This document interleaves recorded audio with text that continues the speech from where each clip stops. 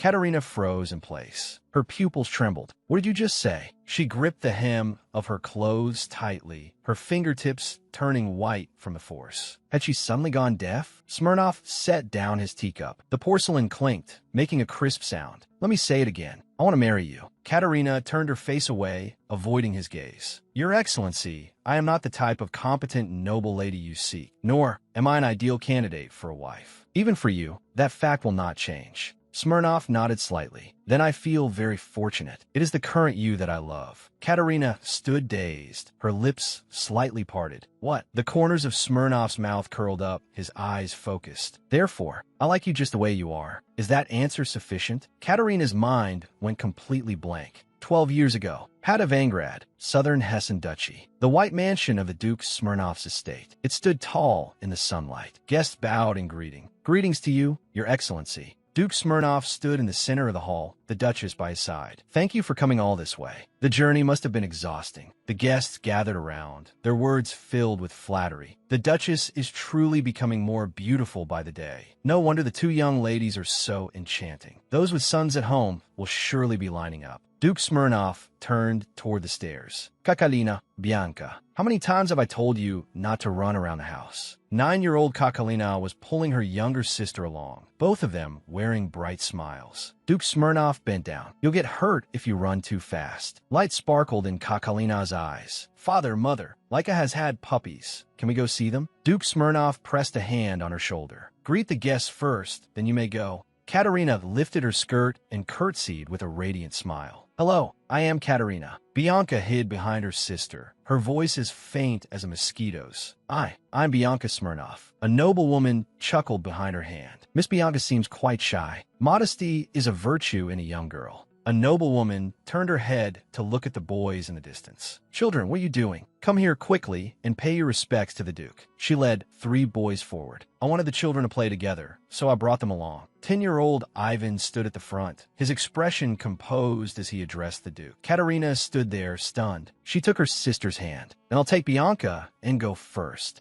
Ivan stood where he was, a hand on the back of his neck, his expression stiff. She actually ignored me. He walked up to Duke Smirnov. We want to see the puppies too. Where are they? The kitchen was filled with tableware, and a pot of potatoes was steaming. Katerina looked at her busy sister. Bianca, what are you doing? Bianca held up a basket full of potatoes. I'm going to give these to the puppies to eat. Katerina smiled helplessly. The puppies can't eat potatoes yet. Bianca froze and blinked. Katerina pointed to the basket. Give them to Laika instead. Laika will like them. Bianca showed a bright smile, holding the cloth bag with both hands. Okay. Whispers came from behind the bushes, accompanied by malicious laughter. Aim better. Ivan stood behind his companions with a smug look. One boy pulled back a slingshot. The rubber band stretched to its limit and fired. A stone cut through the air and struck Laika precisely. Laika let out a pitiful yelp and cowered, shielding the puppies behind her. Katerina stopped abruptly, her pupils shrinking. She grit her teeth, anger burning in her eyes as her whole body trembled. Bianca was so scared she dropped the bag, covered her eyes, and wailed. Wah! Katerina suddenly lunged forward, her skirt fluttering in the wind as she charged behind the bushes. She swung her fist and landed a heavy blow on Ivan's face with a dull thud. Several boys fell to the ground, clutching their cheeks and screaming. It hurts! Cries rang out through the courtyard. Mama! The adults rushed over at the sound, surrounding the crying children. Children always have some bumps and bruises when they play, right? Another noble nodded in agreement. I was thinking the same thing just now. Get up, crying after being hit by a girl? What kind of man are you? Katerina's brow furrowed, her gaze sharp. This was no accident. She pointed at the boys, her voice clear and powerful. These guys were bullying Laika with a slingshot. The nobles froze, covering their mouths in shock. They're just children. They don't know any better. Ivan shifted his eyes, a smirk playing on his lips. He rubbed his reddened eye socket with a look of grievance. We were just jealous because the ladies only pay attention to that dog. We wanted to play together too. The adults burst into laughter. Boys always have clumsy ways of expressing their feelings. Since you'll be seeing each other often, you should get along. Katerina stood frozen, her face full of anger. This was simply absurd. Ivan walked up to her and knelt on one knee. I'm sorry, Miss Katerina. He took her hand with a gentle movement. Please use your broad heart to forgive my rudeness. He looked up slightly, his eyes full of mockery. To be so sensitive over a little prank, Katerina. Katerina violently shook off his hand. A wave of gasps rose around them. This young lady's etiquette is truly eye-opening. Ivan tapped his chin with his fingertip, a mocking smile on his face. You deserved it for messing with me first. Night fell, and the manor was brightly lit. The fountain rose and fell in the center of the courtyard. The long dining table was covered with a white cloth, set with silver utensils and delicacies. The nobles sat across from each other. The crystal chandelier cast shadows as the maids extinguished the candles. The room fell into darkness. Katerina lay in bed, staring at the ceiling. She suddenly threw off the covers and sat up. Ivan was fast asleep in his room, his breathing steady, with his companions lying scattered around him.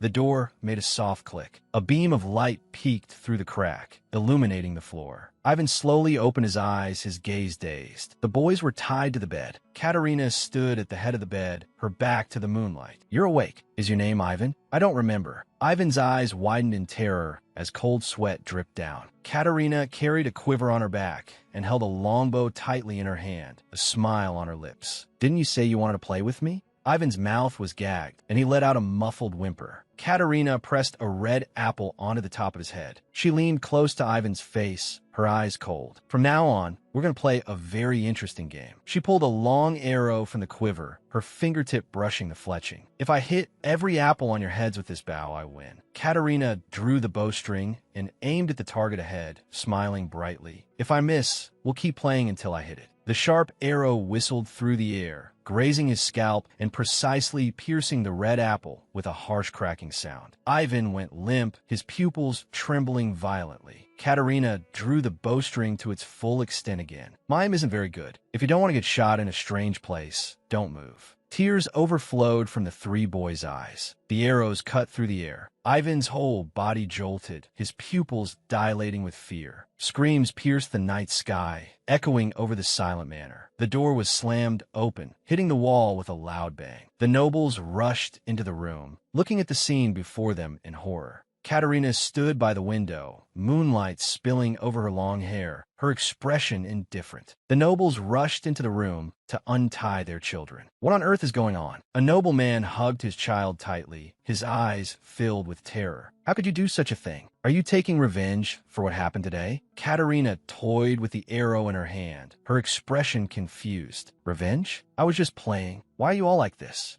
She closed her eyes helplessly. I just wanted to make friends with everyone, but they kept sleeping. A noblewoman in an orange gown stepped forward, anger etched in her brow. You might have been ignorant before, but now, you are definitely doing this on purpose. Katerina asked calmly. Ignorant before? The noblewoman nodded. Yes. Katerina stood barefoot on the floor, looking directly at the adults. That's why I'm telling you. She turned her face slightly. Her tone was icy. Only by experiencing it yourself will you understand that you shouldn't scare others for fun. Only when you are hit will you know how much it hurts. That way, you won't hurt others so casually anymore. The nobleman bent down, hands on his hips. Miss Kakalina. Duke Smirnov pushed open the door, his expression anxious as his gaze swept over the chaotic room. What exactly happened here? The nobleman was indignant. Duke Smirnov, Miss Katerina shot arrows at our children. They are terrified, and she says it was just a joke. Katerina stood at the center of the accusations, her gaze stubborn. Duke Smirnov held his forehead, exhaustion showing through his fingers. Bianca. Bianca ran into the room barefoot, her eyes rimmed with red. Sister didn't do anything wrong. Duke Smirnov looked up. Bianca. Bianca gently stroked Laika's wound, her fingertips touching the dry blood. It was those young masters who hurt Laika first. The adults all saw it just now. Duke Smirnov knelt down and cupped Bianca's face. Is that true? Bianca nodded vigorously, tears in her eyes. Yes, they even pulled my hair before and kept bullying me. Ivan and his companions cowered in the back, looking guilty and avoiding eye contact. Bianca looked at Katerina. Sister did this to protect me and Laika. Duke Smirnov stood up. It seems it would be best to cancel that investment proposal. The nobleman looked panicked. To bring a children's issue into official business. Duke Smirnov turned his head, his eyes full of chill. Wasn't the business you proposed related to livestock? He took Bianca and Katerina's hands and walked toward the door. Looking at your son's behavior, I don't need to be on site to imagine how those animals are being treated. Please leave immediately at dawn. Katerina looked back, a mocking smile on her face. Ivan sat on the ground, his pupils trembling. Katerina walked along the corridor barefoot, her steps light. Being blindly kind is not a good thing. In that case, from now on, I might as well cause trouble as I please and stop suppressing myself. She clenched her fist, her eyes bright. You only live once. Being a troublemaker makes life easier. After that, whenever anyone in the South mentioned a villainess, everyone thought of me. If a kid dared to pull my hair, I would grab his hair and throw him out. If a kid dared to lift a girl's skirt, I would step on his pant leg and make him a public laughingstock. Men in the South began a trend of rolling up their pant legs. There were even rumors that it was all because of me. Sunlight shone on the white exterior walls. Leather boots made a crisp sound on the stone floor. A maid stood at the door, her expression anxious. Miss, are you just now returning? Katerina strode inside, unbuttoning her dark coat. The maid followed closely and took the garment. Did you forget today's meeting? We've been waiting for you.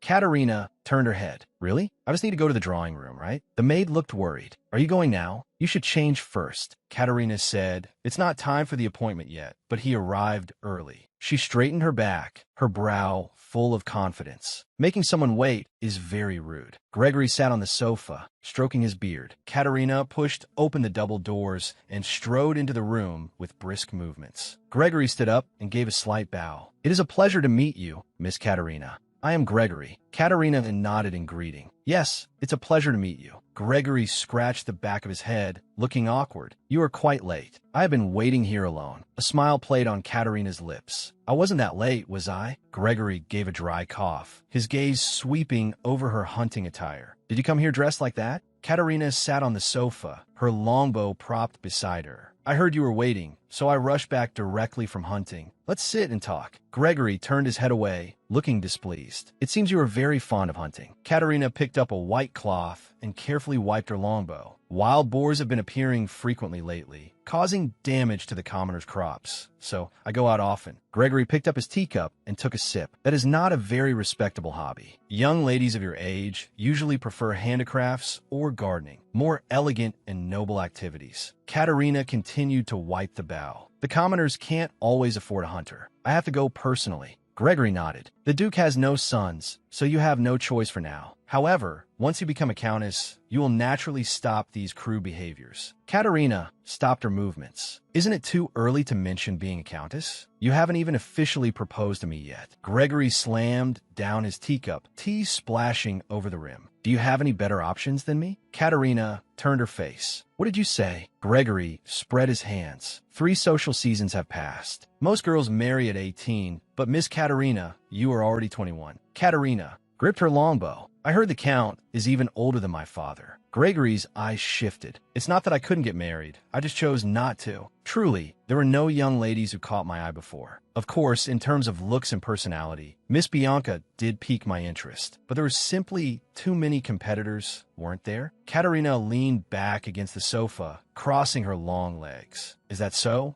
She suddenly raised her foot and slammed her boot heavily onto the table with a dull thud. Gregory flinched. Miss Kata. Katerina's gaze was ice cold. It's Katerina. Gregory froze. What? Katerina stared into his eyes. My name, is Katerina. She crossed her arms, her gaze like a blade. I don't recall us being close enough to use nicknames. Gregory lowered his head, looking flustered. If my form of address just now offended you, I am deeply sorry. Katerina tilted her chin up slightly. Please continue with your topic. Gregory let out a soft chuckle. I think living with you would be very interesting. You mentioned hunting is your hobby. You should understand that kind of pleasure, the thrill of taming that fierce beast. Katerina reached out and gripped her hunting rifle, her fingertips sliding over the cold metal parts, producing a crisp mechanical clicking sound. I cannot relate. When I hunt, I prefer to give them a quick in on the spot. To me, that is not taming, but holding their life in the palm of my hand to toy with as I please. Gregory was stunned. What on earth are you talking about? Are you truly beyond help, or just not very bright? Katerina raised the rifle, the barrel aimed directly between Gregory's eyes. Gregory suddenly threw up his hands, his beard trembling violently. What are you doing? Are you crazy? Katerina pulled the trigger. The bullet grazed Gregory's ear and shattered a vase behind him, shards flying everywhere. Her expression remained cold. I have never thought about fixing things I don't like. Since I don't want to hear nonsense, wouldn't it be better to just make you disappear from my sight? I only missed just now. If I am seriously, you should understand the consequences. I'll count to 3. Disappear immediately, unless you want to leave this world. Gregory stumbled and scrambled out the door, his voice echoing in the hallway. This is why you can't get married. The gunshot rang out again, startling birds in the distance. At the end of the street, an attendant held the reins and bowed. "My lord, the horses have been settled." A silver-haired man wore a black cloak. "Well done." The attendant asked in a low voice, "Where do you want to go first?" The silver-haired man turned his head. His ice blue eyes were chilling. "Start by gathering information." A white bird flew over the roof of the manor. A scream tore through the clouds. Duke Smirnoff sat on the sofa, one hand supporting his forehead. "It's starting again. I thought he was an elegant gentleman." Bianca sat opposite him. "But father, you surely didn't expect her to actually kill or injure him, did you?" Count Gregory scrambled toward the manor exit. "Duke Smirnoff, even if you offered half your estate, no fool would be willing to marry that savage woman." Katerina gripped her rifle, anger burning in her eyes. "How dare he think he's above me? Someone like him isn't worthy. I'd rather grow old alone than marry a man like that." Duke Smirnoff leaned back against the sofa. "If something broke upstairs, make sure it's cleaned up. My children might step on it and get hurt." Katerina strode by, carrying her rifle, letting out a huff. Duke Smirnoff looked at her. "How many people have you rejected? Now, there's no one left in the South willing to propose." He lowered his eyes, looking lonely. "I promised your mother I would raise you well on my own, but if this continues, I won't have the face to see her after I die." Katerina took a bite of a biscuit Bianca handed her, her cheeks puffing slightly. "Do I really have to get married?" Duke Smirnoff was confused. "What do you mean?" Katerina swallowed the biscuit. "I'm asking if I must marry someone I don't like." Smirnoff looked away. "I'll go to the north and see if there are any suitable candidates. Don't worry too much." Katerina puffed out her cheeks. She suddenly slapped the table with a crisp sound. "I've decided."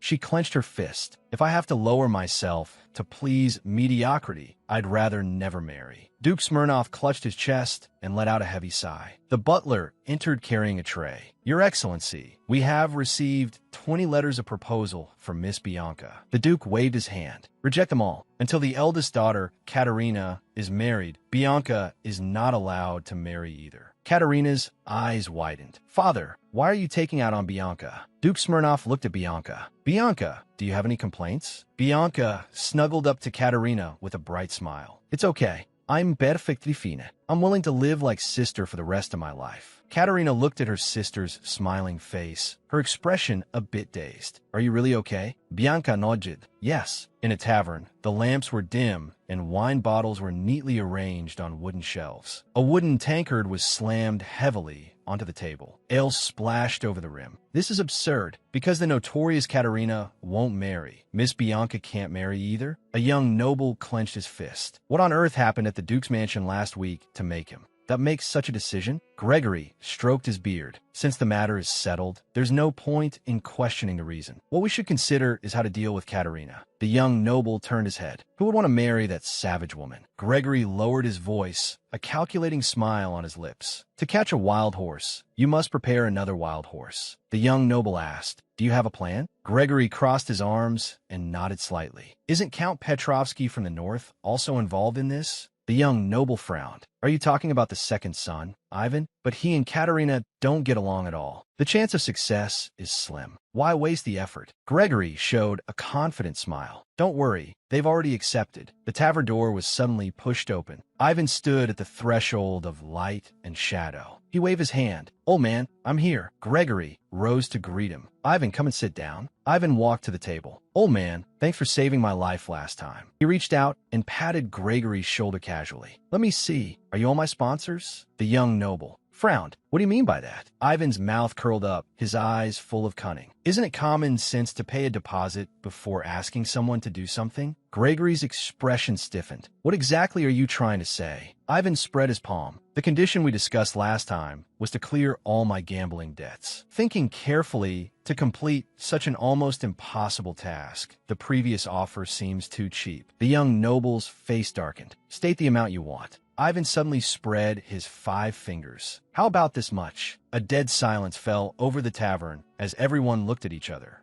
Ivan crossed his arms, a mocking smile on his face. Aren't you all Bianca's suitors? Only by letting that woman marry first will you have a chance to marry Bianca, right? He stood up. If you can't afford this, then get out now. The young noble hurried to stop him. Wait, everyone, pool your money here. Money bags were slammed onto the table with a dull thud. The young noble looked at Ivan. Can the proposal letter be delivered tomorrow? To be willing to marry that witch-like woman. Thought you're quite a man. Ivan picked up the heavy money bag, a mocking smile on his face. This kind of thing has always been mutually beneficial. He rested his chin on one hand, a cold glint flashing in his eyes. I still have a debt to settle with that woman. A cheer erupted in the tavern. Thanks to you, we're finally saved. Let's drink to Lord Ivan. As long as one of us can marry Miss Bianca, we won't covet the Duke's position. A silver-haired man was hidden in the corner, his pupils cold. An attendant leaned into his ear. Your Highness, what are you looking at? The silver-haired man looked back. Nothing. How was the investigation progressing? The attendant said in a low voice, It's too noisy here. Let's leave first.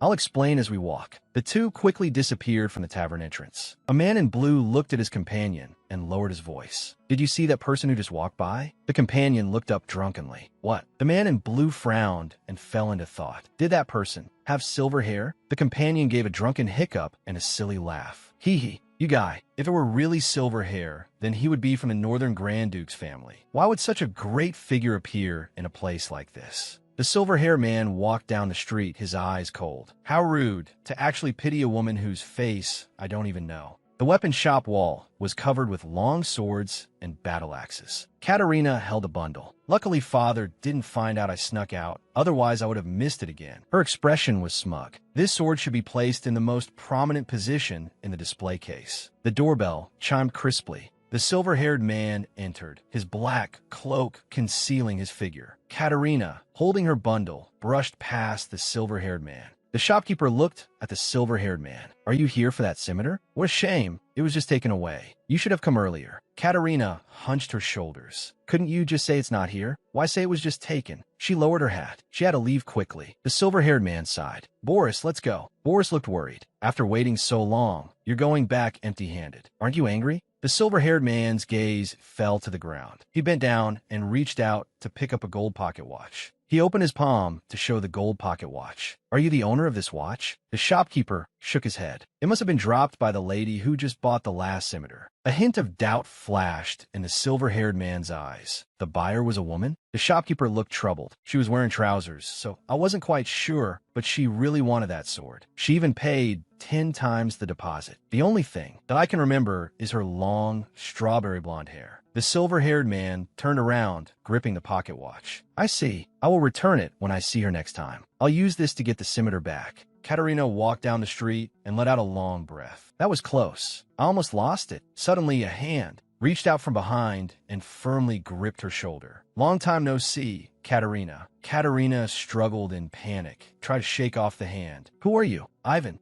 emerged from the shadows, a mocking smile on his face. Don't you remember me? I have a very vivid memory of you threatening me with a bow and arrow. Katerina's pupils trembled, her brow full of disgust. Ivan's mouth curled mockingly. Katerina, I almost didn't recognize you. You've really grown into a woman. Katerina's brow was tightly knit, her eyes full of loathing. You're still as disgusting as ever, attacking people in the street. Ivan let out a soft laugh and leaned close to her face. Still love talking back, don't you, Katerina? Katerina set the scimitar on the ground and grabbed a nearby, discarded instrument. Ivan's tone was contemptuous. You think hitting someone with that thing will hurt? Katerina's gaze was cold as she looked directly into his eyes. Her hands gripped the instrument's neck tightly, and she suddenly swung the heavy body of the instrument. I like doing this. The wooden body struck Ivan's head heavily. The wood shattered and splinters flew. Ivan fell heavily to the ground. The broken neck of the instrument caught around his throat. He looked dazed. What is this? Katerina brushed the dust off her hands, her gaze cold. Saying I've grown into a woman is an insult to me, you lunatic. Ivan's face was flushed red as he struggled to get up, but the instrument neck around his throat kept him from moving. As the wind rises, a man reaches out to intercept her. His fingertips brush the edge of her cloak. Who are you? Katerina kicks out, her leather boot landing heavily on the chests of several men. She turns and gallops away, her figure gradually fading into the distance, leaving only clouds of dust behind. The young noble looks on with an anxious expression. He's escaping. Catch him quickly. Katerina dashes through the alleyways again. Her black cloak blends into the night. 3 men follow closely behind. Leather boots click sharply against the stone bricks. The silver-haired man and Boris crouch at the edge of the roof tiles, watching the figures below. Boris turns his head. That person just now. He stares at the empty roof. The silver-haired man's figure has already vanished. He leaps toward a distant ridge, his silhouette rising and falling under the moonlight. Wait for me here. Boris reaches out to stop him. Wait a moment. The voices of the pursuers come from deep within the alley. Where'd he go? Find him quickly. He can't have run far. A dull thud echoes through the night sky. Screams erupt one after another. Who's there? Katerina runs alone, her breathing ragged. She suddenly ducks into a corner, her back pressed tight against the cold brickwork. She holds her breath, her pupils constricted with tension. As footsteps approach, Katerina leans out. She lunges forward suddenly, her left hand gripping a scimitar horizontally against the silver-haired man's neck. Don't move unless you want to get hurt. Are you with Ivan's gang? The silver-haired man's gaze is cold and distant. A hint of confusion flickers between his brows. Who is Ivan?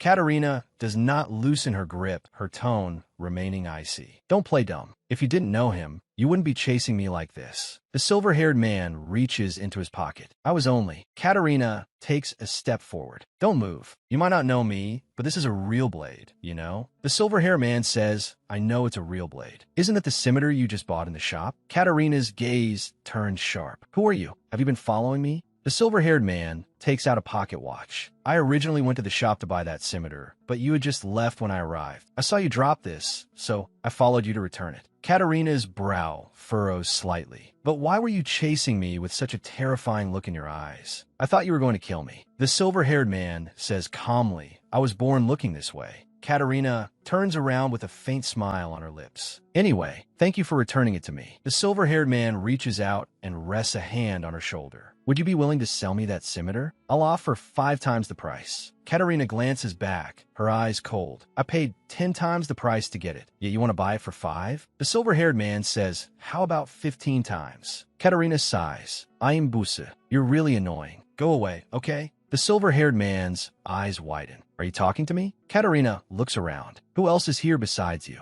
The silver-haired man is speechless. That's true, but Katerina looks around anxiously. I'm being pursued right now. I don't have time for your nonsense. The silver-haired man remains composed. You don't need to worry about that. I've already lost them. Katerina is full of doubt. What do you mean? The silver-haired man shrugs. Whether they were drunk or not, they all tripped over themselves while chasing me. Katerina presses. All of them tripped? The silver-haired man nods with certainty. Katerina can't help but laugh. If they're going to drink, they should do it in moderation. Chasing someone while drunk, they got what they deserved. The silver-haired man says firmly, what if I offer 20 times the price? Katerina looks at him. You're really persistent. Do you know how much this thing is worth? I pooled all my money and even sold my jewelry to afford it. The silver-haired man's gaze is impassive. I've also brought a large sum of money. Katerina asks, how much? The silver-haired man says, I've invested my entire fortune. Katerina puts her hands on her hips. It seems you have a dangerous hobby that's worth going bankrupt for. She hands over the hilt. Take it. Just pay me the original price. Stop this kind of collecting. The silver-haired man stands frozen. What do you mean by this? Katerina says, you're not married yet, right? Once you start a family, your expenses will increase. You should save your money in advance. The silver-haired man hurriedly waves his hand. I can pay 20 times the price. Katerina interrupts him. That's enough. I've made up my mind. Besides, reselling at a higher price is legally a violation. The silver-haired man still wants to argue. That's not what I meant. I mean, I have the money to pay. Katerina turns to leave. There are many pickpockets around here. You shouldn't carry so much cash on you. I'll have a good life from now on. Boris runs up quickly, his leather boots, thumping heavily on the stone bricks. He stops abruptly, hands on his knees, panting hard. Are you really going to do this? The silver-haired man spreads his hands, looking indifferent. I'm not even injured. Boris's voice trembles. But all those people were injured. The silver-haired man says calmly, at least I didn't use a weapon this time. Boris laments, those people who fought you barehanded nearly saw the gates of the underworld. The silver-haired man tilts his head slightly, but they didn't die. Boris asks, did you give the item to that person named Katerina? I just saw a man on the road with a lute around his neck. He kept calling out Katerina's name. He recalls the encounter with a look of distaste. I've never seen a woman like that in my life. She's practically a fighting cock. The silver-haired man's lips curl into a faint smile. I've also never had a woman hold a blade to my throat before. Boris cries out in shock. What? She pointed a blade at you? He covers his mouth, eyes wide with horror. Is she still alive? The silver-haired man starts walking down the empty street. Are all southern women this fiery? Boris follows closely. I don't think so. This sounds too incredible. The silver-haired man stops. It's a pity. She's actually quite charming. Boris bumps into his back with a muffled groan. The silver-haired man turns his head. This feels like fate. Go and investigate that woman named Katerina for me. Boris is bewildered. What do you plan to do once I find her? The silver-haired man hides a smile. Who knows? Katerina picks up her teacup. Is the eldest son's name really written here? Isn't this an accident? Duke Smirnov flips through the letter. The handwriting is exactly the same as Lord Pavel's. I've exchanged letters with him before. Why is it like this? Katerina takes a sip of tea. She can't exactly say she ran into him while sneaking out last night. She speaks up. I heard Ivan has come to the south. Duke Smirnov looks serious. If it's Ivan, I also oppose this marriage. Lord Pavel is a diligent man. He's nothing like the rest of that family. Katerina leans forward. How do you know all this? Duke Smirnov reminisces. Do you remember the winner of the last equestrian tournament? It's a grand event held every 4 years in the capital of the Duchy of Hessen. Knights and soldiers from all nations gather there to participate in this prestigious competition. The family of Grand Duke Vasily has hosted this event for generations, known for absolute fairness and strictly forbidding any favoritism. Katerina stands up abruptly, her eyes shining. Of course I remember. It's very rare for a commoner to win. He performed so brilliantly in the competition. I really wish I could have seen the finals in person back then. Duke Smirnov puts down the letter. Lord Pavel was the champion of that competition. He hid his true name to compete back then. Only after winning was he promoted to a high-ranking officer. He came to the south for official business, and despite the tight schedule, he still wanted to invite you to his villa. Even so, he is Ivan's older brother after all. It is indeed a bit awkward. Katerina looks down at the letter. Since they're biological brothers, they must look very similar, right? Duke Smirnov waves his hand. They are completely different. You can't even tell they're brothers. This time, I'll make sure he fits your taste. Your type is handsome and capable men, right? Katerina slaps the table. Why did you leave out personality? Duke Smirnov closes his eyes and smiles. Right, according to your ideal type. His personality should be upright and man of few words. Katerina turns her head, the corners of her mouth twitching upward uncontrollably. Duke Smirnov puts away the envelope. Then I'll write back saying you've accepted the invitation. Katerina suddenly looks up. Father, I haven't said yes yet. Duke Smirnov gazes at his daughter. Your desire to meet him is written all over your face. Katerina stands frozen, her cheeks flushing red. She raises her teacup to hide her blushing face. Kind and skilled in martial arts. If he's as handsome as that man from last night, isn't it worth a meeting? A few days later, the carriage travels through a lush, tree-lined path and stops in front of a magnificent manor. The attendant bows, right hand over his chest in greeting. I have come by my master's order to pick up Miss Katerina. Duke Smirnov's brow furrows slightly. I didn't expect you to come in person. The attendant gives a bright smile. Escorting the young lady personally is only right. We will ensure Miss Katerina arrives safely at the manor. Katerina lifts her skirt and steps down the stairs. Her violet underskirt spreads out in layers, with lace edges falling at her wrists. She looks into the distance with a steady, expectant gaze. Katerina steps onto the carriage footboard. She turns back with a brilliant smile. Father, Bianca, I'm leaving. Duke Smirnov smiles. I hope you and Lord Pavel have a pleasant conversation. Bianca clasps her hands over her chest, her eyes filled with reluctance. Sister, come back soon. Katerina sits in the carriage. I'll be back as soon as I can. The carriage starts slowly, the wheels making a rhythmic sound against the stone road. Katerina clasps her hands together. The champion of the tournament. Although I don't like that he's Ivan's brother, I'm curious about what kind of swordsmanship he uses. Is he also good at shooting? The carriage speeds through the woods. Katerina looks out the window. How long have we been traveling through this forest? It feels like we're going deeper and deeper. A grand stone manor stands at the end of the dense forest, with pointed gables arranged in an orderly fashion. The carriage pulls up slowly before the courtyard porch. The attendant opens the door and bows slightly. Miss, we have arrived. He gestures with his hand over his chest. The master is inside the villa. Please come in. Katerina nods slightly. All right. She looks up at the building. Rumor has it this family has fallen into ruin, yet this villa. that is surprisingly luxurious. The attendant leads the way, and Katerina follows. If she accepts Lord Pavel's proposal, Ivan will be hovering around her constantly, calling her sister-in-law. That scene would be a nightmare. She shakes her head vigorously to clear the ridiculous images from her mind. Absolutely impossible. It shouldn't happen even in a dream. The attendant stops before a large door. Please wait here for a moment. Katerina walks into the drawing room alone. The attendant closes the door and retreats. Katerina sits on the sofa, her body sinking into the soft cushions. Is he someone who likes luxury? A soft knock sounds on the wooden door. Katerina turns her head, her gaze falling on the figure behind the frosted glass door. May I come in? Katerina straightens her back. Please enter. The heavy double doors are pushed inward. Katerina stands up. She freezes in place, her emerald eyes trembling violently. Cold sweat trickles down her cheek. Ivan leans against the doorframe, a finger against his chin, a mocking smile on his face. Are you waiting for my brother, Katerina? That polite tone really doesn't suit you. Katerina's brow furrows, her eyes full of ice. Where's your brother? Ivan spreads his hands. He's in the north, of course. He cut ties with the family long ago. Even if I called for him, he would never come back. Katerina takes a step forward. What was that proposal letter about? Ivan says lightheartedly, the family crest is easy to get. As for my brother's handwriting, you can find an expert to mimic it perfectly. Katerina clenches her teeth, her face filled with rage. Ivan tilts his head. What are you thinking? Katerina raises her right hand and pokes Ivan hard in the chest with her index finger. I'm considering whether to settle this privately or hand you over to the law. Ivan's smile becomes even more smug. The latter seems unlikely. A wife accusing her husband sounds too ridiculous. Katerina pulls back her hand, presses her forehead, and lets out a cold laugh. What husband? It seems you haven't woken up yet. Ivan says, tonight, a letter with your signature will be sent to the Duke's manor. Katerina's smile vanishes. What? My signature? Ivan says confidently, it wasn't hard to find. After hearing about your unique sword that day, I followed the trail.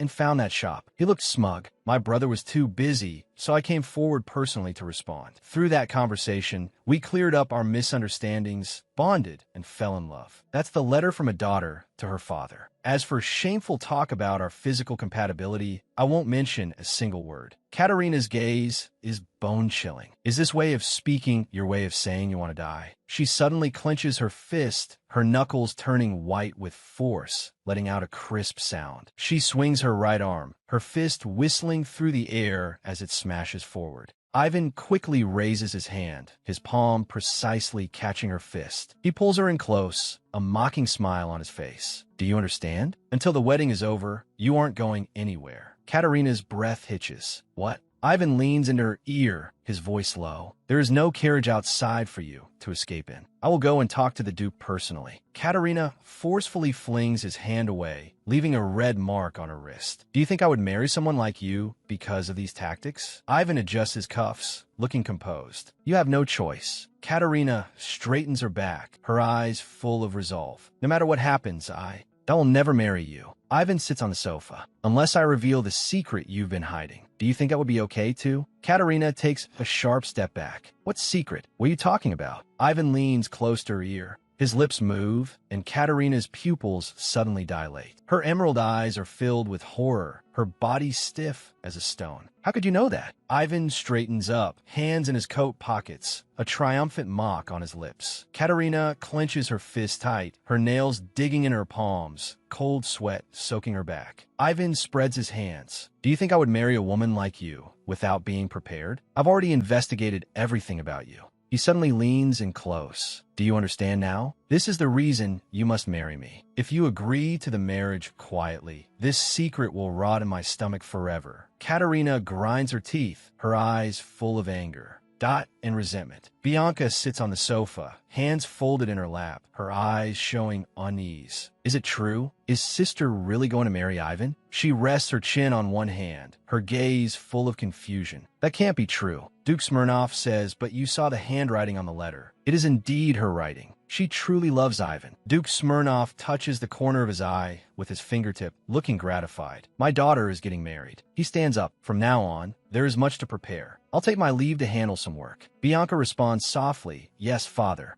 The door makes a light click as it closes completely. Bianca looks at the letter. Should I read it again? The letter sister sent to me. She reaches out both hands and carefully picks up the stationery, her fingertips trembling slightly. Her pupils suddenly contract, her face written with shock. Sunlight spills over the stone manor. Flags flutter in the wind. Katerina lowers her eyes, a shadow cast over her emerald pupils. Ivan's voice comes through. Are you listening? Katerina snaps back to her senses, her shoulders trembling. Ivan pushes some food in front of her. Eat this. You don't seem to understand northern men. Among northerners, I'm considered quite kind. Katerina's face is filled with disgust, her eyes icy. The porcelain plate smashes onto the floor, steak and vegetables flying everywhere, sauce spilling over. Katerina suddenly reaches out, grabs the cup on the table, and splashes it directly at Ivan. Water droplets slide down Ivan's chin, soaking his dark red vest, leaving a wet patch at the collar. Ivan lowers his head, his golden pupils filled with gloom, teeth clenched. He suddenly slams the door and leaves. Katerina grips the door handle with both hands, pulling and turning with force. The wooden door doesn't budge, letting out a dull thud. The attendant stands outside the door, hands behind his back, looking indifferent to the frantic pounding from within. Night shrouds the manor. Starlight dots the firmament. Two long halberds cross, blocking Katerina's path. Katerina's brow is furrowed, her eyes full of rage. The guards flank her, gripping her shoulders tightly and dragging her down the hallway. The door is suddenly pushed open, and the guards shove her into the room. Ivan's lips curl into a playful smile. You finally come. Katerina sits helplessly on the edge of the bed. You imprison me here, threaten me, and even deceive my father. How dare you call yourself kind? Ivan crosses his arms, a playful smile on his face. The Grand Duke is the same. What's the point of being handsome? Just hearing his name makes people tremble. However, he just succeeded the title, so you might not know him yet. People call him the cold-blooded Grand Duke. If anyone displeases him, he'll send them straight to heaven. Do you know how the Grand Duke kills people? He leans in close to the table and lowers his voice. Rumor has it he invites those people for tea, specifically black tea. Katerina repeats the word, black tea. Ivan continues. Once they drink the tea handed over by the Grand Duke, they lose their lives. Strangely, an autopsy can never find any poison. The cause of death remains a mystery. That's why it's called the tea of death. Katerina glares at the teacup, her emerald pupils trembling slightly. Ivan spreads his palms. Don't worry, I don't even know where to get poison. Besides, why would I kill you? He suddenly leans in, his right hand tightly grabbing Katerina's long hair. You are a precious gem that fell into my arms. Katerina grinds her teeth. Lunatic. An attendant stops by the table and bows slightly. Master, there is a letter. Ivan lets go and straightens up, his tone impatient. What is it now? The attendant presents the envelope with both hands. This is a letter from Miss Bianca. Katerina looks up sharply. Bianca. Ivan opens the envelope and quickly scans the contents, his brow furrowing slightly. Katerina stands to the side. What does it say? Ivan turns away, a smirk on his face. Your sister is congratulating us on our marriage. Katerina is frozen in place, looking stunned. Bianca would never say just that. With her intelligence, she must have noticed something. Katerina grabs Ivan's arm. She looks up and stares directly at Ivan. I want to see Bianca. Will you let me go? Ivan's eyes show contemplation. Since you mentioned it, it has indeed been a long time since I've seen her. Katerina sighs. If you refuse, I'll give up entirely. Ivan turns his head. I will invite her. The letter mentioned she wanted to come over anyway. Katerina smiles. Really? Thank you. She thinks to herself, this guy is lying about the letter's contents again.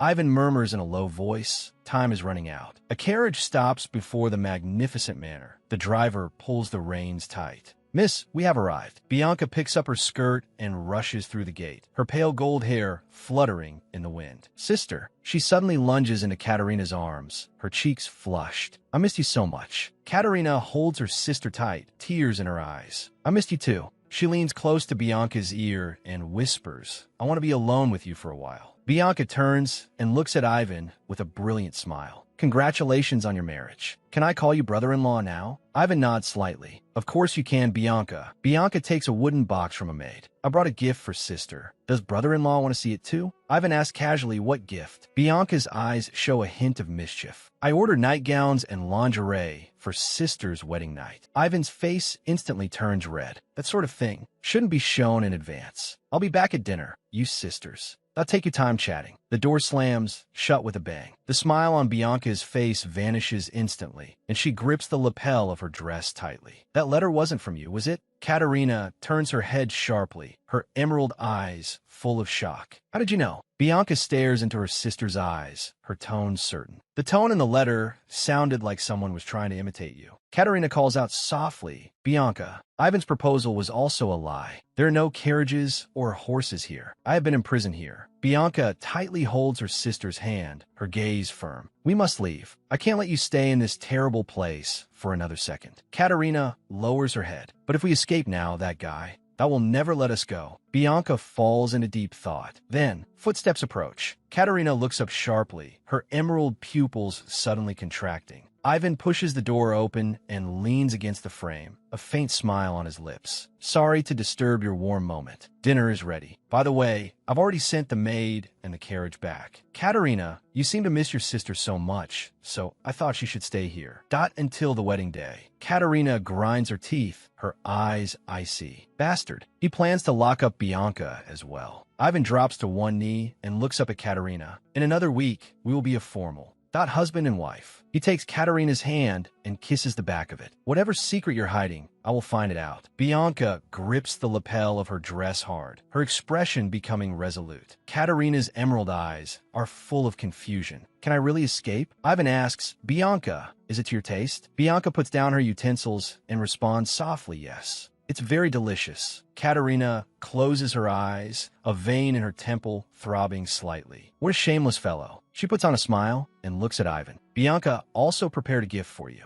Ivan looks surprised. A gift for me too? Bianca holds up a wine bottle. This is the most famous wine from our territory. Would you like to try some now? Katerina raises her glass. To celebrate us becoming a couple, let's have a drink together. Ivan lets out a hearty laugh. Since we're celebrating becoming a couple, I'll have a little. His body suddenly pitches forward, and he lies motionless on the table. In the hallway, the guard are lying scattered about. An attendant falls to his knees, one hand pressed hard against his forehead, letting out a pained groan. He looks up sharply at the dining table, his pupils shrinking. He staggers to the table and shakes Ivan's shoulder hard. Master, wake up quickly. Ivan's eyes are half open, his golden pupils unfocused. He mumbles incoherently with saliva at the corner of his mouth. An angry roar erupts. Did they escape? What are you useless fools doing? Hoofbeats shatter the night as several horses gallop out of the manor gates. They disappear into the forest path. Ivan's eyes burn with fury. He grinds his teeth. How dare they deceive me? If I catch you, I won't let you off easily. Katerina leans low over the horse's back, her long hair flying wildly in the wind. Bianca is puzzled. I didn't expect those servants to be so easily fooled. Katerina's expression is cold. Like master, like servant. They drank that wine without any suspicion. Hoofbeats sound from behind. Katerina listens carefully. Has Ivan already found out? She suddenly pulls the reins. Bianca, wait. This won't work. Bianca.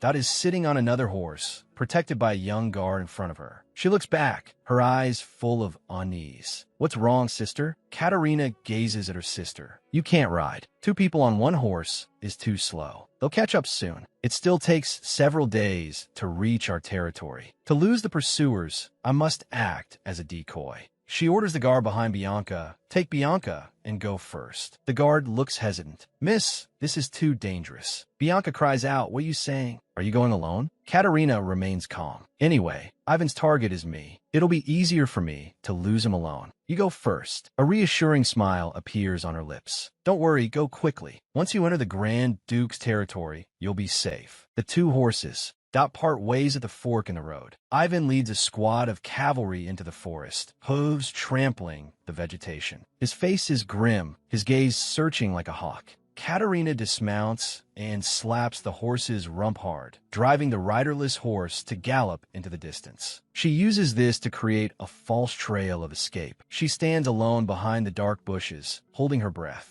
Ivan suddenly pulls his horse to a stop and points to the marks on the ground. Over there, follow them. Dim yellow light shines from the horse stable. The horse dealer is all smiles. This is the horse I mentioned. Even the Grand Duke's family uses this breed. The silver-haired man rests a finger against his chin, his eyes scrutinizing. Opening with such a high price for an old horse? He speaks up. I'll take this one. The horse dealer rubs his hands together, grinning ear to ear. A wise choice. Katerina stands in the shadows of the trees, one hand on her hip, watching the back of the man buying the horse. Is that guy a fool who just loves throwing money away? She walks up quickly. I went to all that trouble to sell the horse cheaply, yet here you are being a sucker again. The silver-haired man turns his head. It's not like that. The horse dealer's eyes widened. Who are you calling a blackmailer? You should know the weight of that word. Katerina observed the horses. It's true he hurt someone this time, but this horse. Its bones are protruding, its coat is dull. Look at its eyes. It seems to need medical treatment. The horse dealer, incensed, took a sudden step forward. What is a little girl like you trying to do?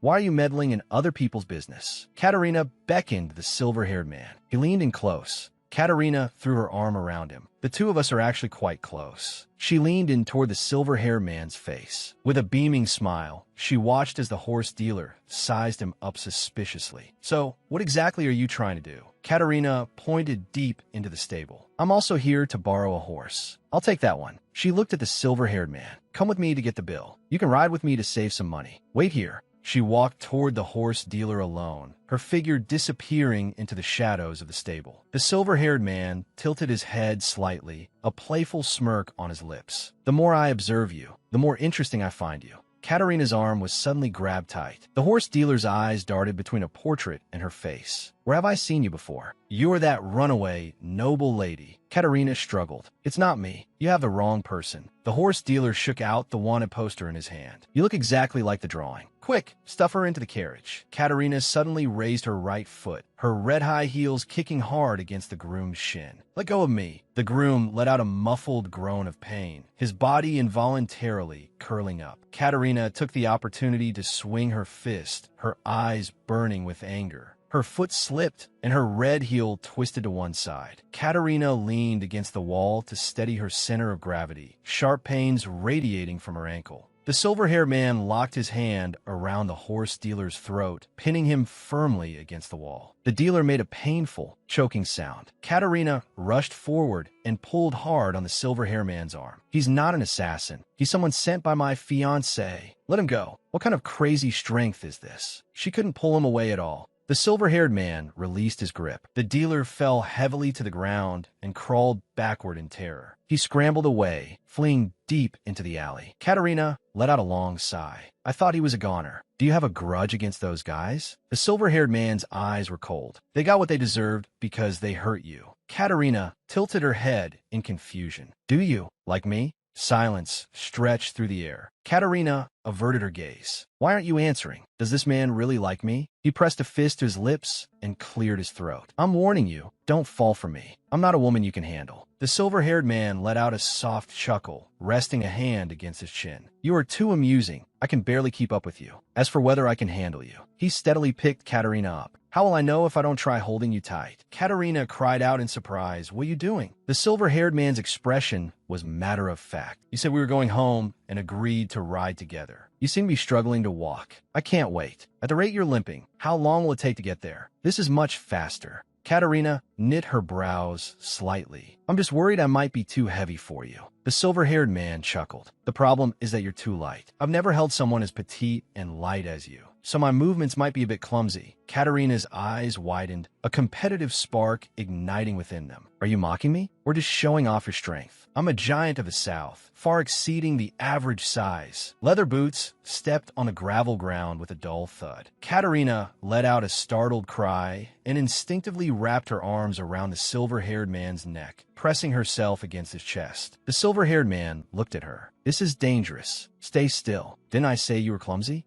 Katerina's body froze. This is just like a princess Carrie from a hero story. It doesn't suit me at all. I'm a tough woman. I don't need this kind of excessive protection. The silver-haired man replied, being tough is one thing, but even a tough person is just an injured person when they're hurt. Katerina shook her fist. I'll remember this favor. The silver-haired man closed his eyes. A pleasant scent lingered around his nose, warm and sweet. If only I were just an ordinary person at this moment. Boris peeked out from behind a door, looking anxious. Your Excellency, you've finally returned. The silver-haired man helped Katerina onto the horse. I'm leaving now. Is it to Padavangrad? Katerina, sitting in the saddle, nodded blankly. Yes. The silver-haired man mounted the horse and suddenly yanked the reins. The steed reared and galloped away. Boris reached out toward the receding figures and let out a startled cry. Raindrops fell on the leaves with a dull thud, and the scent of earth began to spread. The silver-haired man controlled the reins with one hand while using the other to shield the top of Katerina's head. The rain grew heavier, turning into a downpour that washed over the stone steps and buildings. The silver-haired man raised a hand to wipe the rain from his forehead, his hair clinging to his cheeks. It looks like this rain won't stop anytime soon. Katerina stood under the eaves, her gaze fixed on the elms in the distance. She pointed into the depths of the rainy curtain where a faint light flickered. Shall we rest over there for a bit? Katerina's tone held a hint of apprehension. Only one room? The silver-haired man looked down at the innkeeper behind the counter with a cold gaze. Are you trying to pretend it's full just to charge more? Katerina interrupted his questioning with an eager smile. We'll take it. The innkeeper handed over a copper key. Go upstairs and turn right. That's the room. Katerina reached out and took the key. Thank you. She walked quickly toward the stairs. Rather than arguing here, it was better to secure a room first. She pushed open the door and pointed at the only bed in the room. We can save a lot of money with 2 people in one room. Isn't that good?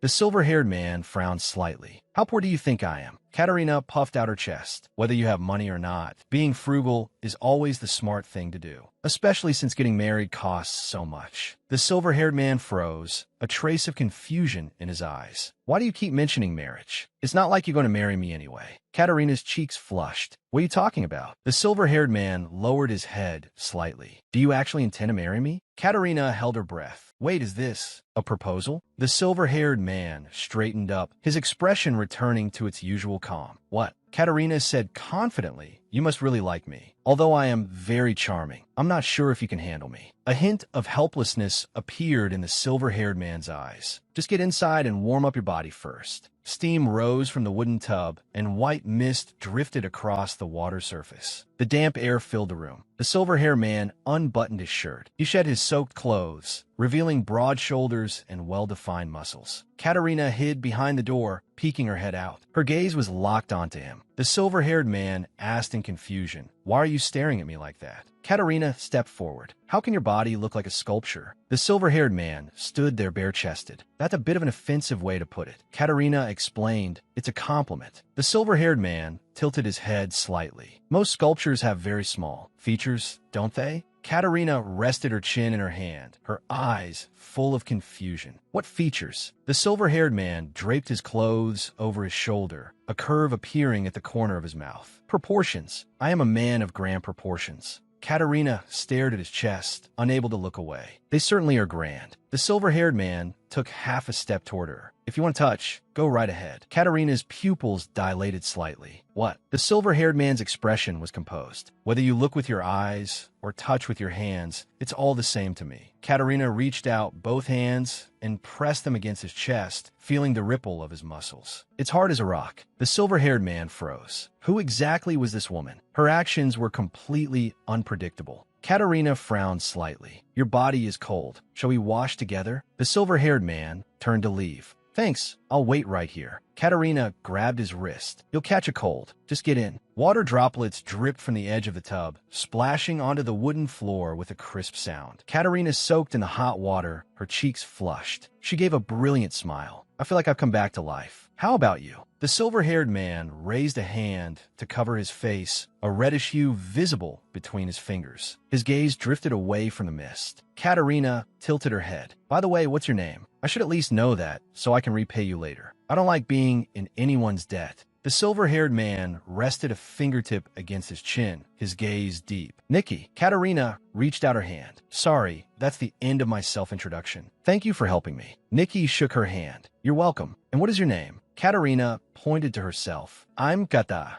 Nikki repeated softly. Kata. That's a good name. Katerina froze. No one had ever called her that except for her family, but it didn't feel bad when he said it. She suddenly stood up, water splashing everywhere. I'm in a great mood now. Nikki turned his head. Kata, what are you doing all of a sudden? Katerina poured a basin of water over Nikki's head. I'll help you wash your hair. She rubbed in the lather. Don't move. You really are like Laika. Nikki let her fuss over him, confusion in his eyes. Who is Laika? Katerina said, Laika is my pet dog. Nikki frowned, his eyes showing displeasure. Comparing me to a dog? How rude. Katerina gave a brilliant smile. It's a compliment. Laika is both cute and caring. She lifted the bucket. She poured warm water down to rinse away the remaining foam. All done. Nikki brushed back his wet hair, droplets sliding down his cheeks. Katerina leaned in beside him. Shall we go to sleep now? Outside, the rain fell in torrents, hammering against the wooden window with a dull thud. Nikki patted the bed beside him. Come here quickly. Let's sleep. He leaned against the headboard, half-clothed. The rain won't stop for a while, and we have to get up early tomorrow. We should rest. Katerina hugged her pillow tightly. I plan to sleep on the floor. You take the bed.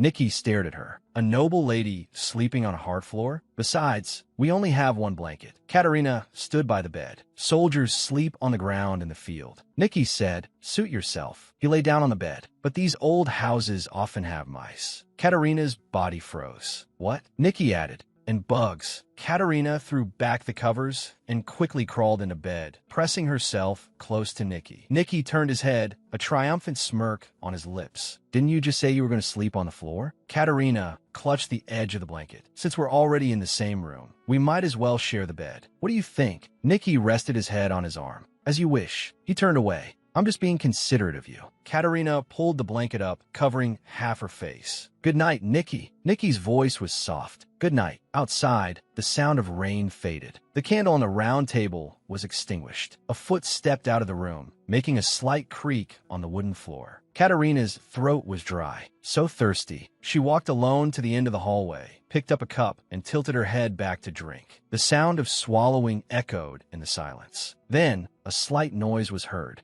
Katerina stopped and looked toward the empty stairwell. Did I hear wrong? She slowly walked back to the room. The door was slightly ajar. She peered inside through the crack, and her pupils suddenly contracted. A dark figure was standing in the room, silently looming over. At the bedside, Katerina pressed herself against the doorframe, her heart racing. Who is that? Could it be an assassin? Her pupils shrank. Nikki is in danger. I have to find something to use as a weapon. The assassin raised a short blade, the edge reflecting a cold glint of light. Aiming directly at the bed, he lunged downward. Katerina burst into the room, a cold gun barrel pressed against the back of the assassin's head. If you don't want your head to explode, put down the knife and put your hands up. The assassin froze. The short blade slipped from his hand and hit the floor. Katerina steadied her trembling wrist, her gaze icy. I'll count to 3. If you want to live, get out. She stared at the assassin's back, her finger hovering over the trigger. Suddenly, the assassin spun around and swung his blade at Katerina.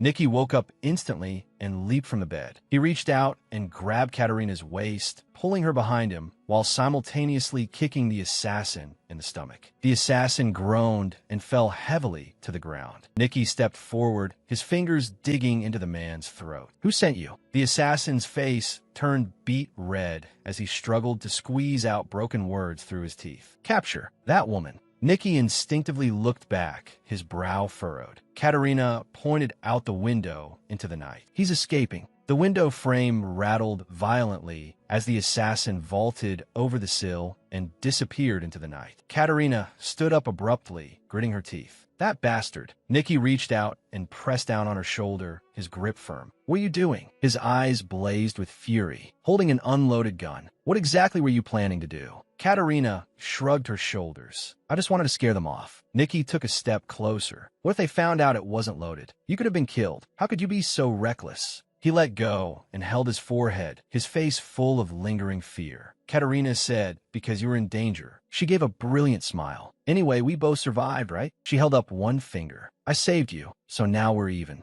A faint smile appeared on Nikki's lips. Next time something like this happens, don't get involved. Katerina crossed her arms. Do you still expect me to sleep with you for another night? In your dreams. Nikki rested his chin in his hand. Who knows if there'll be a next time? Nothing in this world is absolute. Katerina frowned. Whatever. Next time, I won't save you. I risked my life for you, and you didn't even say. Thank you. Nikki turned his face away, avoiding her gaze. Thank you. Katerina leaned in closer. What did you say? It was too quiet. I couldn't hear. Nikki reached out and brushed a lock of her hair, his gaze softening. I said thank you. Are you hurt? Katerina shook her head. My butt hurts from this hard bed. I guess it's because my butt is flat. Nikki looked helpless. There's no need to tell me that. Katerina blinked. What does it matter? Go to sleep. I'm tired. Morning light pierced through the clouds, and there was a soft knock on the wooden door. Your Excellency, a matter of business. Boris burst into the room with open arms, his eyes full of excitement. Your Excellency. Nikki pressed a hand against Boris's face and pushed him aside. Not here. Boris let out a muffled grunt. What is it? He peered into the room, his gaze landing on the bed. Is that the Katerina woman? Nikki's expression was calm. How did you know?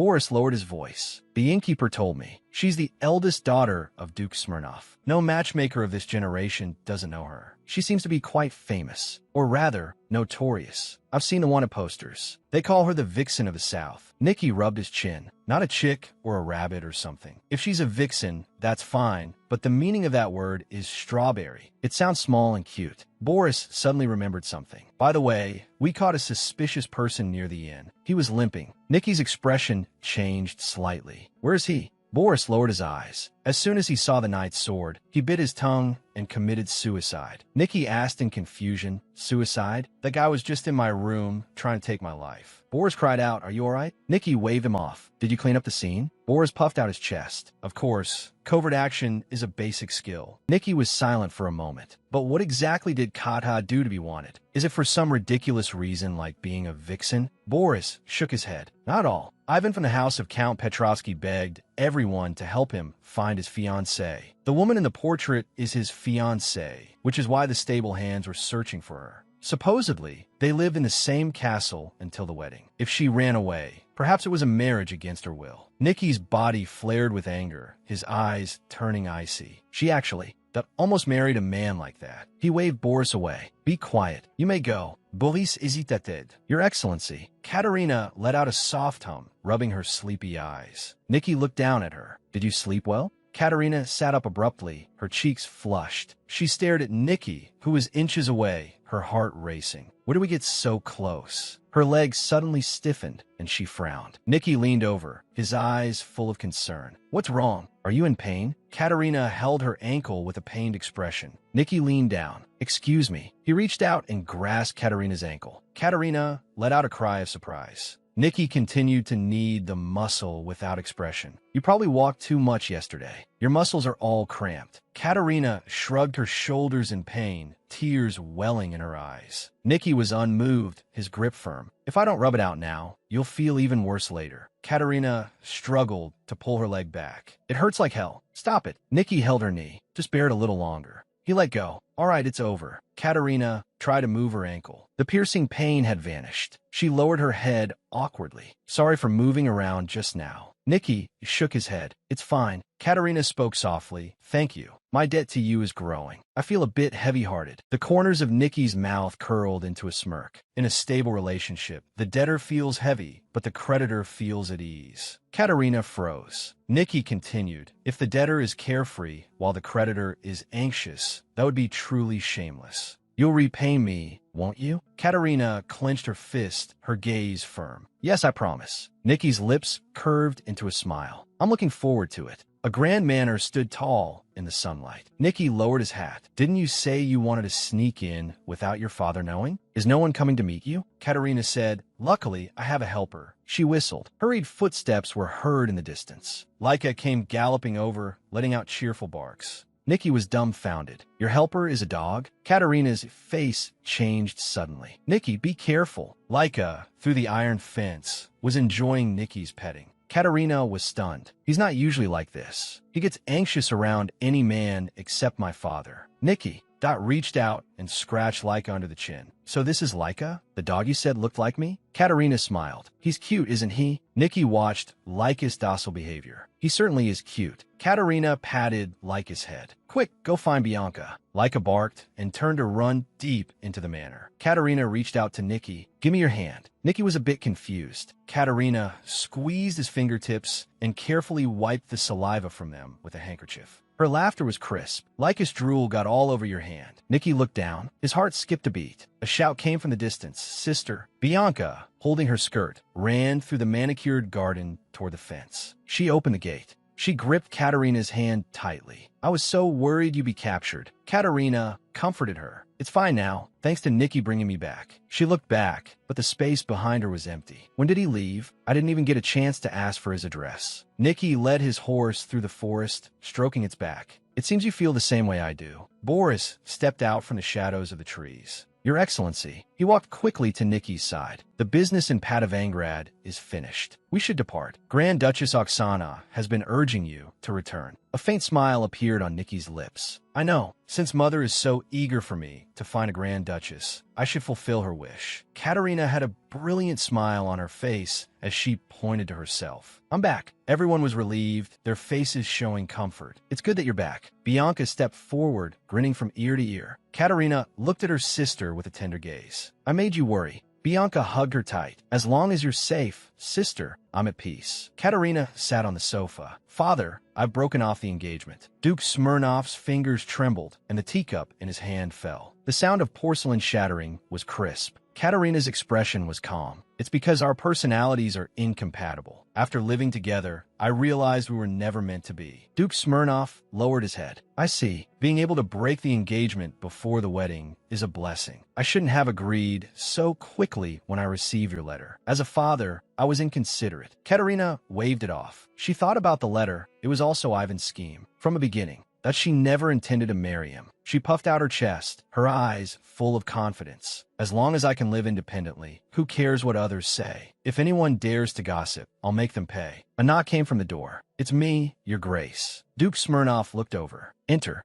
The butler entered and bowed. A guest has arrived. Duke Smirnoff put down his teacup. Is he looking for Bianca? Tell him to wait. The butler hesitated. No, sir. He said he wants to see Lady Katerina. Katerina's gaze was full of doubt. Did he not give his name? The butler remained silent, his hands folded in front of him, looking uneasy. Katerina stood up. I'll go see him. Maybe it's someone Ivan sent. Duke Smirnoff looked worried. Can you handle it alone? Although you agreed to split, if he continues to harass you, as your father, that I will handle it. Katerina turned back with a playful smile. It's fine, father. If he's too cruel, I'll just deal with him myself. In front of the French windows of the drawing room, a figure stood with his back turned. Katerina entered. A silver-haired noble? She thought. She spoke up. Pardon me. I heard you were looking for me. May I ask who you are? Nikki slowly turned around, his ice blue pupils locking onto her figure. Katerina froze, her eyes wide. What are you doing here? Nikki noticed the object in her hand. What are you holding? Are you here to collect a debt? Katerina stared at him. You've come at the right time. I'll return this to you right now. The corners of Nikki's mouth curled into a smirk. However, the interest has gone up quite a bit during this time. Katerina approached him, her face full of disbelief. It's only been a day. Are you a loan shark? Nikolai's smile faded. I'm not here for money. I'm here to collect something you might find difficult to pay. Katerina took half a step back. What do you mean? Nikki leaned close to her face. In the world of the nobility, if you spend a night with someone, you must take responsibility for that person's life. Katerina's cheeks turned crimson. What? Nikki continued. Furthermore, we even slept in the same bed.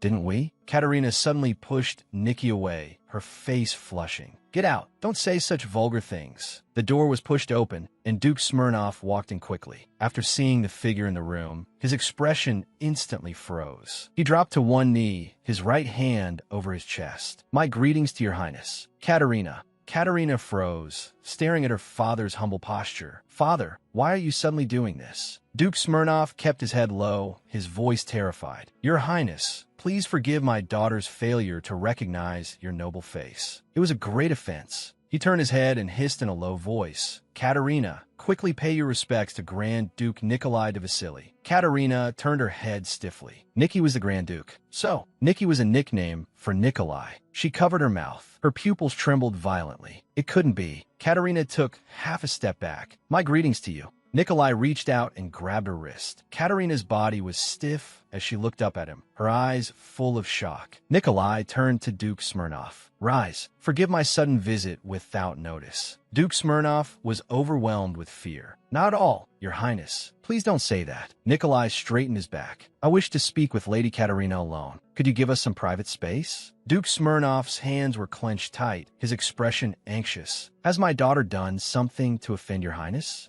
Nikolai turned his head, his tone indifferent. It's nothing major, don't worry. Also, have the butler bring what I requested. Duke Smirnov bowed his head. Yes, I understand. The teapot tilted, and a light red liquid was poured into the cup as steam rose. Katerina sat by the table, her face pale. She remembered Ivan's words. Do you know how the Grand Duke kills people? Rumor has it he invites his targets for afternoon tea. As soon as they drink the tea he serves, they drop dead on the spot. The strange thing is that autopsies never find any trace of poison. It can only be ruled as an unknown cause of death. So, people call it the tea of death. Katerina stared at the teacup in front of her, cold sweat sliding down her cheek. Could this cup of tea? It was my death sentence. He lowered his head abruptly, his hands tightly interlaced. I am terribly sorry. I didn't recognize your identity before. My behavior was far too rude. Nikolai leaned back against the sofa. Which specific incident are you referring to? He leaned forward slightly, his gaze playful. Are you referring to when you said I looked like a dog and petted my hair like one? Or your excessive concern regarding my financial situation? The corners of his mouth curled into a smile. Or perhaps, Katerina cried out in a breakdown. All of it. I should kneel right now and bury my head in the ground to beg for your forgiveness. Nikolai maintained a composed posture. I have never asked you to bow or kneel, and I never will. Katerina pressed her hands against the table. I just want to show my respect to His Highness the Grand Duke. Nikolai waved his hand. Stop with these pleasantries. I came here to take back what you owe me. Katerina's expression grew tense. How should I repay you? If you want money. Nikolai lowered his eyes slightly. Last night was quite a lot of trouble. I must say, your skills at teasing men are impressive. Katerina froze. Nikolai placed his hands over his chest, his expression solemn. You have tasted my sincerity, so I must hold you responsible for it. I have never given my heart to anyone, let alone bathed or slept naked with anyone else. Katerina clenched her fists. The way you say that sounds really strange. It's almost as if you're implying I'm a brazen person. Nikolai gazed into her eyes. If you take responsibility for me, you wouldn't seem so brazen, would you? Katerina asked. What do you mean by responsibility? Nikolai's thin lips moved to utter a single word. Marriage. Katerina froze in place. What? What did you just say? She dug at her ear forcefully. Have I suddenly gone deaf? Nikolai looked at her. Let me say it again. I said I want to marry you. Katerina's mind went blank. Was he serious? Ivan's expression was anxious. Did they go back to the Smirnov estate? He clenched his fists, his brow furrowed. Those two noble women wouldn't do such a thing, would they? He yanked open the door, looking frantic. Have you seen a red-haired woman? A man pointed toward the end of the hallway. If it's a redhead, they're over there. Ivan turned sharply and rushed toward the figure from behind. Katerina. He reached out and grabbed the person's shoulder. His fingers tightened. Did you think I couldn't find you? The red-haired figure slowly turned around, revealing a rugged face covered in stubble and a fierce gaze. What did you say? You looking for trouble? Ivan backed away repeatedly, his hands waving frantically. No. He stumbled out the door and stood in the empty street, his body trembling violently. He let out a long howl toward the sky, his voice echoing through the trees. Where the hell did you go? Katerina stood by the table. Why should I get married? Nikolai looked unruffled. Because I have fallen in love. Katerina's brow furrowed. I mean, when did you start having feelings for me? Nikolai tapped his chin with his finger, his gaze deep. I have been captivated by you countless times, but 3 moments stand out the most. Katerina held her breath and listened intently. Nikolai's gaze drifted as if looking into the distance. The first was when you smashed a man's head with a lute. The second was when you held a scimitar to my throat. And the last was when you aimed a gun at an assassin and cursed loudly. Hearing those words, my heart actually skipped a beat. I suppose I truly am fond of strong women. Katerina's eyes were full of absurdity. Isn't that a bit twisted? Nikolai picked up his teacup. Of course, there are other reasons. You have a talent for identifying fine steeds, like that horse we rode. Its true form was only revealed after it was washed. You chose an Orloff trotter. That is a spirited horse that only follows its chosen master. Katerina waved her hands. I had no idea it was so outstanding. Nikolai's gaze was appreciative. Not through learning, but intuition. That's even more impressive. Katerina lowered her head and gnashed her teeth, her fists clenched. She simply couldn't win against this man. Nikolai spread his palms, his expression focused. In short, no other woman is like you. You are one of a kind. Therefore, the only woman I want to marry is you. Katerina stared at the man before her. You are handsome, powerful, and you respect me. You are indeed an ideal partner, but I never planned on becoming a duchess. She sat back on the sofa. Your Grace, I am quite famous in this territory as the rudest woman around. Nikolai put down his teacup. A northern madman paired with a southern shrew. Aren't we a perfect match? Someone like me needs someone like you to keep me in check. With you, I want to become gentle. Katerina's brow furrowed. Are you looking for a bride or a nanny? Nikolai spread his hands. You can be both. He stared at the untouched teacup. Why haven't you taken a single sip? Are you worried I've poisoned it? Katerina straightened her back abruptly. It's not that. It's because of what Ivan said. Nikolai's gaze was cold. Don't worry. I never put poison in tea. Katerina picked up the cup, her fingertips trembling slightly. Then, assuming we really do get married, she watched the red liquid swaying in the cup. If things don't go well and I ask for a divorce, would you kill me? Nikolai's expression remained calm. What benefit would that bring me? Katerina tilted her head, her eyes searching. Some kind of desire for conquest. Nikolai took her teacup. I'm actually looking forward to you conquering me. He tilted his head back. He drained the tea in one go, his movements decisive. Even if there truly were poison in this cup, I would be willing to drink it for you. He placed the empty cup back on the table, the porcelain making a crisp, clinking sound. I will never do anything to harm you. Ivan held a greasy tray, a twisted smile on his face. A noble lady like you surely can't stand this coarse food. He dumped the scraps from the plate onto the ground. Actually, I'm quite a gentle person, you know. You're lucky to marry me. Katerina asked, Your Grace, if I had a stain on my reputation as a duchess, would you still want to marry me? Nikolai leaned back. What are you referring to? Katerina looked down at her fingertips. I was once engaged to Ivan Petrovsky and lived on his estate. Although the engagement was broken, we did live together. People would likely think there's something wrong with me. Nikolai spoke up. If we're talking about stains, mine are even more unsightly. My father drove my mother away to marry his mistress, and in a fit of madness, I killed my own brother. If there's a stain, it's my identity as the son of a murderer. Katerina said, but that wasn't your fault. Nikolai looked into her eyes. It's the same for you, Katerina. That wasn't your fault. Katerina froze, a flush creeping onto her cheeks. Nikolai extended his hand to her. How about living with me for a year first? If you still feel nothing by then, I will let you go. If I'm not to your liking, just return me like a piece of goods. Katerina felt a wave of panic. How could she refuse such a proposal? Nikolai stood up. Think it over slowly. I will give you plenty of time. Katerina pressed. What if I refuse? Nikolai turned his head. Then we'll continue to be friends until you're tired of me. Having a Grand Duke as a friend isn't a bad deal, is it? He took a step forward. Katerina turned back. Yes?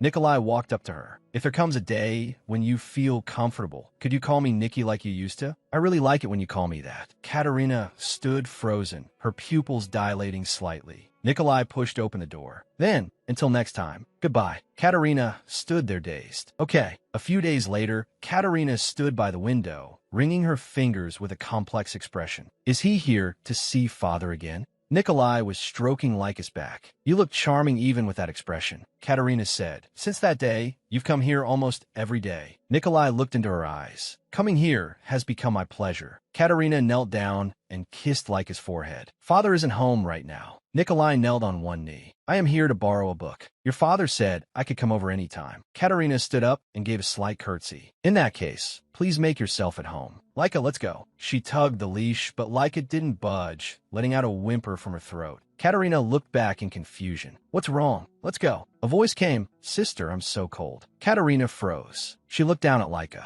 Lyca, you're a girl. Nikolai couldn't help but laugh out loud. Katerina turned sharply, her face flushed red. Your Grace. Nikolai laughed heartily, his shoulders shaking. Katerina bit her lip. Like a spook. And I actually accepted it just like that. Nikolai spread his palms. I thought that if she could speak, that's probably what she would say. Katerina's eyes widened. Do you know ventriloquism? Nikolai leaned close to her face. Does that impress you? Katerina retorted loudly. Not at all. Ivan stood outside the manor gates. Is Duke Smirnov in? The butler bowed slightly. The Duke is out. You may return later. Ivan gnashed his teeth. It's fine. I'll wait for him here. Take me to the parlor. He suddenly clenched his fists, his knuckles turning white from the force. Katerina, I will never forgive you. Ivan stopped in his tracks, one hand clutching his abdomen. Where's the washroom? The old butler pointed the way. Turn left at that corner. It's the last door. Ivan held up an index finger. Wait there. He turned abruptly and hurried toward the end of the hallway. He had to wait for the Duke to leave to sneak in here. He couldn't delay any longer. He had to find Katerina immediately. He would take her away. A hint of gloom flashed in his eyes. This time, he wouldn't let her escape. Katerina stood before the bookshelf. Found it.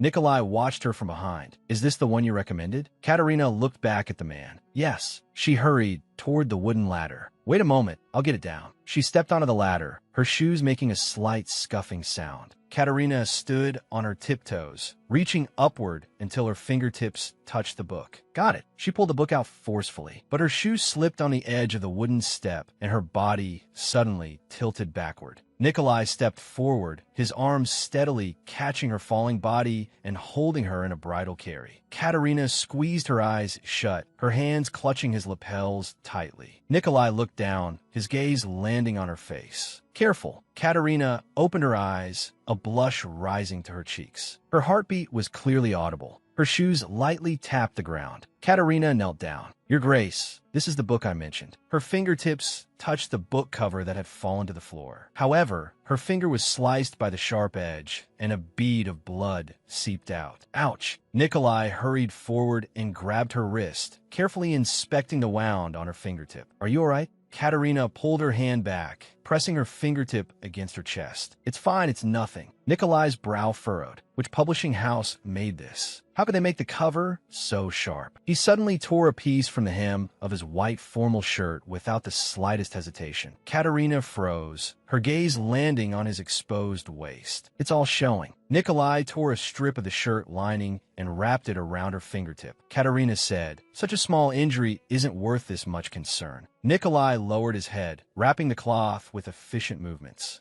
I thought it was safe indoors. How could such a dangerous thing be in the house? Does the wound hurt? Katerina shook her head. No, I'll go freshen up. Nikolai said, I'll go with you. Katerina waved her hand. You can't walk out like that. Nikolai was confused. Why not? Katerina pointed at his shirt. The clothes are torn. I'll go to Father's room to get a robe. Please wait for me here. Nikolai took her hand. Katerina. He gazed into her eyes. Come back quickly. Katerina asked in confusion why. Nikolai leaned down. Are you really asking because you don't know? Katerina looked up and met those deep, ice-blue eyes. She suddenly raised her hand and pressed her palm firmly over Nikolai's face. Please don't look at me with those eyes. Nikolai allowed her to block his vision. What kind of eyes? Katerina's brow furrowed, her tone hurried. Those eyes, when you stare at me, your eyes are practically dripping with honey. It's too seductive, you know? Nikolai was slightly taken aback. Is that how my eyes look when I look at you? Katerina pointed at his face. Yes, exactly like right now. Nikolai said, go and come back quickly. Don't get distracted by other things on the way. Katerina led Laika and walked quickly toward the door. I'm not a child. Nikolai watched her back. What I mean is, don't pay attention to anything but me. Katerina led Laika down the long corridor, her shoes clicking against the marble floor. She stopped abruptly and looked toward the corner.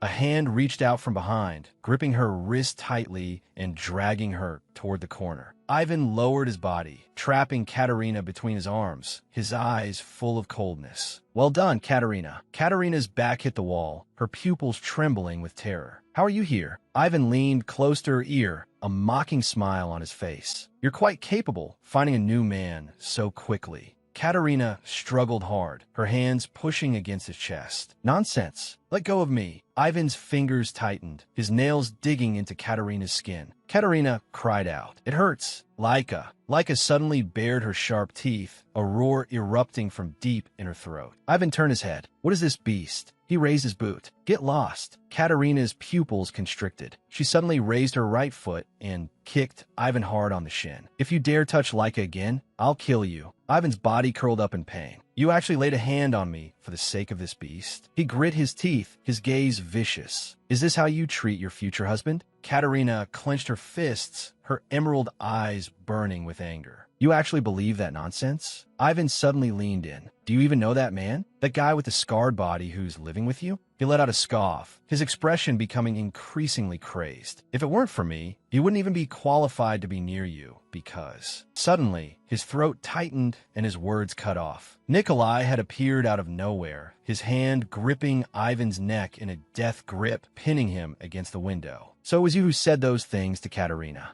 His eyes were filled with frost, his knuckles turning white from the force. Broken sounds squeezed out of Ivan's throat. I am Ivan Petrovsky, from the Petrovsky family, one of the founding families of the kingdom. Nikolai's eyes were icy. Then you should know very well who I am. The bloodthirsty Grand Duke. What did you just call yourself? A future husband? He suddenly applied force, pushing half of Ivan's body out the window. An arrogant man like you. I can send you to the afterlife at any time. Katerina rushed forward, looking anxious. Your Grace, please stop. Nikolai released his grip. Ivan fell heavily onto the floor with a dull thud. Nikolai looked down at him from above. If you dare touch Katerina again, it won't end so simply next time. If you understand, then get out. Katerina reached out. Get up. Ivan swiped her hand away violently, their palms colliding with a sharp smack. He stood up stumblingly, brushing past Katerina's shoulder. See you later, Katerina. Katerina knelt down and stroked Laika's forehead. It's all right now. She looked at the man beside her, her brow showing concern. Your Grace, are you all right? Nikolai remained silent, just quietly staring ahead. Katerina called softly again, Your Grace? Nikolai still didn't respond, his gaze hollow and stiff. Katerina let out a helpless sigh. Really? She took Nikolai's hand. You've got something dirty on you.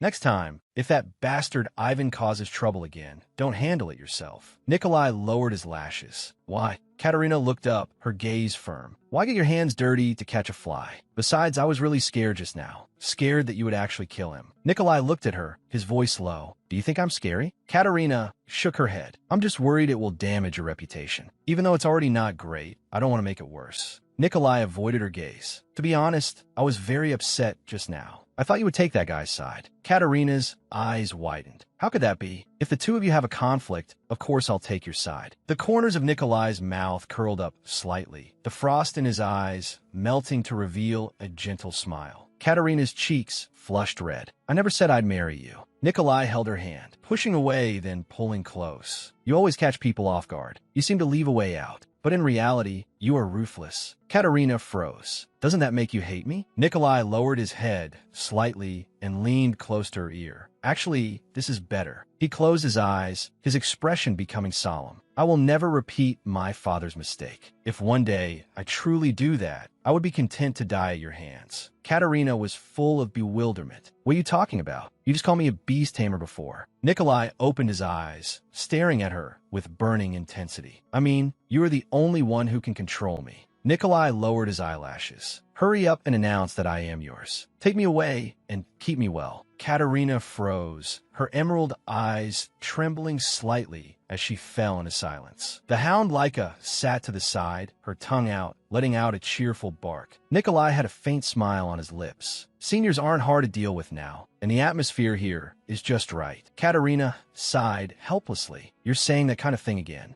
In the distance, two maidservants passed by. Katerina looked at Nikolai's waist. The maid stopped and bowed. Greetings to your Grace, the Grand Duke, and the young lady. Katerina immediately stood in front of Nikolai and waved them away. Good work. Nikolai watched the maids leave, then lowered his voice. Hurry up and announce that I am your man, so other women. Stop looking at me. Katerina looked up sharply. That was just to avoid the servants' gazes. So what are you thinking? Leave here quickly. Nikolai allowed her to push his back. Is it really okay for me to walk around like this? Katerina shouted. Who cares? Duke Smirnoff stood at the end of the corridor. Your Grace, you've arrived. Katerina, why are you here too? Katerina froze and gave 2 dry laughs. Father, why are you here? Duke Smirnoff looked Nikolai over, his brow furrowed. What happened to your clothes? Nikolai's expression was calm. Someone suddenly rushed out, just now, and tore my clothes. Duke Smirnoff was full of shock. What, in the Duke's mansion? Someone dared to do something so brazen in broad daylight? Katerina, did you see who it was? Katerina's pupils constricted, and cold sweat broke out on her back. I don't know. She turned and ran, disappearing at the end of the hallway. Duke Smirnoff looked puzzled. What's wrong with that child? He bowed to Nikolai in apology. My deepest apologies, Your Grace. Nikolai waved his hand. I was just joking. The clothes were caught on something and tore. Duke Smirnoff breathed a sigh of relief. I see. If you don't mind, I can lend you a set of clothes. Nikolai nodded slightly. Thank you. However, your eldest daughter runs quite fast. Duke Smirnoff rubbed his temples. That child is too wild. I'm really worried about who she'll marry in the future. I hope she can find a good partner she can rely on before I grow old. Nikolai's mouth curled into an arc. You needn't worry too much about that. Sunlight bathed the street. Miss, what kind of soap do you plan to make this time? Bianca carried a brown leather case. I want to make a soap suitable for my sister. She was sensitive to scents and used to only use things I made. Recently, she actually tried other soaps. This time, I'm going to blend an even better fragrance, so she'll never want to use any substitute again. The maid asked, should I wait outside again this time? Bianca walked toward the shop door. Yes, I brought the essential oil pouch. It shouldn't take long. The bell on the door gave a crisp ring. The shopkeeper looked up at the door. Welcome, Mississippi. What kind of essential oil are you looking for today? Bianca said, I want to try blending a new fragrance. A scent that, once used, can never be forgotten. The shopkeeper looked puzzled. Have you grown tired of the previous soap? You've used that formula for a long time. Bianca lowered her lashes and tapped her chin. Yes, my sister is best suited for sweet scents, like strawberry jam. Please pack it up for me as usual. The shopkeeper smiled and nodded. Anything else? Bianca said, summer is coming. I want to pick some refreshing spices for my father. The shopkeeper turned toward the back hallway.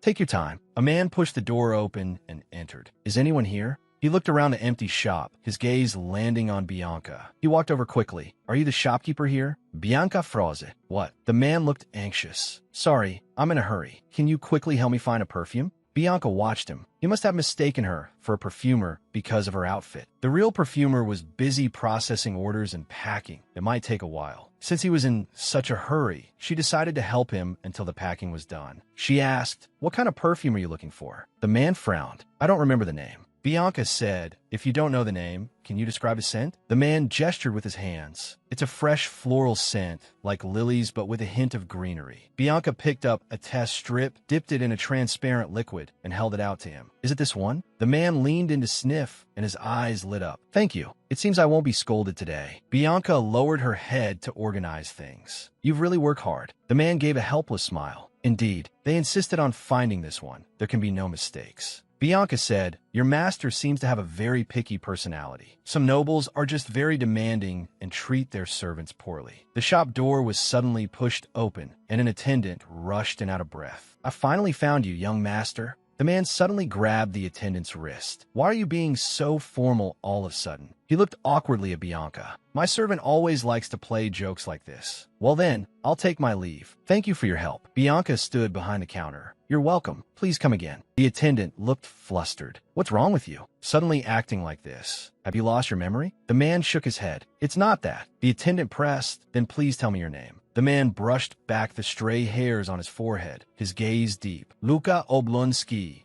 I have never seen such a beautiful woman. She is beautiful enough to attract everyone's gaze. The attendant reminded him, but you know, you shouldn't develop feelings for her, right? Luca toyed with the gift box in his hand. I know. The attendant pointed at the box. Is that the perfume His Highness requested? I almost forgot it on the way back from the north. Luca nodded. Fortunately, I found it. He looked down at the box, a smile appearing on his face. Thanks to her, Bianca walked out of the shop. The maid asked, is everything bought? Please put it here. She looked curiously at Bianca. Miss, who are you looking at? Bianca stared at the end of the street. I just saw someone who looks a lot like my first love. The maid looked surprised. Was that someone you knew when you were little? Bianca shook her head gently. But it can't be him. That person just now was just a commoner. The maid offered comfort. Please don't be too disappointed. You'll surely meet him again. Bianca lowered her lashes and walked forward in silence. The maid pointed across the street. Miss, look over there. Bianca looked up, her face full of confusion. A young noble was holding a huge bouquet. Gregory stood beside him, and both were looking at Bianca. Bianca froze, her face instantly turning pale. The young noble holding the flowers had a bright smile on his face. He waved his right hand forcefully. Miss Bianca. Bianca stood frozen by the carriage. Can I leave by carriage right now? The maid whispered a reminder. He's already seen you. Bianca gave a warm greeting. How has everyone been lately? The young noble said, I originally planned to go directly to the Duke's mansion. I didn't expect to meet you here. This must be fate. Gregory roared. You insisted on barging into the estate just now. I barely managed to stop you. The young noble retorted, we already had an appointment. How many times do I have to say it? Gregory looked at Bianca. I heard that you were unwell when I requested a meeting last time. Do you feel better now? Bianca responded politely, thank you for your concern.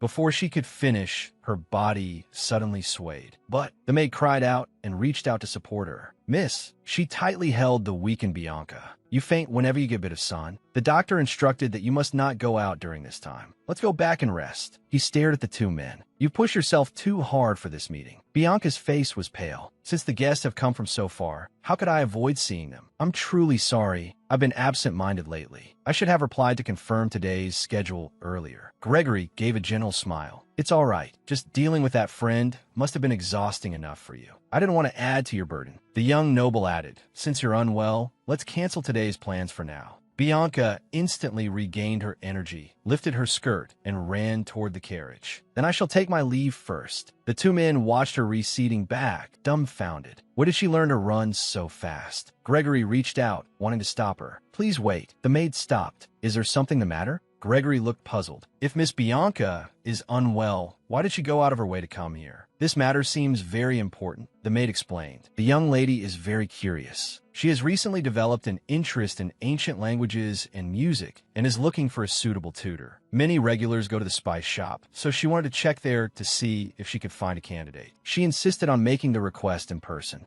Gregory showed a relieved expression. She truly is a kind child. Go and escort her. She should go home and rest. The carriage drove away, its wheels clattering over the cobblestone road. A crisp sound echoed as the two stood on the street in silence. The spice shop door was suddenly pushed open. The impact startled the clerk behind the counter. Gregory rushed to the counter. Recommend your candidate to me. The young noble followed closely, shouting in rebuttal, recommend my candidate. Neither would give in, their arguing voices echoing through the shop. Ivan held a letter between his fingers, his eyes cold. I knew things would turn out like this. He walked through the corridor, rubbing the letter with his fingertips, a smug smile on his lips. Katerina, do you really think you can escape my grasp? You must regret how you treated me back then. You're probably desperate to apologize to me. I should act reluctant at first and then grudgingly accept. Nikolai sat in the center of the sofa, his gaze icy. Ivan suddenly froze, the letter in his hand nearly slipping. Your Grace, why are you here? Impatience was etched in Nikolai's brow. The Duke's mansion is so vast. Do I have to stay in the same room as him? The butler bowed slightly. Please forgive us. It was Miss Katerina's request to see both of you at the same time. She said she had something to say. Nikolai closed his eyes. Since it is Katerina's wish, I understand. Ivan slowly sat down. It's laughable for a man to get so excited over a woman's words. Nikolai turned his head sharply, his gaze like a blade. Stand up straight. Looking at you like that puts me in a foul mood. Frightened, Ivan hunched his shoulders, cold sweat breaking out on his forehead. I just have a bit of stomachache. The door opened wide, and Katerina walked in. You've both arrived. Ivan turned abruptly. Katerina spoke. I invited both of you here today to accept a proposal from one of you. Ivan jumped up in shock. What? His Highness actually proposed to you? Is he not just playing with you? Nikolai sat steadily on the sofa, looking at Katerina with focused eyes. Katerina, I'm not that kind of frivolous person. Katerina sat in the head seat, her gaze sweeping over the men on either side. Before I choose my future husband, I need to confirm if you truly love me. Ivan leaned forward, his expression passionate. Of course it's true love, Katerina. You are the only one in my life. Katerina tilted her head slightly, her eyes sharp. Are you willing to bet your life on it? Ivan froze. He grit his teeth and responded loudly, of course I am. Katerina took a stack of documents from her bosom, a bright smile on her face. Then, please sign here. No matter who the final winner is, the result must be accepted. There shall be no complaints or objections afterward. Nikolai took the quill and set it to paper. Ivan stared at the contract in his hand. How could there be a problem with this? He quickly signed his name. Katerina pointed to the tea set on the table. The rule is simple. Whoever finishes this cup of tea first passes the test. One of the teapots contains poison. That poison is so potent that the moment you drink it, it will corrode your throat. Ivan jumped up. What are you saying? So one of us will die? Katerina sat motionless. That is why I asked if you love me enough to bet your life. He looked at Nikolai. No matter how decisive his highness was, he couldn't possibly go that far. Nikolai reached out and picked up a teacup. He tilted his head back and drained the red liquid in the cup in one gulp, without the slightest hesitation. A faint curve hung on his lips, his eyes cold and provocative. Did I win? Ivan pointed at Nikolai and roared, "This is a scam. You and his highness are in this together, aren't you? This was just ordinary water from start. He must have known all along." Katerina picked up the remaining teacup. The tea spilled onto the white cloth, bubbling in a fine foam and making a piercing, corrosive sound. Ivan recoiled, his pupils shrinking in fear. "You're crazy. You really intended for US to drink that? Katerina, you wicked woman." He turned and rushed toward the door, his steps staggering. "Don't ever call me out for something like this again." The door was slammed shut with a heavy thud. Katerina looked at Nikolai, apology in her eyes. "Your Highness, I'm sorry for arranging such a test on my own." Nikolai's expression was calm. "It's all right, Katerina, as long as you aren't hurt." Katerina gazed at his profile. "Aren't you afraid, Your Highness? I am such a cold-blooded person." The corners of Nikolai's mouth turned up, a smile appearing in his eyes. "I think you will become the perfect wife for the cold-blooded Grand Duke." Katerina smiled slightly. "Actually, Ivan was right. The tea wasn't poisonous at all. I just thought that if I said that, you both would give up." Nikolai looked puzzled. "Then what was that with the tablecloth?" Katerina spread her hands. "The tablecloth was specially made of paper. It melts when it touches hot tea. What would you have done if it really was poisonous?" Nikolai leaned down, moving close to Katerina. "I told you, I'm willing to die for you. As long as you don't grow tired of me, that's enough. If you could come to like me, that would be even better." Katerina raised her face. "Your Highness, is that offer to return the goods still valid after 1 year?" Nikolai's expression was tender. "Of course, you can return me anytime." Katerina lowered her eyes. "I have made my decision." She reached out, grabbed Nikolai's collar, and pulled him toward her. "Let's get married." Her expression became tense. "Weren't you burned? How could you drink it all at once like that?" Nikolai watched her quietly, a smile on his lips. He asked in a low voice, "Is that true?" Katerina raised her face. "Of course. I never joke about such things." Nikolai's expression became solemn. "Are you sure you won't regret it? Although I have always longed for this, I don't want you to make a hasty decision. The path of a Grand Duchess is harder than you imagine. If anyone dares to make things difficult for you, I will never let them off. Trust me, and just do what you think is right." Katerina put her hands on her hips and gave a light laugh. "You're not trying to use my name to kill the people you've always hated, are you?" Nikolai held her hand. "Whether it be tyranny or selfishness, I will be your support. So, go ahead and be a villainess." Katerina blinked. "I will obey your command. Since the Grand Duke expects it so much, I shall become a thorough bad woman." Nikolai's lips quirked up. "I knew I chose the right bride." Bianca cried out, "What? You're marrying the Grand Duke?" Katerina sat behind the curtains, her cheeks flushed. "Bianca." Bianca grabbed her shoulders and shook her vigorously. "Hiding it from me is useless. Come clean." Katerina struggled. All right. I'm telling you first. I haven't let father know yet." Bianca stopped. "Really?" Katerina smiled. "Of course it's true." Bianca pressed further. "Then when do you plan to tell father?" Katerina said, "I plan to speak soon. Actually, the proposal was not long ago. After much thought, I met him today and made my decision." Bianca recalled, "So that's why Ivan rushed out." Katerina tilted her head. "It seems he has a severe anger issue." Bianca added, "But when the butler offered a high price, he controlled himself quite well." She pursed her lips. "But I'm not happy. When did you and the Grand Duke become so close? He's been visiting often lately. I thought he was just meeting father." Katerina held Bianca's hand. "Actually, when I escaped from the villa, it was the Grand Duke who saved me." Bianca's eyes widened. "The Grand Duke?" Katerina nodded. "Yes, thanks to him, I arrived safely." Bianca suddenly remembered something. "Didn't you say that because the rain was too heavy that day, you stayed at an inn for the night?" Katerina's face instantly turned bright red. She reached out and covered Bianca's mouth. It's absolutely not what you're thinking. Go to sleep. Bianca sat on the edge of the bed. Sister, do you love the Grand Duke? Katerina pulled the quilt up to cover half her face. I don't know. Bianca looked puzzled. You don't know? Katerina's eyes flickered. But he is someone who will respect me no matter what I become. He said he likes the real me, not that polished, perfect image. Bianca's expression softened. Then I guess he passes. Katerina turned to her sister. Aren't you afraid? I heard people in the north call him the cold-blooded Grand Duke. Bianca said, as long as you feel happy, I fully support you.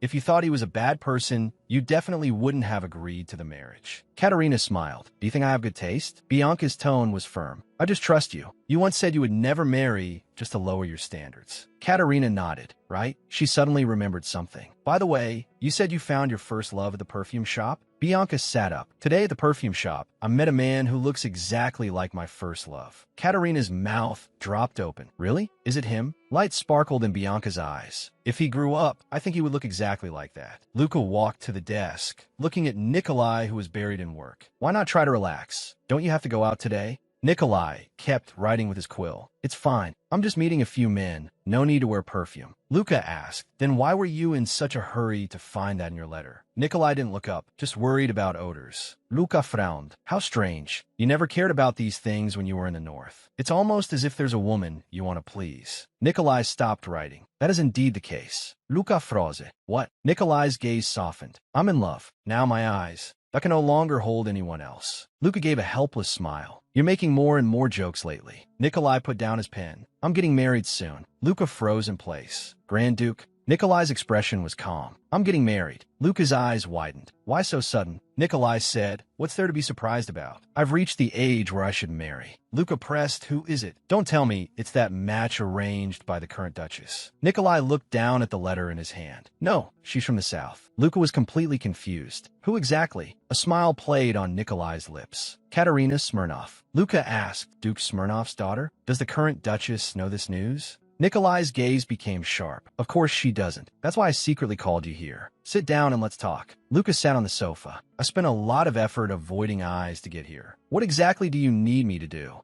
Nikolai picked up the gift box on the table. Are you willing to be the witness for my wedding? You're the only friend I trust. Luca leaned forward. You're really getting married? Nikolai lowered his eyes. To stop the current Duchess's interference, I must fill the vacancy of the Grand Duchess. Luca fell silent. Nikolai opened the gift box. Since I bought a gift, I should open it. Thank you for bringing it all this way. Luca felt a bit awkward. Why say something so embarrassing? Nikolai sat back on the sofa. From now on, I intend to try to be a better person. Luca looked skeptical. Is that possible? Nikolai looked down, fiddling with the perfume bottle. I'll try. In any case, it's better than being a cold-blooded Grand Duke. He picked up the dropper and dripped the clear liquid onto his index finger. The fragrance dispersed in the air. Nikolai's gaze was deep. This scent is good, isn't it? Suddenly, Nikolai slammed the perfume bottle down. Take back what I just said. You are not the only friend I trust. Luca looked stunned. Why? Nikolai raised his finger, his gaze icy. You dare to send me such cheap goods. This bottle of perfume has completely spoiled. Luca grabbed the test strip and sniffed it. He suddenly started coughing. Impossible. When I tested the scent, it definitely wasn't this smell. Why did it turn into this? Nikolai leaned against the back of the chair. Are you asking me? Were you cheated at the shop? Luca rested his chin on his hand, lost in thought. You don't seem like someone who would be easily fooled. Nikolai crossed his arms. Luca Oblonsky, I am disappointed in you. Luca awkwardly looked away. I will handle this bottle of perfume personally. But you don't use this tone when speaking to Miss Katerina, do you? Nikolai held his teacup. What tone? Luca imitated astis manner. Like, is that so? Did it happen? Was it like that? Do you speak to Katerina like that too? Nikolai's gaze was cold. Is there a problem with that? Luca shook his head. Nothing's wrong. It's the dignity a ruler should have. But the future Grand Duchess might feel distant because of it. After all, relationships between people are different, aren't they? Nikolai touched his chin with his fingertips. Is it because of my tone that she feels distant? He stood up. You really are my most trusted friend. Luca looked shocked. Why say that all of a sudden? Nikolai turned, a faint smile on his lips. Thank you for the advice. Luca sat alone in the empty living room, watching the other man leave. Katerina sat on one side of the sofa. A prenuptial agreement. This kind of contract shouldn't rely on verbal promises alone. Katerina sat opposite him. Does your grace really intend to deceive the public? Nikolai said, even so, marriage is a serious matter. Why would you entrust the rest of your life to me? Katerina looked at his face. If it's the Grand Duke, I can trust him. Nikolai lowered his eyes. A year from now, I might become clingy and refuse to divorce. Katerina's cheeks flushed. What if I fall in love with you and don't want a divorce in a year? Nikolai looked away. I am not worthy of your love. Katerina pressed. Why? Nikolai gripped the stationery in his hand. I cannot be a good husband, nor a good father.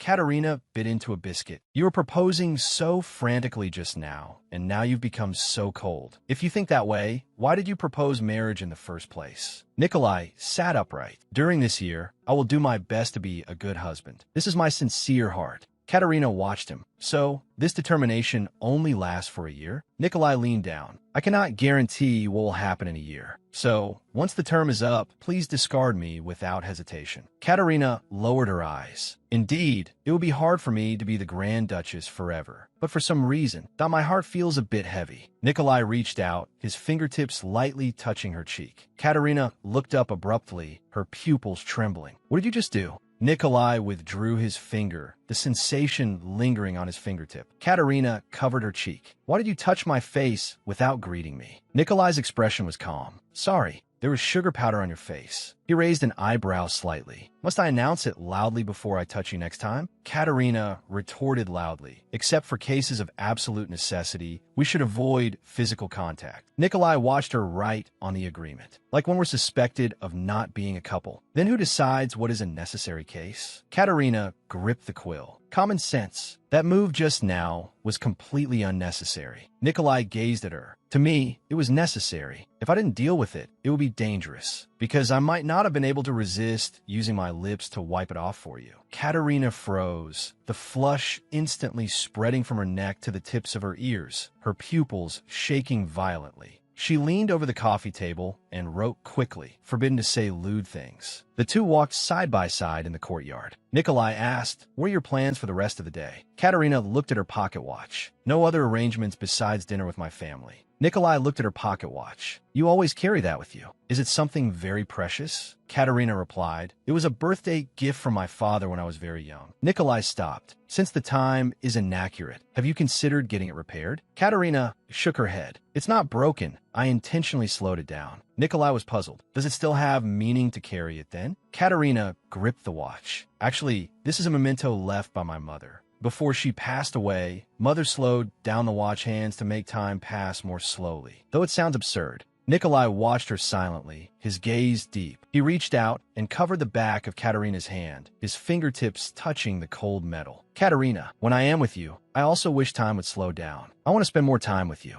Katerina raised her face, a glimmer in her eyes. Your Grace. Nikolai gazed into her eyes. So, we have to get married as soon as possible, don't we, Katerina? Katerina laughed awkwardly. Why must it be like this? Nikolai said, you're pressuring me now. I will do well. Katerina thought for a moment. Thinking about it carefully, this is very strange. Nikolai looked at her. What is? Katerina looked at their clasped hands. Your tone has changed. Nikolai said, really? I didn't notice. Katerina froze. Has your tone suddenly become so casual? Nikolai acted naturally. Since we're already a couple living together, this level is normal, right? He leaned down slightly. Otherwise, it would seem too distant. Do you not like it? Katerina looked away. It's not that. I just feel like things are progressing too fast, suddenly becoming so close. Nikolai pulled her along the cobblestone road. We are indeed close, aren't we? Katerina tilted her head. You and I? Nikolai asked back, are we not? Then, which distance between us do you prefer? Katerina lightly stroked her chin. As long as it's an appropriate distance. Nikolai took a step back. How much is an appropriate distance? Like this? Katerina stood still. What are you doing? Nikolai continued to move back. Is it still too close and making you uncomfortable? Then is this okay? Katerina suddenly reached out to stop him. Wait, there's something behind you. Nikolai took another step back. Should I be further away? Katerina cried out, that's dangerous. She grabbed Nikolai's sleeve and pulled him back with force. Nikolai took the opportunity to wrap his arm around her waist, pulling her into his embrace. He leaned in close to Katerina. That's right, this distance is just right. The fountain sprayed water everywhere, and the two embraced in a mist. As night fell, the streetlights lit up one by one. An intern lawyer slumped in his study chair, arms high above his head. I am exhausted. He took off his rimless glasses and rubbed his sore eyes. The lead lawyer has already left work. I should close up and go home too. A sharp knock sounded. He put his glasses back on and let out a long sigh. Why can I never rest? He pushed open the heavy wooden door. Who are you? The person outside said. I've come to commission a lawsuit. The intern blocked the door. I can help with simple legal advice, but if it's a lawsuit, you'll have to see the lead lawyer tomorrow. He picked up the registry. Leave your name. I'll book you for the first consultation tomorrow morning. The man interrupted him. There's no need to write a name. The intern turned around. What? Ivan stepped forward from the shadows. I want you to handle this lawsuit. The intern waved his hands repeatedly. I'm just an intern. I've only done assistant work. I've never been directly responsible for a lawsuit. I haven't moved in close. Don't you want to be famous? He raised the documents in his hand. It's time to graduate from being an intern. The intern froze, his pupils trembling. What do you mean? Ivan pressed his hand on the man's shoulder. I have a story enough to shock the world. Do you want to hear it? The intern stepped aside. Please come in. At the White Palace, a postman climbed the steps and knocked on the heavy wooden door. The butler took the letter, his fingertips sliding across the edge of the envelope. It was a lawsuit regarding marriage fraud. Katerina sat in an armchair. No wonder he's been so quiet lately. This despicable method is indeed Ivan's style. The butler stood aside, his expression grave. So, what do you plan to do now? Katerina put a hand on her hip. Keep it from father for now. Send a letter to Ivan. I want to see him tonight. The butler's brow was furrowed with worry. Should we really not inform the Duke? Katerina stared at the letter on the table. I want to talk to that guy first. If father intervenes, he really will kill Ivan this time. She turned her head, a confident smile on her lips. Don't worry, everything is within my plan. Night shrouded the curtains. Bianca leaned against the headboard, covering her nose and mouth with a handkerchief, coughing violently. The maid approached with a teapot, looking anxious. This can't go on. Should I call the family doctor? Bianca waved her hand weakly. It's too late. No need to make the doctor travel. She put on a shawl. Arlene, you go and rest. I'll get the medicine myself. She walked alone in the empty corridor, her footsteps echoing on the stone tiles. Luckily, the pharmacy hasn't closed yet. I'll come back as soon as I get the medicine. She pushed open the door to the infirmary, the hinges making a piercing, scraping sound. The doctor's voice came from within. This is why we're meeting, Miss Ma. Bianca stopped abruptly. This is the first time I've come for medicine personally. The doctor continued. How many times must I say it? That medicine has no effect at all, and it cannot be imported now. You should give up. Bianca froze in place. How could he know which medicine I was talking about? A blurred figure appeared through the screen. You're looking for that fertility medicine from the East again, aren't you? Miss Katerina. Bianca gripped her skirt tightly, her pupils suddenly shrinking, cold sweat breaking out on her forehead. Her foot slipped, and she lost her balance, slamming into a nearby table. A vase fell to the ground, shattering into pieces. The doctor suddenly pulled back the curtain and cried out, Miss Bianca? Bianca slumped on the floor. What are you saying? She stared ahead, her breathing becoming rapid. Why is sister looking for fertility medicine? Starlight covered the manor as a carriage stopped in front of the residence. Katerina put on a dark brown cloak and pushed open the heavy double wooden doors. Wait outside. The knight bowed. As you command. Ivan crossed his arms over his chest, mockery in his eyes. How disappointing. You brought a knight to see me. Katerina stepped into the room. How could I trust you and come to the meeting alone? She raised the gun at her waist. Better not try any tricks. I may look weak, but I have no confidence in my marksmanship. Ivan's lips curved up, his gaze filled with contempt. Did you bring an empty gun without gunpowder? I haven't forgotten how you scared us with rubber arrows 12 years ago. Katerina pulled the trigger. A flame burst from the muzzle, and the bullet grazed Ivan's cheek, shattering the mirror behind him. Ivan turned his head to look at the broken mirror. This time it's real. Katerina roared. Do you think I'll be fooled by your tricks a second time? Before the Grand Duke snaps your neck, that I will finish you off with my own hands. Ivan held his chin, his smile deepening. If it's dying by your hand instead of the Grand Duke's, I don't mind. Just thinking about it is exciting. Katerina's brow was tightly furrowed, her eyes full of disgust. You have a nerve to say such crazy things.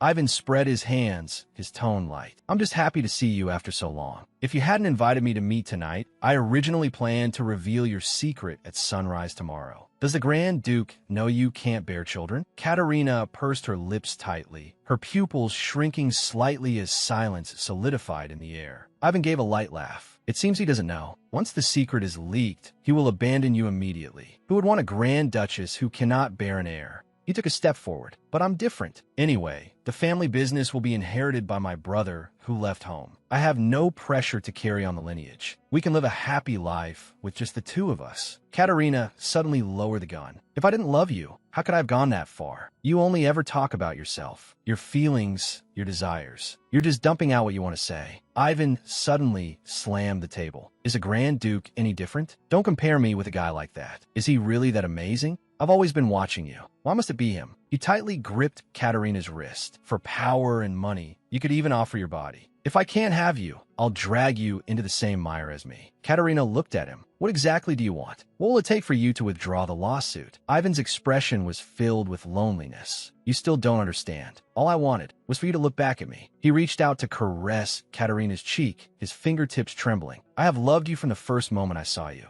I have always loved you. Just once. Can't you look at me the way you look at him? Can't you show me a tender expression? Katerina abruptly brushed his hand away. Is just looking at you really enough? Ivan opened his arms, his expression becoming excited. I want you to marry me and be my wife. That is my true wish. Katerina sat back on the red sofa, her back pressed against the cushions. Your wife? Ivan held up 3 fingers. A man's requirements for a wife are not many, only 3 things. Even if the husband is unfaithful, the wife must only look at him. She must have a beautiful face that makes him proud, and she must be absolutely obedient to her husband's words. That is all. Katerina pressed her hand to her forehead, her brow furrowed with anger. This is utterly preposterous. So, you're allowed to stray, but the wife is not? I really should just shoot him now and make him shut that foul mouth of his. Ivan spread his hands, his tone matter of fact. Men and women are different. A man's affair is merely a betrayal of the flesh. A woman, however, gives away both her body and her heart. Katerina leaned back. What if a woman, like a man, has an affair without any emotion? Ivan swung his arm violently. That is even worse. How can a woman treat her own body so cheaply? A woman's body belongs to her husband. Katerina slammed her hand on the table and stood up. Ivan was startled by this sudden burst of momentum and instinctively leaned back. Katerina stood with her hands on her hips. I understand what you mean. I no longer have the strength to fight you anymore. We will do as you say. Her lips curled into a brilliant smile. Let's get married, Ivan.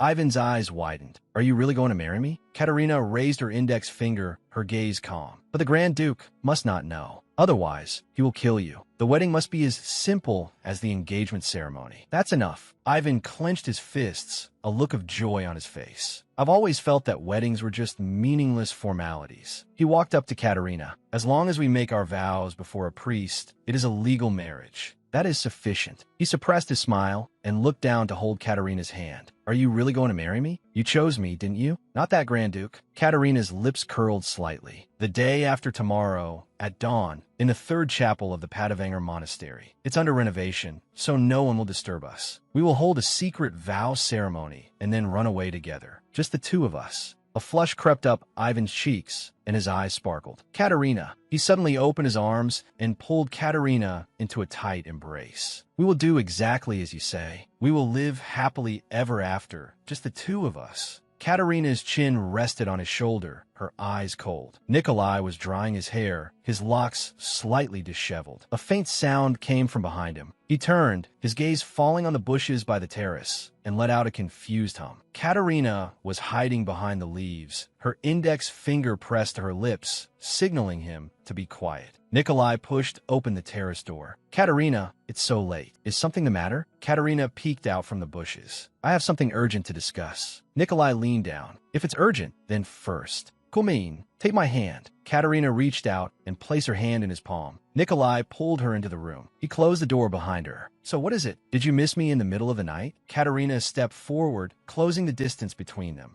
Nikolai instinctively backed away until his calves hit the edge of the bed. Losing his balance, Katerina took the opportunity to pounce forward, pinning him down onto the mattress. Nikolai lay flat on the bed, his breathing quickening. Katerina, we aren't married yet. Katerina spoke. Let's get married first, then. Nikolai. She looked down into his eyes. I just saw Ivan. Nikolai suddenly sat up, his hands gripping her shoulders tightly. What? Why didn't you tell me? Why did you see him alone? What if something happened to you? Katerina's brow furrowed. If you're going to scold me, do it later. Time is short. In Hessen, marriage is divided into two types. One is registration into the husband's family tree, and the other is a ceremony performed before a priest. Registration requires approval documents and recognition from the high priest. Nikolai crossed his arms over his chest, his brow furrowed. Then what about the wedding? It should be the most important event of a lifetime, yet it's being rushed like this. A hint of coldness flickered in his eyes. If I had known, I should have dealt with Ivan sooner. Katerina, that leaned close to his face. Your Excellency, were you just thinking of something wicked? Nikolai replied, yes. Wouldn't it be simpler to just kill him? As for the body, he spread his palms. It could be burned or sunk to the bottom of a lake. Katerina suddenly waved her arm. Stop. We're not here to plot a crime. She pressed her hand to her forehead. I don't want to become a criminal, and I certainly don't want my husband's hand stained with blood. Nikolai froze, a flush rising to his cheeks. She just called me husband. Katerina puffed out her chest and looked him straight in the eye.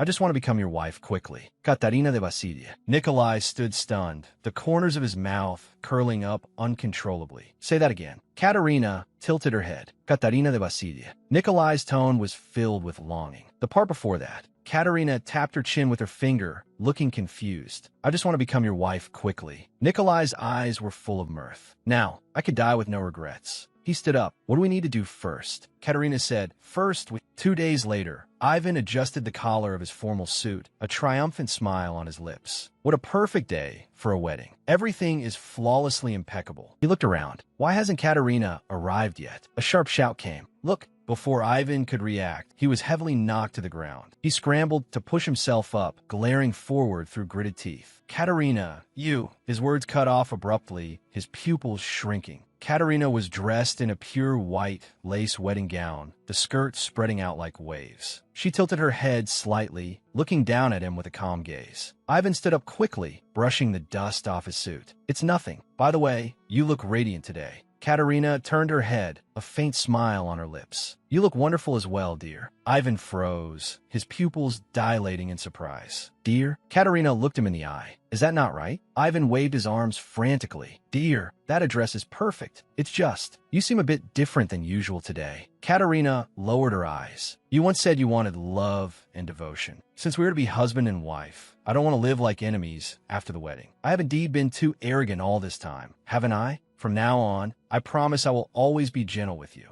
A flush rose to Ivan's cheeks, and his heart raced uncontrollably. Is this really that wicked woman, Katerina? I've actually tamed this wild mare. I've done what no one else could. The priest's solemn voice echoed in the hall. Katerina Smirnov and Ivan Petrovsky are now officially husband and wife. From this day forward, she shall be known as Katerina Petrovsky. I declare before God that these two are officially wed. Katerina closed her eyes, her expression peaceful, but a gasp reached her ears. She opened her eyes in confusion. Tears were streaming down Ivan's face. Katerina watched him. On such a happy day, why are you crying? Ivan sobbed. I just can't believe it. I'm too excited. This isn't a dream, is it? Katerina's tone was flat. It's not a dream. Do you really love me that much? Ivan wiped his tears with the back of his hand. Yes, I love you. I'm madly in love with you. I love you, Katerina. Katerina withdrew her hand. But dear, when you threatened me with my secret and forced me to marry you, I was truly hurt. Ivan looked a bit embarrassed. I am sorry, dear. I wanted you so badly, I had no choice. Katerina crossed her arms. But to go as far as forging a lawsuit just to get me to marry you. Why take such a risk? Ivan spread his palms, looking smug. Thanks to those lies, we are now married. I will withdraw the lawsuit tomorrow. Don't worry. Katerina broke into a brilliant smile, her cheeks flushing. Really? Thank you, Ivan. She suddenly turned, her skirt tracing an arc in the air as she strode toward the back of the chapel. Ivan stood frozen. Where are you going, Katerina? Katerina pinched the heavy wooden curtain with her fingertips. Actually, I prepared a surprise for you today. Ivan looked puzzled. A surprise? Katerina pulled hard on the curtain. This thing is too heavy. It's hard to pull open. The priest stepped forward. Do you need help, princess? Katerina turned her head. Yes, give me a hand. Ivan's pupils contracted sharply. Why'd he call her princess? The curtain was suddenly yanked open, and bright light flooded in instantly. The vast square was filled with people, countless pairs of eyes.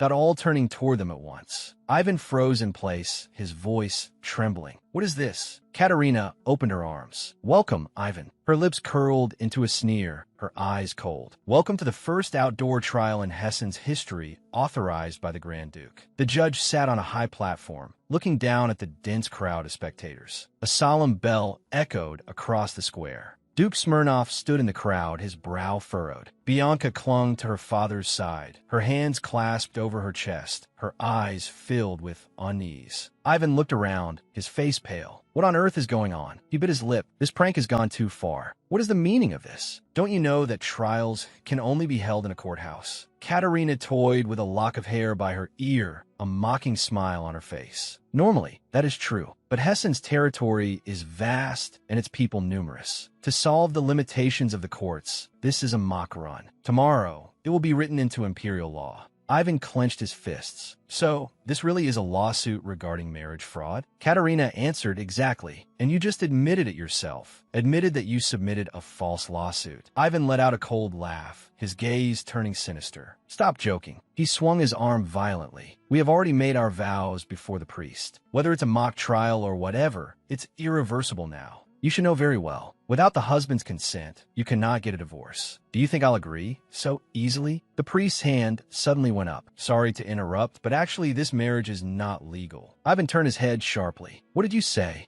The man smiled, his tone relaxed. I'm not a priest. Ivan let out a roar. You bastard. I went to the priest's office yesterday myself, and even gave him money. The man remained calm. Oh, that. I was there because I had work to handle. He reached up, grabbed the short hair on his head, and yanked it. The wig came off, revealing long, deep blue hair. Coincidentally, the priests were all out, so you asked me to handle it. My true identity is... Nikolai stepped forward and placed a hand on the man's shoulder, his gaze cold. He is Boris Taranov, my assistant. Boris bowed slightly. Yes, that is my actual position. Boris spread his hands. Although I haven't taken holy orders, I am a devout believer. Ivan's face turned crimson, a painful groan escaping his throat. He suddenly lunged at Katerina with a howl. Nikolai moved instantly, grabbing Ivan's collar and throwing him backward. Ivan lost his balance and fell heavily onto the cold floor, sliding back in a pathetic heap. Nikolai stood in front of Katerina, his gaze icy. How dare you be so insolent? The surrounding crowd began to whisper. Threatening a lady is no way for a gentleman to behave. How can he be so barbaric? Ivan suddenly looked up, his eyes bloodshot, and let out a scream. This is a misunderstanding. He staggered to his feet and pointed at Katerina. Does anyone know what that woman is hiding? Ivan opened his arms toward the high platform and the surrounding citizens. Honorable judge and citizens of Padavanger, please listen to me. His finger trembled as he pointed at Katerina. His Excellency the Grand Duke is being blinded by this evil woman. She only wants money and power. She is a shameless fraud who has deceived everyone. Katerina remained expressionless, quietly watching the accusations. Duke Smirnov was fuming with rage and took a step forward. He dares to insult Katerina like this. Bianca grabbed her father's sleeve tightly and whispered, Father, please stay calm. Although I don't know sister's plan, my intuition tells me now is not the time to intervene. When the moment is right, I will step forward myself. Ivan faced Nikolai. Duke, please do not be shocked by what I am about to say. That woman has a fatal flaw as a female. Nikolai's gaze held confusion. What do you mean? Ivan caught the other's hesitation, and a triumphant smirk curled his lips. It seems the Grand Duke knows nothing of this. He suddenly pulled a piece of paper from his coat and held it high above his head. That woman is infertile. I have a doctor's diagnosis right here proving she cannot conceive. How could such a wicked woman be fit to be a candidate for Grand Duchess? I try to love her, to embrace all her flaws, but she is the one who truly committed a crime. A commotion broke out in the crowd. An unmarried woman who is infertile? How could such a tragedy happen in a ducal house? Especially since this concerns the bloodline of the Grand Duke's family. Katerina closed her eyes, her lips curling into a smile as she let out a light laugh. Is that all? Ivan froze, his pupils shrinking in shock. What? Katerina's tone was mocking. Are you finished? It seems this was your final trump card. Cold sweat broke out on Ivan's brow, and a sense of unease rose in his heart. What's going on? Her secret has clearly been exposed, so why is she still so confident? Katerina's gaze became sharp. You will regret everything you just said.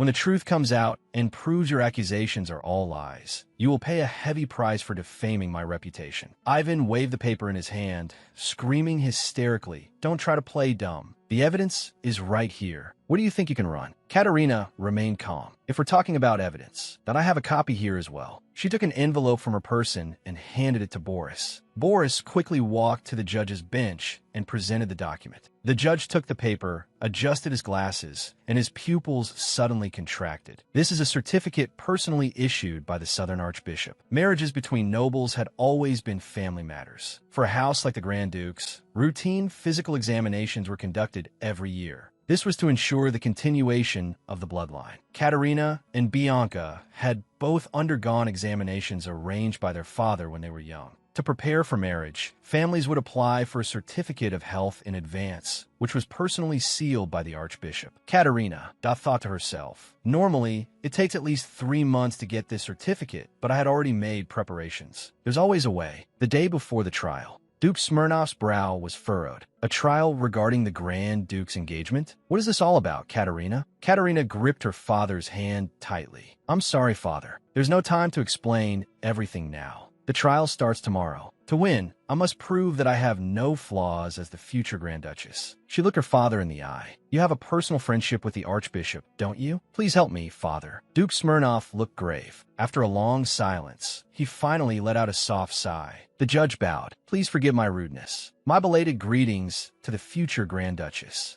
Ivan's facial muscles twitched violently. "This is absolute nonsense. That evidence must be forged." The judge's gaze was cold. "Are you questioning the Archbishop? Such remarks not only defile the Archbishop's honor, but also insult the temple." Ivan was speechless, his body instinctively backing away. "Katerina, why did you destroy the certificate back then? I saw it with my own eyes. You even begged the doctor who left the mansion." Katerina stood there, her pupils trembling slightly. "That was because..." Bianca let out a cry. "That certificate wasn't prepared for my sister at all." Katerina looked up, her eyes full of surprise. Bianca faced the crowd, her voice echoing in the hall. "That certificate was mine, not my sister's. The person who is truly infertile is me." Katerina looked up, her pupils trembling with shock. Bianca's gaze was steady. "Why did you keep it a secret until now?" Their mother lay on a wide bed, her face pale. "Katerina, Bianca." She reached out with difficulty to stroke her 2 daughters by the bed. "I'm worried you will become like me, especially Bianca. She looks so fragile." The mother looked at the young Katerina, her eyes full of pleading. "Katerina, from now on, please make sure to take good care of Bianca." Katerina was a dutiful sister. As a child, she carried a longbow and held Bianca's hand tightly. Katerina pushed open the door and rushed to the sickbed, looking at her unconscious sister. The doctor put down the diagnostic report. "Miss Bianca is out of danger, but unfortunately, she will not be able to bear children in the future." Katerina's pupils shrank. "What did you say?" She clearly recovered. "So why did it turn out like this?" The doctor avoided her gaze. "She recovered from the serious illness, but it seems to be a side effect of the potent medication." Katerina pressed. "Is there no way to treat it?" The doctor shook his head. "Not at present." Katerina clutched the diagnostic report tightly. "This matter must be kept secret. Do not let father or Bianca know." She handed the report back to the doctor. "This report must be destroyed. Do you understand what I mean?" The doctor took the paper. "I will take this secret to my grave." Ivan leaned into her ear, a twisted smile on his face. "You're infertile, aren't you? I saw you tell the doctor to destroy the report. If you don't do as I say, I'll make it public." Every secret. Ivan had been wrong from the start. He thought the secret belonged to her. But she knew very well that as long as she endured it all, Bianca would not be looked down upon. Once the truth was exposed, the people who once adored her would turn away without hesitation and stab her with words. The temple declared that children were a gift from God. Such teachings stifled all possibility of a cure, and even research was banned. Even if she tried to explain, no one would be willing to listen. Katerina clenched her fists, her gaze resolute. "I would rather never marry than settle for such a lowly position." She straightened her back. "I absolutely cannot let my sister be treated like that. Anyway, I never planned to get married. Moreover, I'm the eldest daughter. I must bear all of this alone." Bianca stood on the terrace, her expression tender yet sorrowful. I cannot bear to see my sister suffer because of me. She shouted at Ivan, if you want to accuse a flawed woman, then come at me. I don't care if I can get married, and I don't care if others look down on me. If my happiness must be built on my sister's pain, then I would rather not have it. Bianca's eyes were red, tears welling at the edges. I would rather spend the rest of my life alone. The people looked at each other, whispering about the deep bond between the sisters. Why should such a kind lady suffer such torment? Using a lady's secret for blackmail. He's not fit to be called a gentleman. Bah, you bastard. Get out, you despicable coward. You are a disgrace to all men. Ivan was driven back by the crowd's scorn. Staggering, he roared at the crowd in a fit of rage. Why is everyone against me? You all think the same way in your hearts, don't you? Someone should have dealt with this troublemaker long ago.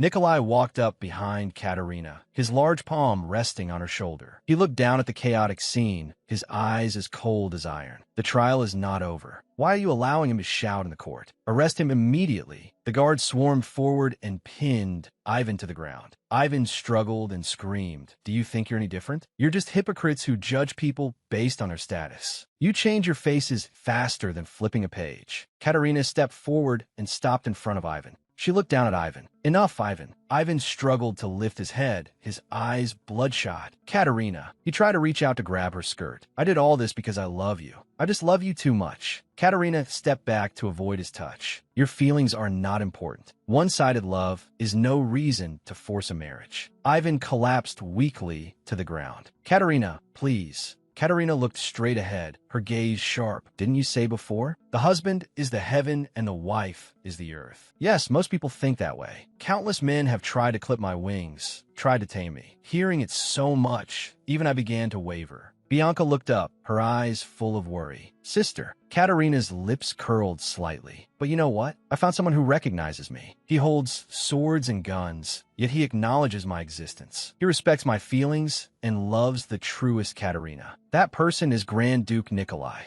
Ivan's pupils trembled in shock. Katerina raised her head, her emerald eyes burning with anger. Even if the Grand Duke had nothing and was just a commoner, I would still fall in love with him. There is no creature in this world that a person like you can tame. And remember the title you should use. She placed a hand over her heart. I am the wife of Grand Duke Nikolai. The judge looked solemn. The request to dismiss the original plaintiff is granted. The gavel fell heavily with a dull thud. The plaintiff will bear all legal costs. Given the defendant's insult to the Grand Duchess's reputation, he shall be detained immediately until sentencing. Ivan was dragged toward the door by the guards, his body scraping along the floor. Katerina, I was wrong. Grand Duchess, I was truly wrong. The carriage wheels rolled over the gravel road with a rhythmic pace, passing through a lush, tree-lined avenue. Katerina leaned against the carriage cushions and let out a long sigh. It's finally over. Nikolai's gaze fell on her face. You did well. That speech just now was very impressive. When you said I was a special man, was that acting or was it the truth? I never thought you saw me that way. Katerina's cheeks instantly turned crimson, her eyes darting around in panic. A smile curled the corners of Nikolai's mouth. It seems the wicked woman of the South really doesn't suit you. Katerina said, Your Highness, you are just blinded by love, but I can actually be very cruel, you know? Nikolai pinched her cheek. I don't see anything cruel about you.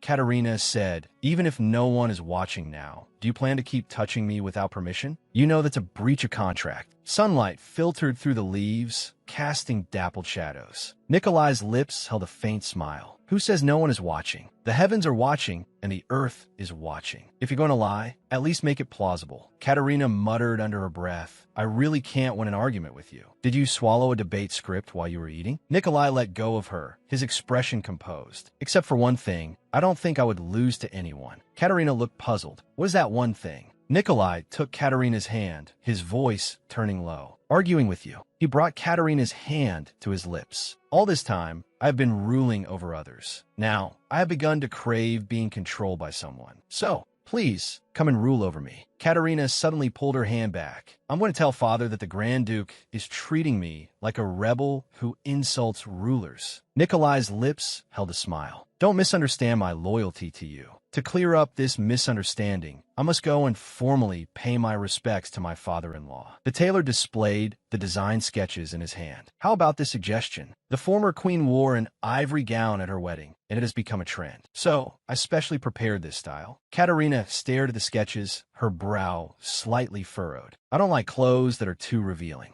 The tailor turned to Nikolai. What does the Grand Duke think? Nikolai crossed his arms, his expression stern. The person wearing the clothes has the final say. Everything shall follow the Grand Duchess's preference. The tailor bowed his head, his body trembling slightly. 1,000 apologies, Your Excellency. Katerina turned her head, her gaze testing him. Are you sure I can choose anything I want? Nikolai smiled slightly. Of course. I am a tyrant. I have never cared for laws or traditions. No matter. Not what you wear, I will be captivated. So, please choose as you wish. Katerina stood frozen, her cheeks flushing instantly. She suddenly stood up, grabbed a dress, and ran toward the dressing room. I'll try this one. She hid behind the door. We clearly said we would divorce after a year. It's so unfair if you keep saying things like that. The maid reminded her softly, Madam, please take off your shoes first. Nikolai sat on the bench, his hands resting on his knees. He lifted his head, his gaze fixed forward, his pupils slightly constricted. Katerina approached, holding up her skirt. White lace wrapped around her neck. How is it? Anxious uncertainty flickered in her emerald eyes. Does it not look good?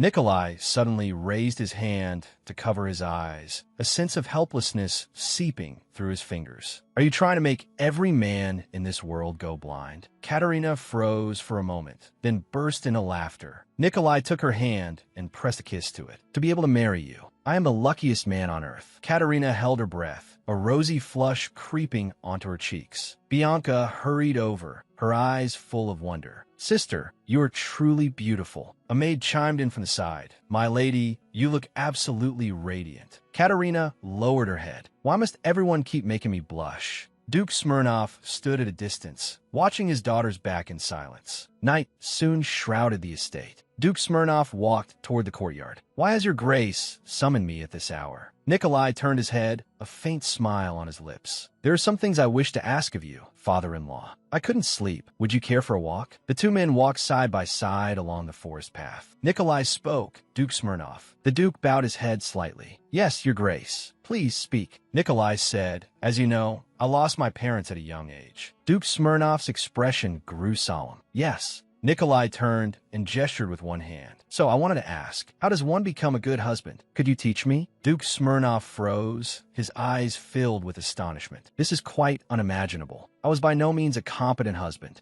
If only I had stopped her from continuing to have children back then. If it weren't for the pressure to carry on the family bloodline, my wife might still be alive. Nikolai reached out and placed a hand on the Duke's shoulder. Duke Smirnov, I do not believe your wife gave birth to children merely for the sake of a family mission. Do we not desire to have a partner's child and build a family because we love them? I believe your wife felt the same way. I am certain of it. I swear I will make Katerina happy. I will love and protect her with all my heart. Duke Smirnov's eyes welled with tears, his lips trembling. Your Grace. Nikolai patted his shoulder. So, please be at ease with me. Why don't we just dispense with these tedious formalities? A rustling sound of leaves came from behind the bushes. Nikolai snapped his head around, his gaze instantly turning cold. Duke Smirnov bowed deeply. I cannot overstep protocol by calling you by your name, but I will truly regard you as my son-in-law. Nikolai watched the elder before him. If that you could look upon me as a son, I would be even happier. Duke Smirnov straightened up and let out a hearty laugh. Understood, Your Grace. Sunlight streamed into the spacious drawing room. The table was piled with gift boxes and fresh flowers. Katerina asked, puzzled, is today the day for the tutor interviews? What is this for? Bianca had a bright smile on her face. I've developed an interest in ancient languages and music, so I decided to hire a teacher. Katerina blinked. Really? Nikolai said, Father-in-law, why don't I preside over the interviews? After all, we cannot be careless about who enters this household. Duke Smirnov nodded. Of course you may. A corner of Nikolai's mouth curled up, a glint of hidden meaning flashing in his eyes. Wonderful. A rustling sound came from outside the window. Nikolai's gaze locked onto the front. Bullies. Boris hurried forward. What has happened? Nikolai lowered his voice. There seems to be someone suspicious outside the estate. Can you go and confirm? Boris bowed his head in obedience. Understood. Katerina walked over, concern etched between her brows. Your Grace, has something happened? Nikolai offered a smile. It's nothing. Katerina pointed toward the end of the corridor. It's time for the interviews. Let's go. Nikolai pushed open the heavy carved doors and walked down the long gallery alone. There was no need to worry the others before he confirmed it himself. He paused, his eyes turning sharp. But if my intuition is correct, he beckoned a young guard over. Can you do something for me? The guard immediately straightened his back. Yes, sir. Katerina stood at a distance, watching Nikolai. He seemed to have a lot on his mind. He'll tell me when the time is right. Bianca stood at the top of the stairs, waving. Sister, brother-in-law, hurry over. Katerina pushed aside her thoughts and followed. Coming. Nikolai put down the list in his hand, his brow furrowed. None of these people will do. They're too poor. I don't like a single one of them. Katerina said, if you reject everyone, we won't be able to hire any teacher today. Nikolai leaned back against his chair. His tone brooked no argument. I want my sister-in-law to receive the finest education Hessen has to offer. We have no need for mediocrity. Bianca looked at Nikolai, a flicker of gratitude in her eyes. Thank you for your consideration. Nikolai turned to the butler. Proceed with caution. Interview them one by one. The butler bowed. Understood, Your Grace. The glow of the setting sun bathed the grand estate buildings, golden specks of light dancing in the air. The butler stood at the door and bowed to everyone in the room. Thank you for your hard work today. Bianca said, Sister, brother-in-law, that you worked hard. Nikolai's brow twitched slightly. Was that person really the last one? Katerina turned her head, confusion in her eyes. What is it, Your Grace?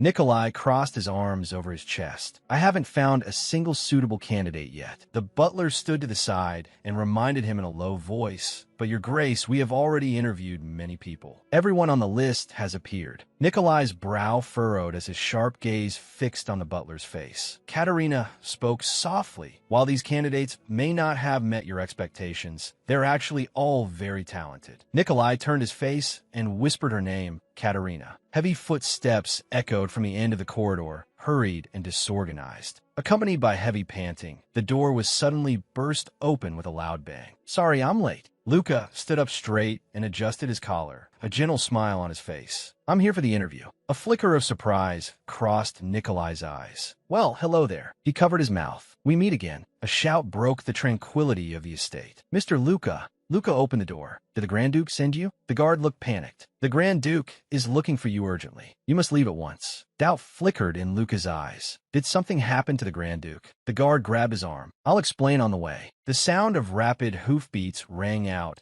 as two horses charged out of the estate gates and disappeared into the forest path. Bianca looked at Luca. I thought you were just a servant. I didn't expect you to be a tutor. Nikolai crossed his arms. Do you know him? Bianca replied. I saw him in a shop. He was pestering the shopkeeper to buy perfume, insisting on finding a very specific scent. I thought he was serving some picky, eccentric noble. Nikolai crossed his hands under his chin, a smile playing on his lips. I see what's going on. Luca stood opposite them, looking slightly embarrassed, letting out a dry laugh. Katerina pressed her fingertip to her lower lip. Since Bianca knows him, I might not be able to evaluate him objectively. She turned to the side. Your Grace, what do you think? He doesn't even have a resume. Nikolai said, but he still arrived in time. Let's give him a chance to interview. Bianca clenched her hands, her face full of anticipation. Katerina. Dot picked up a piece of paper from a table. Since there is no resume, let him translate a passage of ancient text on the spot. She showed the paper in her hand. This entire page must be translated. Luca looked down at the words on the paper, falling into thought. Katerina asked, how long will this take? Luca touched his chin with his fingertip, his gaze scanning the text. If I include polishing the prose, that it will take about 10 minutes. Surprise flashed in Bianca's eyes. 10 minutes? To translate 1,000 words? Katerina laughed. In that case, we'll step outside so you can focus on your work. The door closed with a heavy thud. Katerina looked serious. That text is extremely obscure, yet he claimed he could finish in 10 minutes. It seems he truly is capable. Bianca called out softly, Sister. Katerina turned her head. What is it? Bianca clasped her hands over her chest, excitement in her eyes. I forgot something. I'll be right back. After the interview,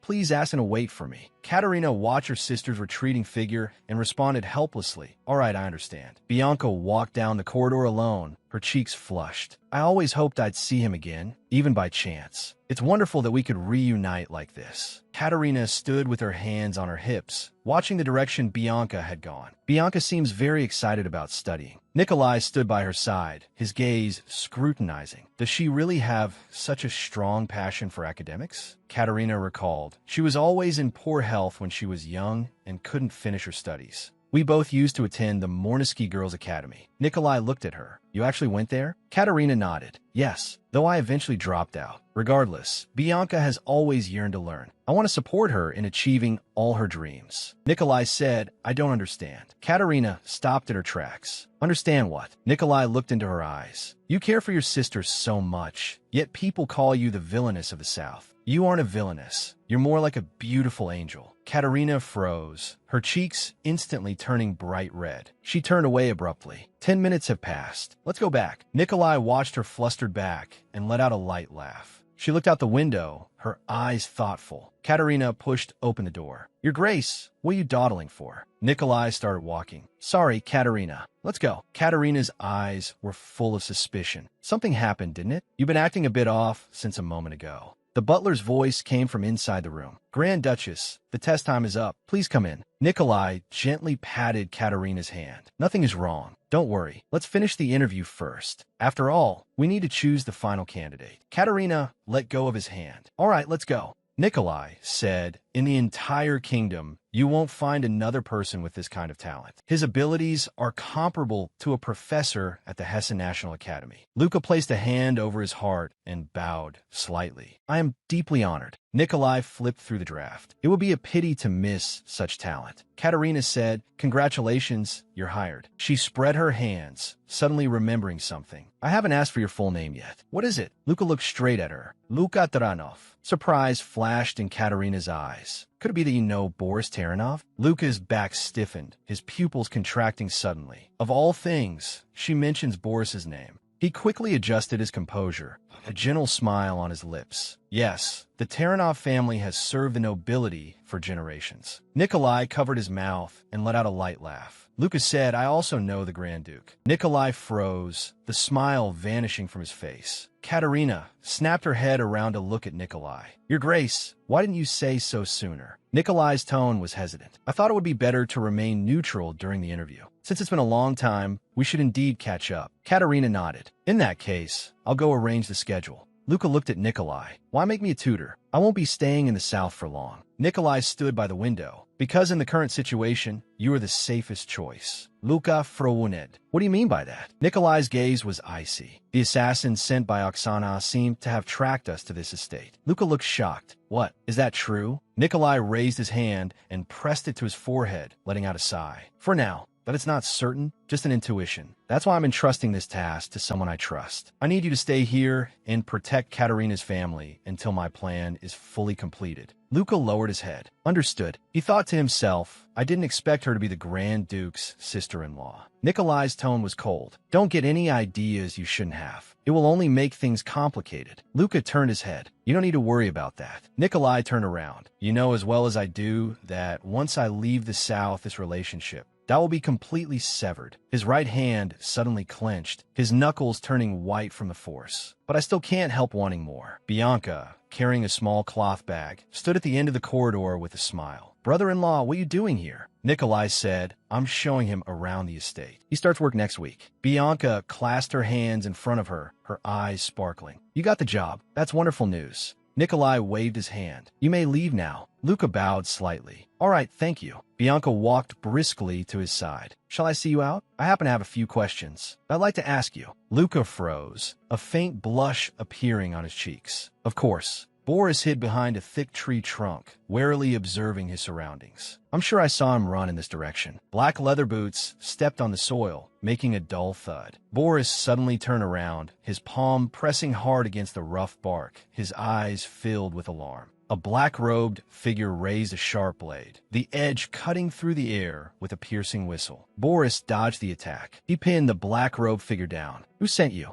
Bianca, holding her skirt, walked up the stairs. I startled you just now, didn't I? You must have thought I was the perfumer. Lucas stopped and turned to look at the young girl beside him. Yes, what happened? Bianca's cheeks flushed and her gaze flickered. Actually, I'm a regular at that shop. The perfumer happened to be away, and you were in a hurry to find perfume. She twisted her hands together. I accidentally wrapped up the perfume next to the one you wanted. She took a cloth bundle from her bosom and held it out to him. This is what you were originally looking for. Luca reached out to take the bundle, his fingertips brushing against the soft fabric. I did feel there was some misunderstanding. Actually, you didn't need to worry at all. The bundle slipped from his hand and fell to the ground. Luca quickly bent down. I'm so sorry. Bianca reached for it at the same time, and their fingertips collided. Their gazes met, and her breath hitched for a moment. Bianca pulled her hand back as if startled, pressing it to her chest as she stepped back. Luca apologized hurriedly. I'm truly sorry for startling you. Bianca looked flustered. It's all right. She tucked a stray hair behind her ear, a smile on her lips. It's finally back with its owner. I'm glad we could reunite like this. Please take care of me from now on. Luca's expression softened. Of course, same to you. He stood at the edge of the steps. Thank you for seeing me out. I'll take it from here. Bianca waved. All right, see you next week. The corners of Luca's mouth turned up slightly. I'm also glad to see you again. He stood in the evening glow, letting the falling leaves brush past his shoulder. Even if this time, that was destined to be brief. Rapid footsteps echoed in the long corridor as Boris ran through the hall. Grand Duke, Nikolai stopped. Boris, is there any progress with the investigation? Boris rested his hands on his knees, panting heavily. That person was indeed an assassin. Nikolai's gaze was cold. Did you find out who sent him? Boris straightened up, looking troubled. I tried to interrogate him, but he took his own life the moment he was captured. Nikolai's brow furrowed. What? He turned around, his tone brooked no argument. Have the knights and the Grand Ducal Patrol seal off the surrounding area. Report any suspicious signs immediately. Bullies bewed. Understood. Nikolai let out a long sigh. Why must this happen at such a critical moment? It seems a lucky little mouse has set its sights on us. In that case, Katerina stopped. You mean we're moving the wedding forward? I don't mind, but why so suddenly? Nikolai looked into her eyes, a smile on his lips. Because I want to become your husband as soon as possible. Don't you? Katerina froze, her pupils trembling slightly. Wait, she suddenly took a step forward. Are you avoiding my question again? Nikolai looked confused. What are you saying? Katerina frowned. Your behavior lately has been very strange. Do you realize you've been making that terrifying expression lately? Clearly, something is bothering you, but every time I ask, you always avoid the subject. Are you hiding something from me? Nikolai spread one hand. Absolutely not, Katerina. Just look me in the eye then. Tell me the truth. Swear to the heavens. Are you sure you have no secrets? Not hidden from me? Nikolai remained silent, a flicker of struggle in his eyes. Katerina lowered her eyes, her voice trembling. You lied to me. She turned and ran away. Don't follow me. Nikolai reached out, tried to stop her. Katerina, wait. Katerina. She hurried through the thick bushes, holding her skirt. She suddenly stopped, her palm pressing against a rough tree trunk. Why won't you just tell me the truth? She turned her head, catching a strange sound. A dark gun barrel poked out from the bushes. Katerina lunged forward, her right leg sweeping out in a powerful kick. She struck the man in black squarely in the face. She looked down at him with cold eyes. Who are you? How did you get in here? The man in black lunged. You arrogant little girl. Katerina's eyes widened in shock. I should rip out that sharp tongue of yours first. A hand suddenly reached out from the side, death gripping the man's throat and lifting him off the ground. Nikolai's eyes were as cold as iron, his voice low and dangerous. Who sent you? Speak if you want to live. Katerina stood frozen, watching the scene. Nikolai turned his head, his tone stern. Katerina, don't come any closer. The man in black suddenly exerted force, his black-gloved hand grabbing at Nikolai's face. Nikolai tightened his grip. Katerina let out a cry. Wait. The man in black collapsed to the ground, spitting blood. Katerina knelt down. Hey, wake up. She noticed an envelope peeking out from the body's clothes. What is this? She picked up the envelope, her gaze locking onto the bright red wax seal. It was the crest of the Borodin family. Has the one targeting you all this time been the former Grand Duchess? Nikolai slowly knelt down. I am sorry, Katerina. I was too afraid to tell you the truth. He lowered his eyes, his brow etched with exhaustion.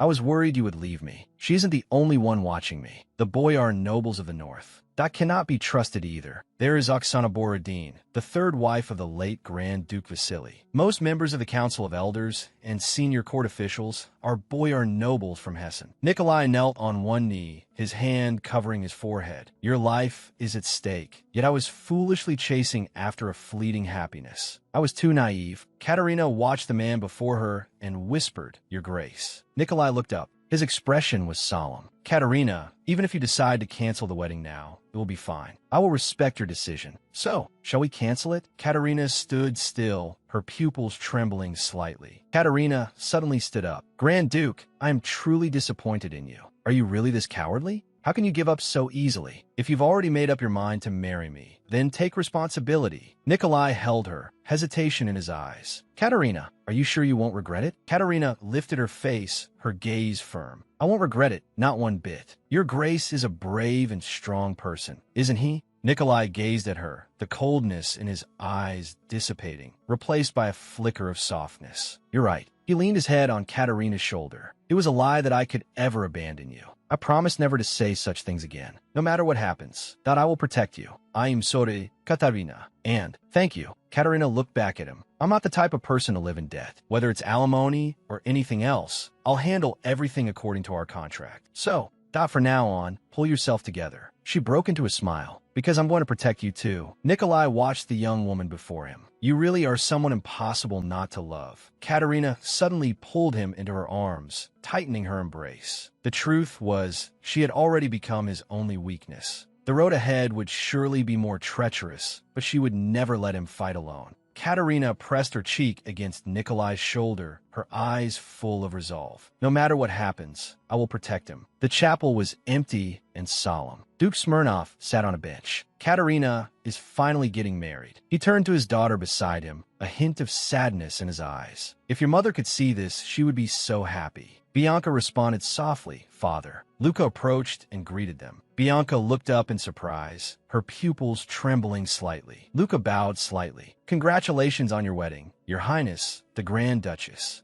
Duke Smirnov nodded. I heard you will be serving as the Grand Duke's witness. Please take a seat. Lucas said, It is an honor to see you all again on such an occasion. He turned to Bianca. The witness has a heavy task today. Let's work hard together. Bianca's eyes were full of anticipation. Yes, I'm ready. Music rang out in the chapel. Bianca held her breath and looked forward. The ceremony is starting. Nikolai, dressed in a white uniform with a red sash, walked through the flower-adorned archway toward the center of the chapel with steady steps. Two maids stood by the door. Is Your Highness ready? Katerina was dressed in a pure white wedding gown, her veil trailing on the floor. I'm ready. The wooden doors slowly opened with a heavy creak. Katerina's pupils trembled, even though it's just a simple wedding with all the tedious procedures omitted. This feels so strange. If this were a formal wedding, would it feel different? Nikolai stood before the altar, watching the bride walk in. Katerina quickened her steps, joy in her eyes. Your Grace. Suddenly, her toe caught on her skirt, and she lost her balance, falling forward. Nikolai stepped forward and caught her by the waist. He held her securely in his arms. Careful. Katerina leaned against his chest and looked up with a smile. Thank you. Nikolai looked down at her, his eyes full of tenderness. You look breathtakingly beautiful today. Katerina's cheeks flushed, her smile radiant. Your Grace, you look exceptionally handsome as well. They stood opposite each other at the altar, surrounded by flowers. Even if this were a formal wedding, I think it would feel exactly like this. A carriage stopped in front of the manor. Bianca hurried out to meet them. Sister, you look like a completely different person. These clothes suit you so well. Katerina touched her hair with a bright smile. Thank you. Bianca covered her mouth, her eyes full of surprise. Why did you suddenly change your hair color? Brother-in-law too. Katerina took Nikolai's arm. We just wanted to change a mood.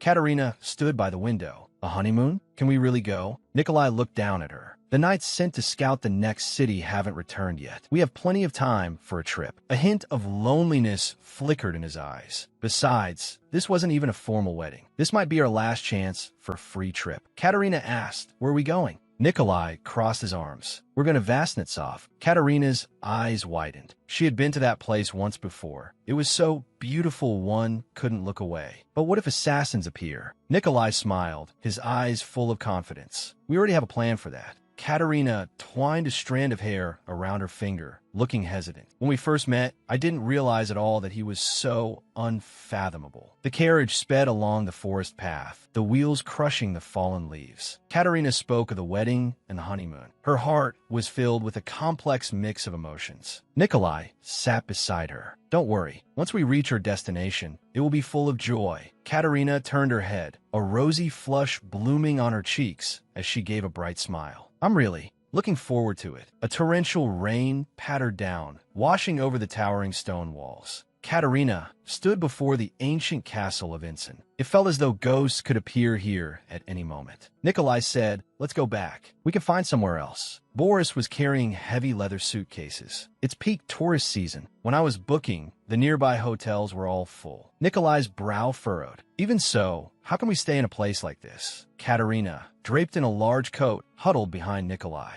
Ati. Nikolai spun around abruptly, placing his hands on her shoulders. Katerina, rubbing her nose, her eyes looked weak. I'm fine. Nikolai picked up a suitcase with one hand and pulled Katerina close with the other. We're going in now. Bolis Boed. I will come to pick you up first thing tomorrow morning. Katerina managed to smile. At least the rooms should be decent, right? The receptionist flipped through the register with a cold expression. I'm sorry, your name is not on the reservation list. Nikolai froze. What did you say? That's impossible. Can we open another room, then? The receptionist folded his hands. Regrettably, all guest rooms are fully booked. There are currently no vacancies. Nikolai's tone grew urgent. That makes no sense. I followed the procedure for the reservation. Katerina spoke up. It's raining so hard outside. We have nowhere else to go. Is there really no way to resolve this? The receptionist took a brass key from a wooden box. In that case, there's one other way. I've only just started working here, so I don't know the exact reason, but there's a key here marked as forbidden for guests. Katerina pressed for a reason. Is that room under renovation? The receptionist shook his head. It's not because of that. It's because it's haunted. Lightning sliced through the night sky. Nikolai's expression stiffened, and Katerina looked up sharply. Her pupils trembled with terror. The receptionist held the key out before them. What do you intend to do? Will you take the key to this room? The two of them froze in place, hesitation in their eyes. The heavy rain continued to lash the roof. Nikolai walked down the long corridor carrying the suitcase. I'm sorry for making you stay in a place like this during our honeymoon. Katerina's steps were light. Your Excellency, have I ever told you before? Nikolai looked at her. Told me what? Katerina clenched her fists, excitement gleaming in her eyes. I've read many mystery novels. I've always wanted to come to a place like this. She stood before the door and pressed her hands together. This place has the perfect atmosphere for a locked room murder, doesn't it? Nikolai pushed the door open and scanned the interior. The room looks quite ordinary. It's a bit disappointing.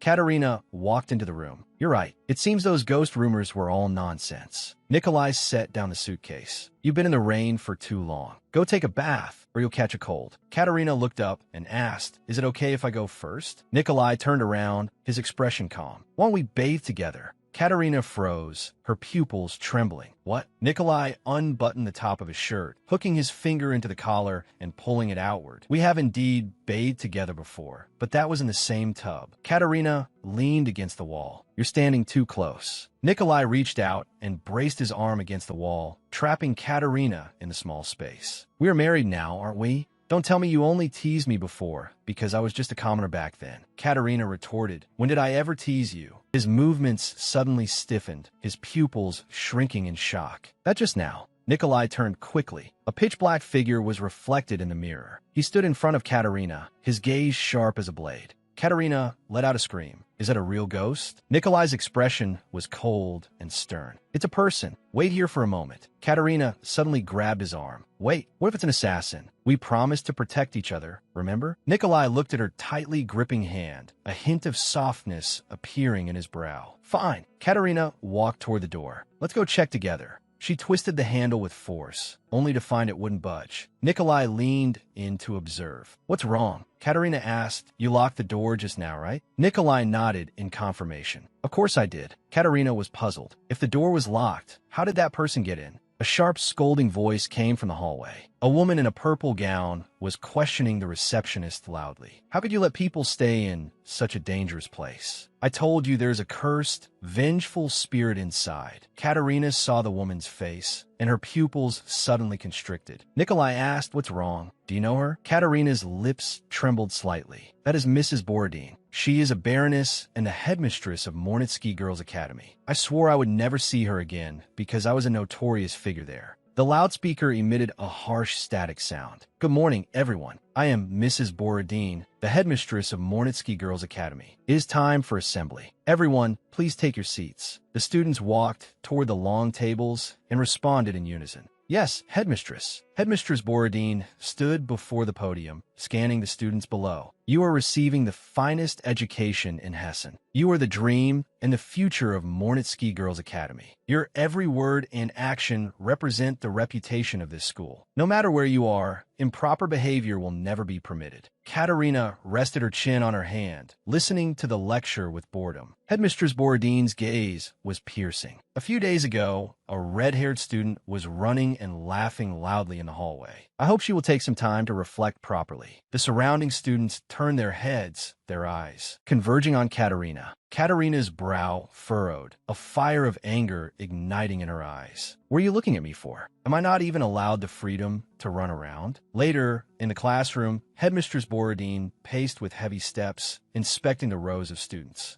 "Are you actually listening to the lesson? Everyone's posture is absolutely terrible." She stopped in front of a student and swung her folding fan, striking the student's shoulder hard. "Don't be like those spineless commoners. Your back isn't straight enough. You are simply beyond hope in this regard." The student who was hit had tears in her eyes. "I am sorry, headmistress." Katerina's emerald eyes burned with rage. "Are you scolding commoner students for doing better than the nobles?" Her companion beside her fearfully tugged at her sleeve, pleading in a low voice, "Katerina, you'll ruin everything." Katerina shook off her companion's hand and looked straight ahead. "Is this not blatant discrimination?" Headmistress Borodin turned slowly, her gaze cold. "When looking at an elder, you should open your eyes elegantly. How dare you glare at me with such a look? A hopeless child like you. I don't even know where to begin teaching you." She raised her right hand high. "Today, we shall settle this matter once and for all." Katerina saw her chance and gave her a shove. Headmistress Borodin let out a cry, falling pathetically to the ground. "Katerina, what do you think you're doing?" Katerina straightened her back. "I just want to make you understand that being hit hurts. Please use words to communicate. Do not resort to violence, and certainly do not discriminate against students." The morning sun spilled into the classroom. Headmistress Borodin's voice rang out again. "Good morning, everyone. Remember that grades are not everything in life. Mornitsky Girls' Academy is dedicated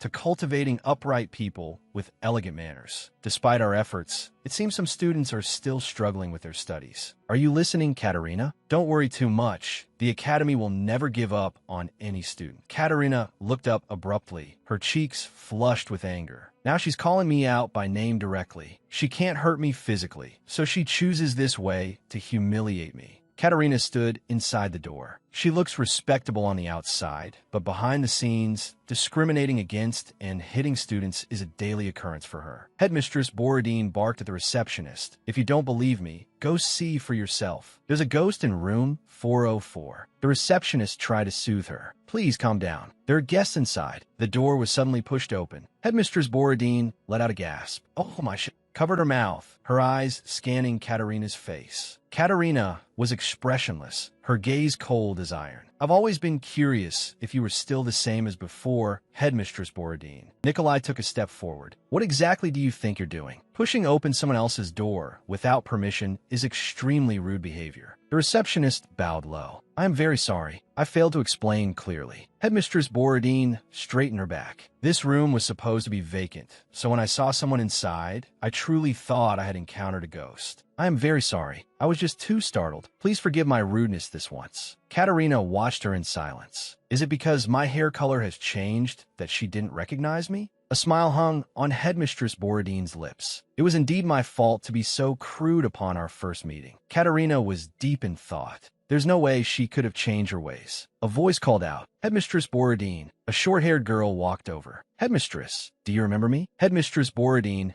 folded her hands over her chest. Oh my, aren't you Judith? You used to be such a kind and upright student. Judith lowered her head slightly, looking a bit awkward. I'm sorry I haven't visited since graduation. I've been very busy with work lately. She introduced the man beside her to the headmistress. This is Baron Lanskoi, very famous in the art world. I am currently serving as the Baron's assistant. Headmistress Borodine showed a look of approval. To be the assistant of a famous person is truly wonderful. She elegantly extended her right hand. It is a pleasure to meet you. I'm the headmistress of the school Judith graduated from. Baron Lanskoi took her hand and performed a standard hand-kissing salute. A pleasure. I'm Lanskoi, an artist, and also a baron. Judith looked at the receptionist. There was no one at the front desk, so we came here to check. The receptionist bowed in apology. I am very sorry for the inconvenience caused to everyone. Since everyone is here, allow me to announce something. Dinner will be served in 1 hour. Please return to your rooms to rest and proceed to the dining room at the scheduled time. Baron Lanskoi turned toward the corridor. Judith, I'm going back to my room first. Judith curtsied slightly. Yes, Baron. Doubt lingered in Katerina's eyes. There's something strange about this place. Inside the dining room, the candles flickered. The waiter placed the plates gently on the table. Excuse me. Katerina looked down at the food on her plate, suspicion in her eyes. She leaned in slightly toward Nikolai beside her. Don't you think this hotel is a bit odd? Nikolai turned his head to look at her. What do you mean? Katerina said. In such a large hotel, I haven't seen any employees other than the waiter. And they said the rooms were all booked, but it seems like we're the only guests here. Nikolai was thoughtful. Now that you mention it, that's true. From the other end of the long table, a gasp of admiration came. Headmistress Borodine opened an exquisite round box. She picked up a bit of red paste with her fingertip. Heavens, how can this color be so vivid? She examined it closely against the light. I didn't know such a thing could have such a hue.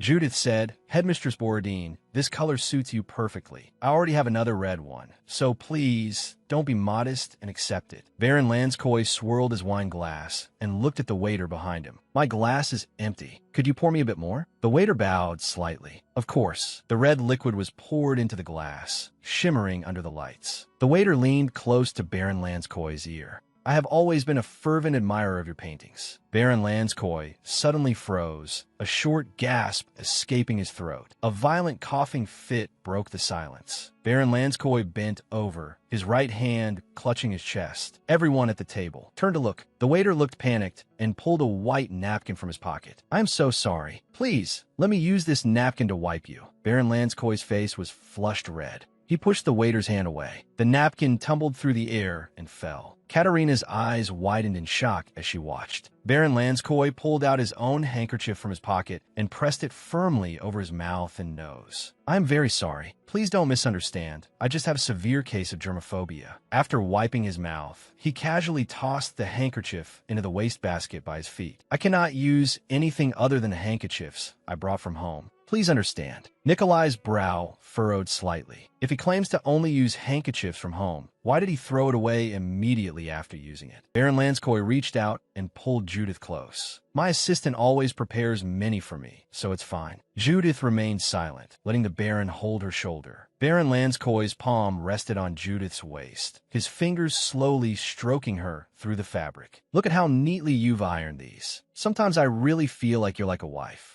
Katerina's pupils suddenly constricted, her eyes full of shock and disgust. What? Judith spoke up. This is just part of my job. A dinner knife fell to the floor. Katerina bent down to pick it up. Baron Lanskoi placed his hand on Judith's leg. Judith suddenly swung her hand and slapped away the pestering hand with a decisive, secret motion. Katerina's brow furrowed, a fire of anger rising in her eyes. Is he insane? She stood up abruptly, and the table tilted to one side. Baron Lanskoi let out a cry of pain as his body jolted backward. He slammed into the back of his chair. Katerina straightened up, clutching a dinner knife in her hand. Oh, I'm so sorry. It was just an accident. My knife fell. Baron Lanskoi slapped the table and stood up. Do you think that's an excuse? If you killed someone and called it an accident, would it be okay? You rude girl. He stomped around the long table toward Katerina. Nikolai stepped in front of her, his eyes cold. If you have the courage, say those words again. Baron Lanskoi's face turned pale, cold sweat sliding down his forehead. He gritted his teeth. Damn it, I need to go change my clothes now. Judith looked at Katerina. Thank you for helping me out just now. Katerina said. To be honest, it's really not easy. He even makes his assistant wash his handkerchiefs.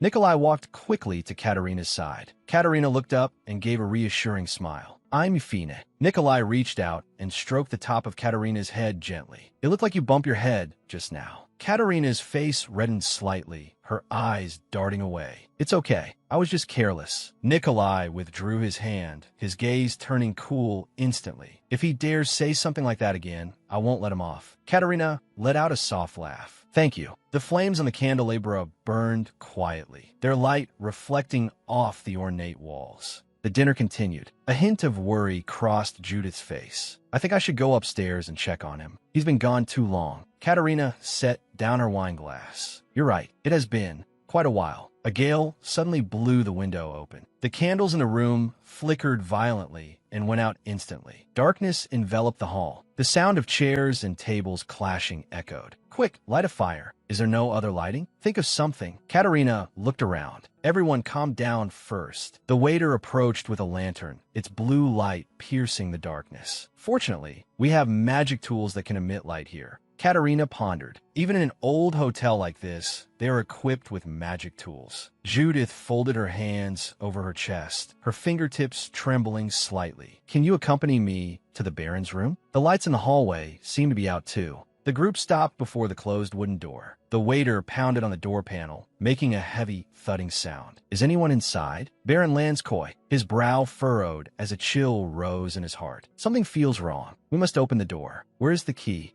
Nikolai braced his shoulder and slammed against the door. Come out this instant. The door was violently forced open. Baron Lanskoi was lying on the floor, his body stiff and motionless. Moonlight filtered through the curtains, casting cold shadows across his back. Judith let out a piercing scream, her hands clamped tightly over her mouth. Katerina held her breath, her emerald eyes trembling in the shadows. What on earth is going on? Nikolai knelt on one knee beside the Baron and pressed his hand to the side of the Baron's neck. He stopped breathing. The waiter said, no stab wounds or blunt force trauma found. It looks like he died of some kind of poisoning. Judith's fingertip pressed hard against her lower lip. Who could have done such a thing to the Baron? The headmistress said the door was clearly locked. Was it not suicide? Nikolai shook his head gently. It wasn't suicide. All the blood rushed to his head. His face is completely flushed. The Baron seems to have tried to induce vomiting before he died, causing his blood pressure to soar.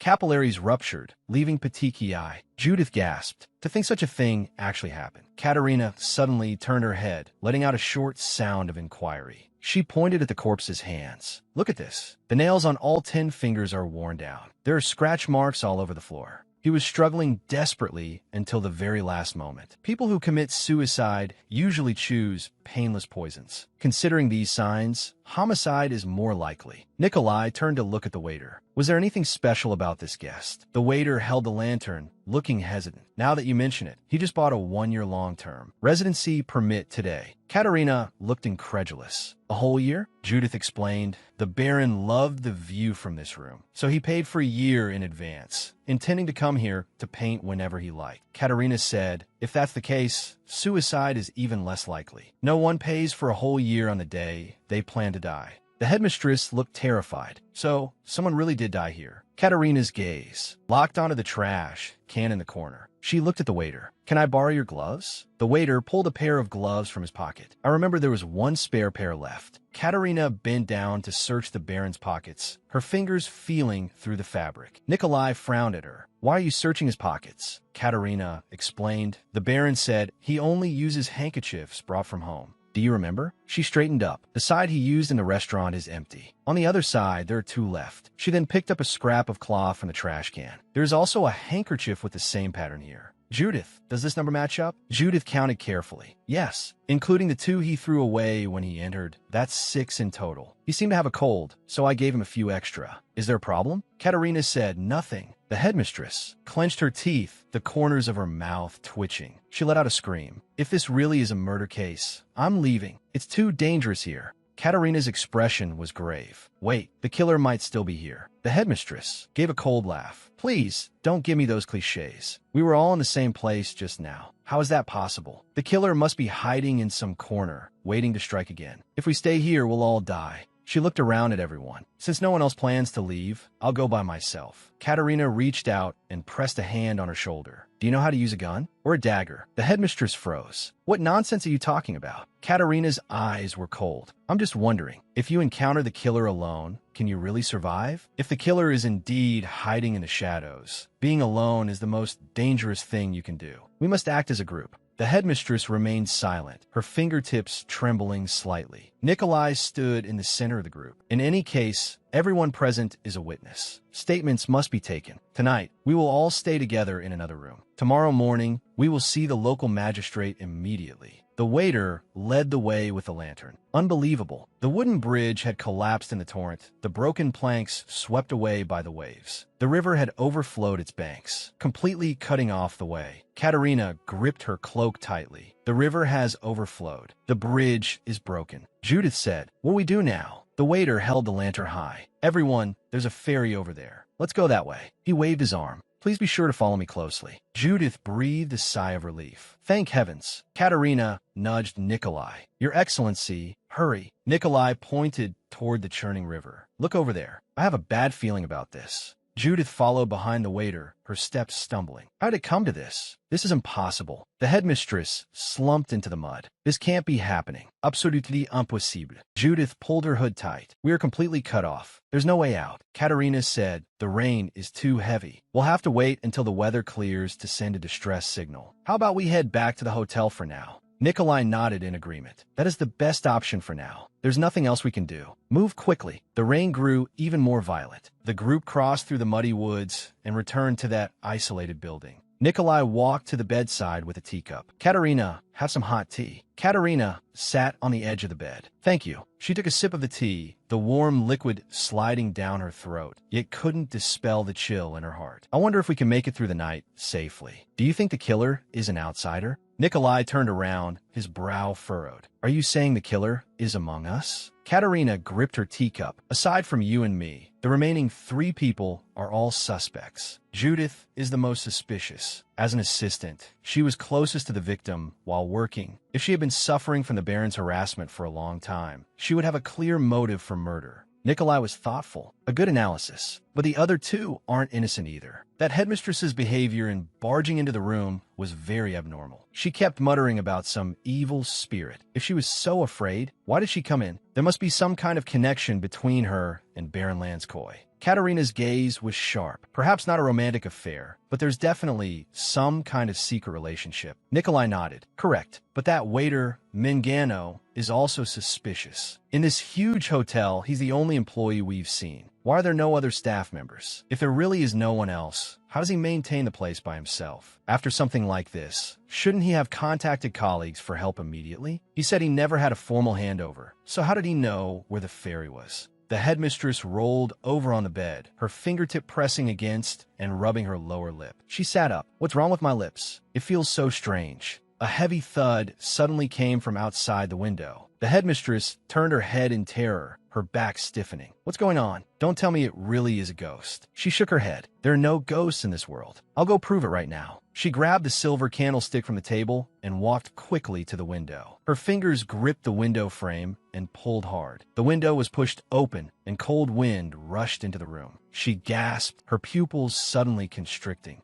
A piercing scream tore through the long night, echoing throughout the building. Katerina stood up abruptly and rushed out of the room. "Your Excellency, hurry." Nikolai followed close behind. "Katerina, wait. It's too dangerous." Katerina rushed into the corridor without looking back, her eyes cold. The killer has already started moving. The headmistress's pupils shrank from fear. She stood frozen in place, staring ahead. A broken sound came from her throat, her body trembling violently. Cold sweat slid down her cheeks. She opened her mouth to call for help, but no sound came out. "If this continues, I'm dead." She took a step, her skirt brushing against the floor with a dull rustle. She swung the candlestick, the metal carving a silver arc through the air as she struck forward with all her might. "I haven't done anything wrong. I have nothing to hide. She suddenly froze, her expression hardening at that moment. The headmistress leaned against the edge of the balcony, her gaze scanning the empty rain. Where did they go? Was I hallucinating from shock? Her neck was suddenly seized. She clawed desperately at her throat with both hands, her fingertips digging into her flesh. Blood seeped from between her fingers, dripping down her jaw. Katerina slowed her pace. The sound stopped. It should be right around here.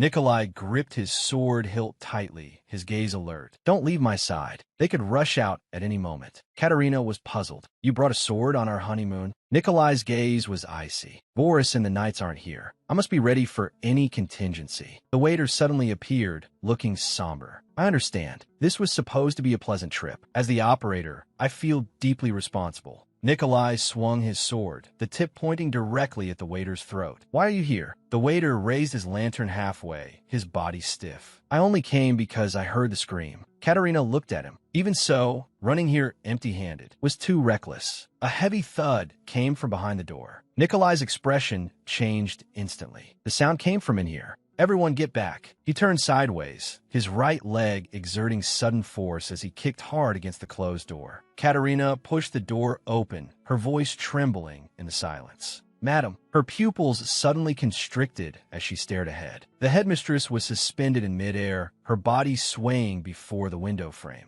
Nikolai rushed toward the terrace, swinging his sword forward. The headmistress fell heavily to the ground with a muffled thud. Katerina stepped forward quickly. Madam, are you all right? She reached out to help her up, but her gaze fell upon the floor nearby. There, a thin cord shimmered in her palm, and glass shards sparkled. Katerina held her breath. Who on earth would do such a thing? The headmistress hung her head, the red marks on her neck a shocking sight. Nikolai looked back into the room. Kata, stay here for a moment. Katerina nodded in response. All right. Katerina quickly asked, Madam Headmistress, what happened? Did someone break into your room? The headmistress let out a broken sound. Katerina frowned slightly. Can you not speak? The woman suddenly lunged forward, clutching Katerina tightly, her body convulsing violently as she gasped in terror. Katerina patted her back. Calm down. A hint of doubt flashed in her eyes. When the incident occurred, the headmistress was alone. Why was she the only one who ate the poisoned food in the dining room? The attendant looked back. It seemed she was merely in a state of extreme shock. Katerina pondered. If it truly were poisoning, the effects should have manifested long ago. But she seemed perfectly normal just now. Could this all be an act? She pushed the headmistress away and stared at her with a sharp gaze. The headmistress froze, a look of confusion in her eyes. Katerina's pupils suddenly contracted. What is Judith's room number? The attendant replied, It's right next door, room 408. Katerina rushed toward the hallway, her footsteps frantic. I completely forgot. The attendant shouted from behind. It's too dangerous alone. Katerina stopped in front of room 408. She hammered on the door, creating a dull, heavy thud. Judith, are you in there? If there really was an intruder, her accomplice would be in mortal danger. The attendant stepped forward. Move aside. He turned and raised his right leg. He kicked the door hard. The sound of wood splintering exploded, and the lock flew off. Katerina rushed into the dark room. Judith was sitting by the bed, lifting the sleep mask from her forehead with a bewildered expression. What's happening? At this hour, Katerina breathed a sigh of relief. Thank goodness you're okay. Didn't you hear anything? Judith rubbed her eyes.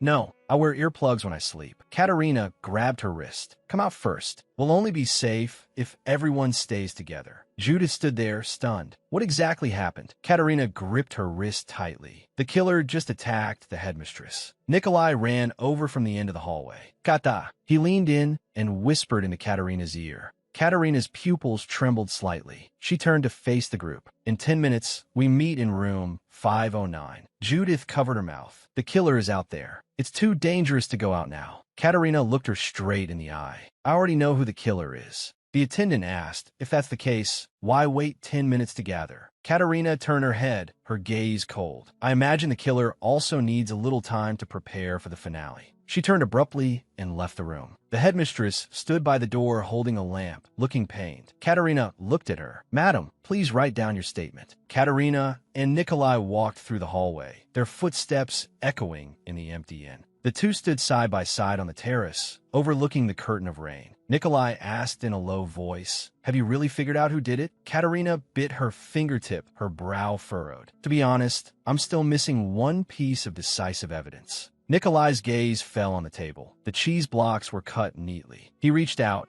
pinched a piece of cheese with his fingers, pressed it against Katerina's lips, and forced it in. Katerina covered her mouth, a flush rising to her cheeks. Why did you suddenly feed me cheese? Nikolai looked down at her, his expression calm. How does it taste? Katerina's eyes widened. You make a joke like that.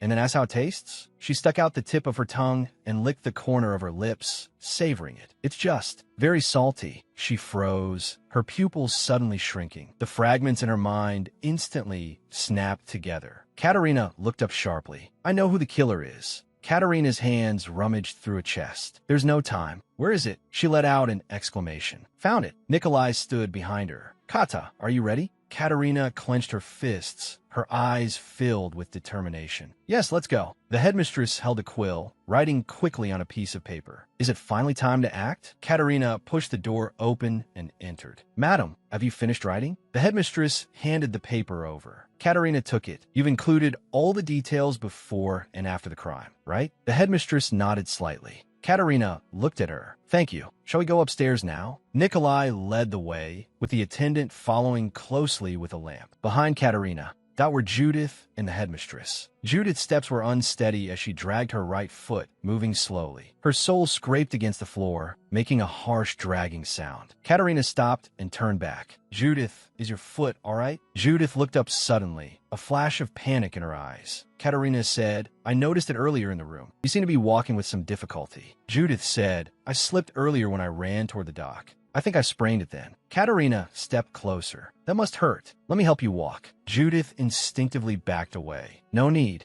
Without taking no for an answer, Katerina reached out and grabbed Judith's shoulder, forcibly supporting her body. It's fine, let's go. Judith's body was stiff. All right. She let out a cry as her body lost balance, and she fell backward heavily. Katerina fell with her, and the two tumbled down the stairs with a series of dull thuds. Nikolai turned abruptly and rushed down the steps. Kata. He helped the fallen Katerina up. Are you all right? Are you hurt? He checked her arms nervously. Katerina shook her head. I'm fine. Judith sat on the floor, her hands frantically searching the steps. Where is it? Katerina held her hand out to her. Judith, are you looking for this? Judith took it. Yes, this is it. Thank you for finding it for me. Katerina supported her. You're welcome. Let's get upstairs quickly. The metal door plate of room 508 glinted with a cold light. Katerina stood in the room, her gaze sweeping over everyone present. All right, let's begin the reconstruction of the crime scene. First, the killer prepared 2 silk threads. One of them was mixed with glass shards and coated with glue to harden it. The killer fixed the thread to the railing of room 508, which is diagonally above the headmistress's room. The killer then moved to room 509.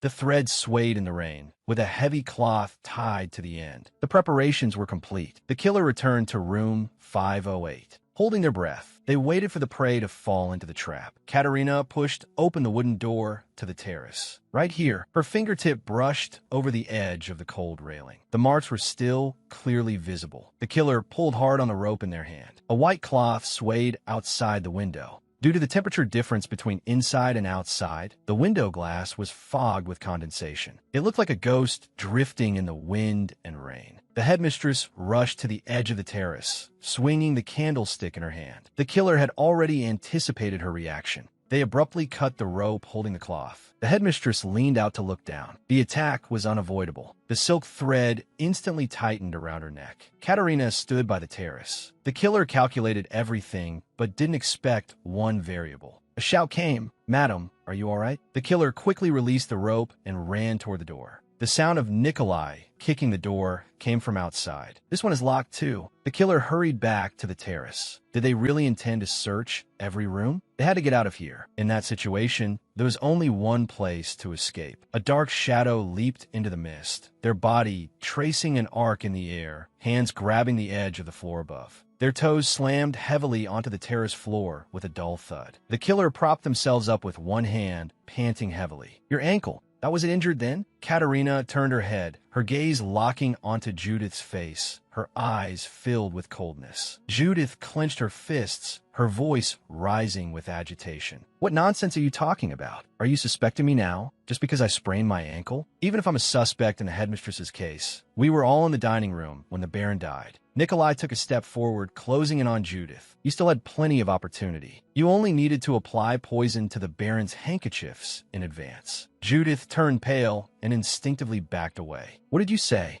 Nikolai stared into her eyes, his tone steady and certain. The Baron is right-handed, so he would prioritize using the handkerchief in his left pocket. Just as you said, before arriving at the hotel, the Baron had already used the 2 handkerchiefs in his left pocket. And in the dining room, he used, not the last one. When he returned to his room, out of habit, he reached for his left pocket again. Finding it empty, he took the last handkerchief from his right pocket. He didn't know that all the handkerchiefs that were coated in a lethal poison. The toxin caused the edges of the handkerchiefs to discolor. He inhaled the poison with his own hands, creating a perfect locked room murder. If Kata hadn't reminded me, I would have missed this clue. Katerina was kneeling on the floor, inspecting the discarded items. Your Excellency, don't you find it strange? The color of these discarded handkerchiefs is a bit odd. Only the person responsible for preparing the handkerchiefs could exploit the Baron's germophobia to complete the kill. Judith lowered her head and let out a wild laugh that echoed through the dim room. The headmistress screamed and lunged at Judith, her hands deathly tight on the other's shoulders. How could you do this to me? The attendant rushed forward to try and pull them apart. Stop it. The headmistress's eyes were full of madness. That kind of person deserves to die. Katerina looked out the window. Why did Judith want to kill those 2? The torrential rain washed over the pitch-black forest. What exactly was the common thread between them? From the start, this plan required multiple conditions to be met simultaneously. Katerina turned her face, her brow heavy with solemnity. Judith, there's still something you haven't told us, right? Please tell us. Judith bowed her head, the look behind her glasses one of struggle. She grit her teeth, her eyes filled with hatred. I cannot forgive those 2. The headmistress stood on the high platform of the assembly hall, announcing the model student of the semester to the students below. It's Judith. Everyone, please give her a round of applause. She handed over the certificate with a look of praise. Congratulations, Judith. You are truly an outstanding student. Judith took the certificate with both hands. Thank you. Judith was surrounded by her peers. Who else could it be but you? A commoner woman wouldn't even have a chance to show her paintings. I knew you'd win. Judith's lips held a reserved smile. Thank you, everyone. A female student ran over from a distance. Judith, the teacher wants you to go to the office. A hint of confusion appeared in Judith's eyes. All right, I understand. Steam rose from a teacup. The teacher sat opposite her on the sofa. Judith, have you thought about your plans after graduation? Judith folded her hands on her lap. I'm still considering it. The teacher said, to be honest, you would make an excellent teacher. But I called you here today to ask if you need a recommendation letter to serve as a private governess. You should know that not just anyone can enter those kinds of families. Noble families these days not prefer female teachers. Judith lowered her eyes. Thank you, teacher, for giving me this opportunity. But I'd like to think about it some more. She sat alone in the empty classroom. If the academy focused more on artistic practice instead of dry art history, could my skills have progressed further? Judith gripped her paintbrush. But what would be the point? A woman of common birth has no chance to exhibit her own work. Do I really have to give this up? A voice came. I've never seen such a breathtaking piece. Judith looked up sharply. Who are you? The man said, I'm the painter Lansky. I'm giving a lecture here next week and stop by to tour the academy. Judith froze in her seat, her pupils trembling slightly. A painter? Lansky reached out and took the sketches. With a little refinement, this work could be even better. Judith hurriedly tried to stop him. Please wait. Lansky held the sketches high, avoiding her grasp. You have extraordinary talent. Judith reached out. Please give them back to me. Lansky said, if you don't mind, would you like to be my student? You won't have to pay anything. On the contrary, I'll have you assist me in my work and pay you accordingly. What do you think? Judith held her breath. He recognized my art. Finally, she could do what she loved. She spoke, yes, I'll do it. Judith, that carried her leather suitcase into the studio, looking around the room filled with easels and books. Lansky said, this is my studio. I look forward to working with you. Judith nodded. Yes, Baron. Lansky stopped and turned to advise her. The world's prejudice against female painters is still deep-rooted. Can you keep this a secret for now? Judith gripped the handle of her suitcase. Yes, I understand. Being able to assist in your creations is already a wonderful learning opportunity. Lansky reached out and patted her head. You're a good girl. Thank you. The Baron's roar shattered the silence. Judith, he shoved the door open, clutching a white shirt. This clothes stinks. Have you even washed it properly? Judith stopped her brush and turned her face, her eyes filled with exhaustion. The commission works are piling up. I really don't have time. Lansky swung his arm, and the white shirt hit Judith in the face. Stop making excuses. Just finish the paintings quickly. Do you know how long ago I told you to do this? What have you been doing all this time? Judith crouched down to pick up the clothes scattered on the floor. When will I finally be able to paint under my own name? You said last month. I just had to wait a little longer. Lansky looked down at her with a mocking smirk. Everything has a process. It's not something I can just decide on a whim. Judith stood up and looked Lansky straight in the eye. I quit. I've had enough of this endless waiting. I can't take it anymore. You keep calling me your student, but how am I any different from a maid? Lansky suddenly swung his hand and slapped her across the face. If you want to leave, then go ahead and try. No matter where you go, I'll tell everyone you're an ungrateful, shameless wretch. If you had just behaved, none of this would have happened. He turned toward the door. I am hungry. Go prepare dinner. The attendant handed over a copper key. Number 404. Please convey my thanks to the Baron again. The ghost rumors have made business difficult. It's thanks to the Baron that we can keep going. Judith stood at the counter, 2 suitcases beside her. She took the key. All right. The attendant bowed. I'll bring your luggage to the room. Judith stared at the key in her hand. Why did the Baron always insist on booking room 404 under a pseudonym? She said, wait, I'll do it myself. Judith pushed open the door to room 404. It wasn't as terrifying as the rumors suggested. She set down her heavy suitcases and looked around the room's furnishings. Booking a haunted room under a fake name. What on earth was he hiding? Judith, that lay back on the bed. I don't want to go back. I never want to go back to that place. A low curse came from the hallway. Judith, that brat. The key. She didn't give me the key and just slipped away. What should I do? Judith sat up abruptly. That was the Baron's voice. She held her breath as she heard footsteps stop outside the door. Even if it's locked, I can open it. This key is just for show. Judith gripped her hair tightly with both hands. How could I have fallen asleep here? If he catches me, it's all over. What should I do? The door was shoved open, and the headmistress strode into the room. I am exhausted, the Baron said. It wasn't easy avoiding everyone's gaze. The headmistress sat on the edge of the bed. Why did you have to choose this room? The student who died here was from our academy. It gives me the creeps. Lansky took off his coat. Was it that student who quit the Dispar Club? Why care about a dead person? It's thanks to that incident that we can stay here away from prying eyes. Judith hid under the bed. Why were the headmistress and the Baron meeting here? The headmistress stared at Lansky. Speaking of which, why did you choose Judith? You don't actually like her, do you? Lansky sat beside her. That's absolute nonsense. I only chose her because I thought she would diligently paint for me. I've submitted all of Judith's works so far to the critics under my own name. Do you know what happened? Countless nobles praised me as a genius artist and were falling over themselves to buy my paintings. The headmistress covered her mouth in wonder. Really? That's wonderful. Lansky's eyes turned cold. Yes, but now I plan to get rid of Judith. The headmistress turned to look at him, her eyes wide with shock. Are you crazy? Why throw away the goose that lays golden eggs? Lansky's brow furrowed. She wants more and more. These lowly people approach me for nothing more than status and ambition. They should know their place. This greed is simply disgusting. I can't stand it anymore. Judith hid under the bed, her heart pounding violently. She clenched her fists, tears welling behind her glasses. The headmistress moved closer to the Baron. From now on, you'll only see the people I arrange. Through the Dispar Club, I've always selected obedient students from the school. Why you get tangled up with someone like her, Lansky? The Baron's eyes glinted with greed. If you eat the same menu every day, you'll get tired of it eventually. The headmistress asked softly, do you want me to arrange them for you again?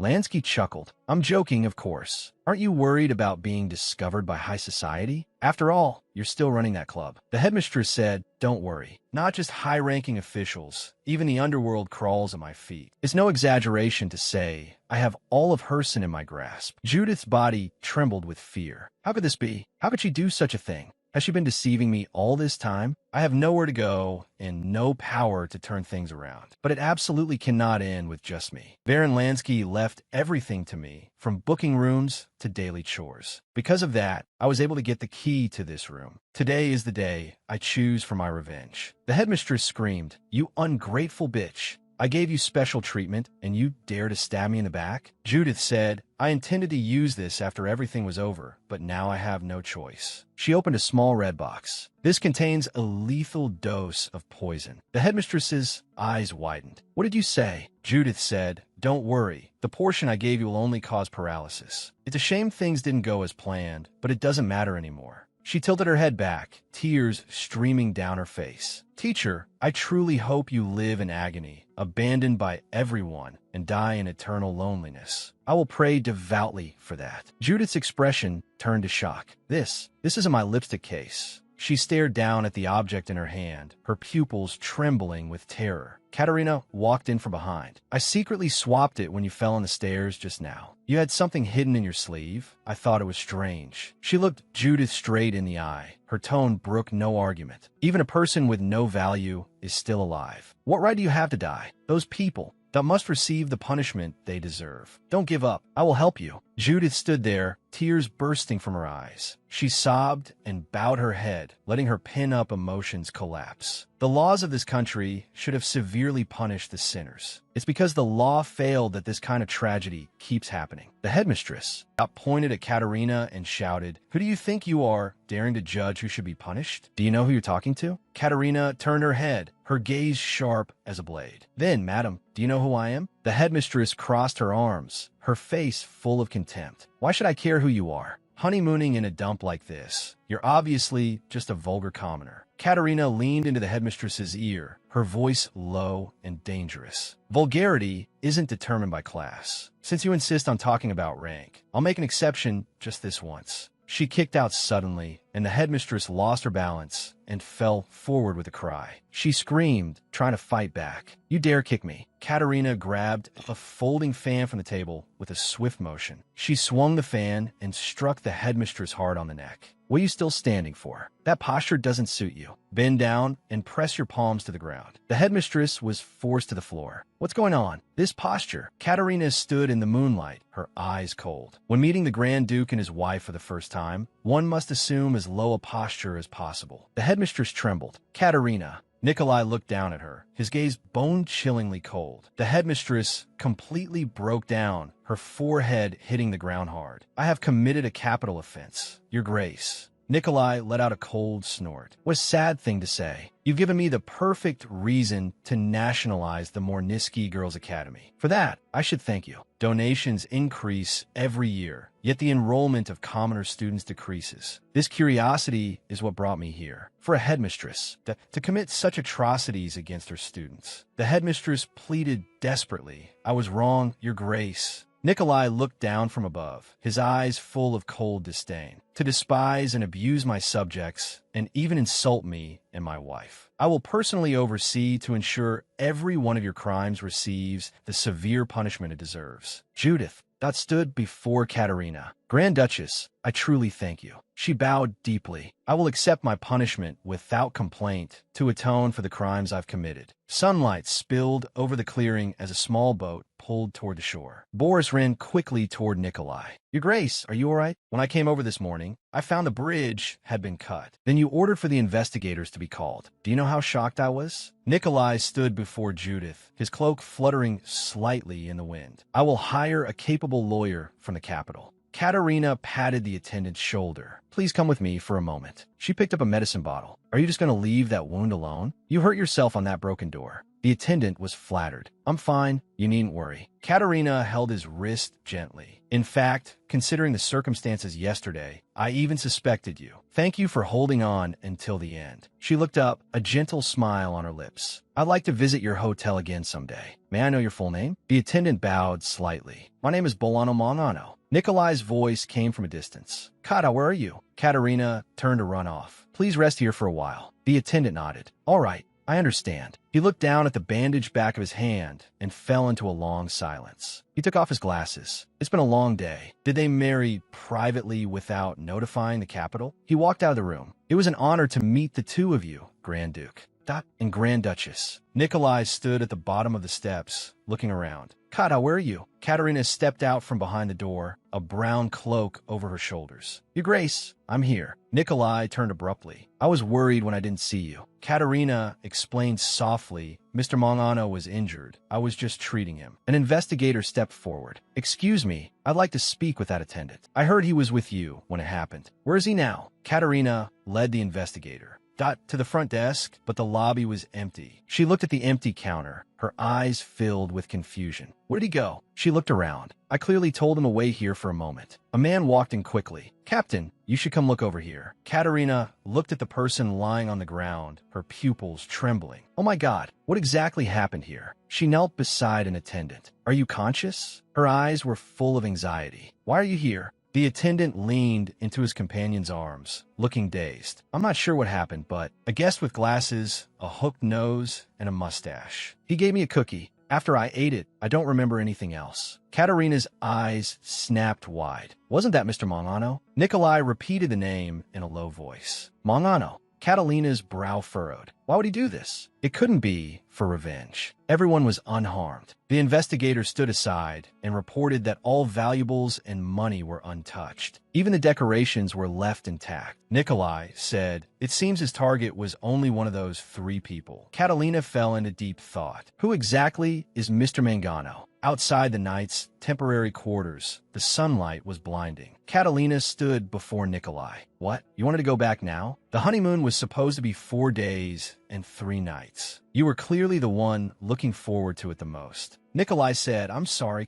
The attendants tactfully retreated into the distance, leaving them some space. Catalina looked directly at Nikolai, her eyes full of confusion. I don't understand why I'm the only one being sent back. Nikolai raised his hand to cover his eyes, weariness showing between his brows. We have been receiving anonymous reports about the Mornisky Girls' Academy. After this incident, I feel a heavy sense of responsibility. The headmistress, Madame Borodine, happens to be a distant relative of my adoptive mother. Catalina froze in place, her pupils trembling with surprise. Nikolai looked into her eyes. So, Catalina, I am truly sorry. As a ruler, I must investigate this matter before I leave. Before I return to the Imperial Palace, I want you to stay in an absolutely safe place. Catalina straightened her back. Then staying by your side is the safest place. Nikolai looked at her helplessly. And what about when assassins threaten my life from all sides? He held Catalina's hand, his fingertips pressing slightly. Of course, if anything happens, I will not hesitate to give my life to protect you. Catalina asked in return, since you have such resolve, why can't I stay with you? You said we wouldn't have another chance to travel. Nikolai was silent for a moment, his eyes becoming deep and firm. What could be more important to me than my dreams? He suddenly bent down, his forehead resting against Catalina's shoulder, his body trembling slightly. It's your safety. Catalina froze. I understand. Nikolai straightened up and called out loudly to his subordinates. Grand Duchess Boris is departing for home now. Immediately prepare the knights to escort her back safely. Boris stepped forward quickly to take the order. Yes, Your Grace. Catalina stood to the side, looking somewhat dazed. Are you sending me away right now? Nikolai looked at her. You're tired too. Please go back and rest as soon as possible. Take care of yourself and return safely. Catalina watched his receding figure. Is he just leaving like that? A knight stepped aside to lead the way, interrupting her thoughts. Grand Duchess, please come this way. Catalina let out a long breath. I know you're worried, but I can at least protect myself. Unless deep-rooted class prejudices are corrected, the same tragedies will only keep repeating. Anger flared in Catalina's eyes, her expression becoming determined. I can't just sit by and watch anymore. Boris bowed and reported the investigation into Mornisky Girls' Academy has been fully concluded. Madame Borodine conspired with Hessen National Academy through a sorority. She not only assisted the Borodine family in money laundering, but also covered up their evil deeds. One of the conspiracies,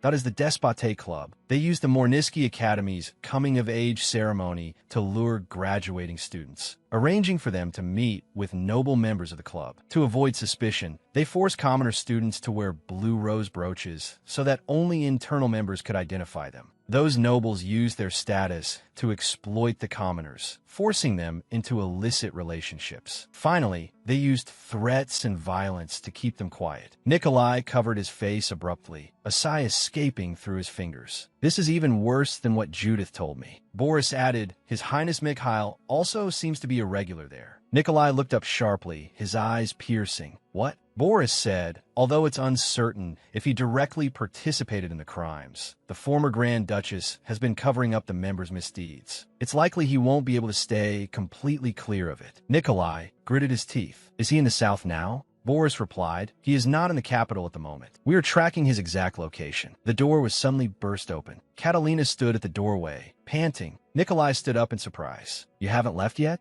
Catalina's eyes were firm. I've decided. I'm going with you. Nikolai held her shoulders. This isn't as simple as you think. Catalina looked straight into his eyes. A ruler carries heavy responsibilities. As a Grand Duchess, how can I sit comfortably at home? I also want to fulfill my duties as the Grand Duchess. Nikolai sat at the table, his fingertips tapping the surface. Those are all the results of the investigation. Catalina exclaimed, I can't believe such things were happening at Mornisky Girls Academy. Nikolai handed over a round object. Kata, take this. Catalina reached out to take it. What is this? Nikolai explained, this magical artifact can display your location. Through this pocket watch, I can check where you are at any time. Catalina held the magical artifact, confusion in her eyes. Why give me this all of a sudden? Nikolai's expression was serious. Because we don't know what will happen next. We must be fully prepared. Of course, I will never leave your side, but you should still keep it. Catalina gave a light laugh. All right. Nikolai turned his head to look at his adjutant standing nearby. Bullies. Boris bowed and took the order. Yes, Your Grace. To completely root out the Academy's corruption, we plan to hunt down the core figures involved. First, we intend to arrest the members of the Despote Club at the ball a week from now. Catalina followed up. How do you plan to do it? Boris replied, yes, the knights will be on standby outside. When the nobles leave with students wearing blue rose brooches, that will be our moment to strike. Catalina spoke up. I will personally infiltrate the ballroom. Nikolai frowned, shock in his eyes. What? Catalina said if we don't go inside directly, the risk of missing others is too high. Nikolai crossed his arms and leaned back slightly. In that case, I have one condition. I will go with you. Catalina froze. Boris said, but entering there requires an invitation. Without one, you can't get in at all. A slight smile played on Nikolai's lips, his expression confident. I have my ways regarding that. Catalina tilted her head skeptically. Really? Nikolai pushed back his chair and stood up, his movements crisp. All right, we'll discuss the rest tomorrow. Let's go, Kata. Boris stood aside, watching the two leave with a look of confusion. Your Grace? The carriage wheels rolled over the gravel road with a rhythmic sound. Catalina slowly opened her eyes, her hair falling against her cheek. She looked around. Where are we now? Nikolai sat opposite her, going to a hotel in the city. We haven't slept all night. It's best we rest first. Catalina shrugged her shoulders, her pupils trembling slightly. Your Grace, where exactly are you looking? The maid Aliona squatted on the grass, raising a finger with a serious expression. Listen up, everyone. All men are predators. You must be wary of every single one of them. Bianca tilted her head, her fingertip against her lower lip. Aren't there any herbivores like squirrels or rabbits? Catalina crossed her arms. What exactly should I be wary of? You have to explain it clearly. Aliona covered her forehead helplessly. Catalina suddenly straightened her back, her hands tightly clutching her skirt. Nikolai reached forward. No matter how I think about it, this won't do. Please forgive my rudeness.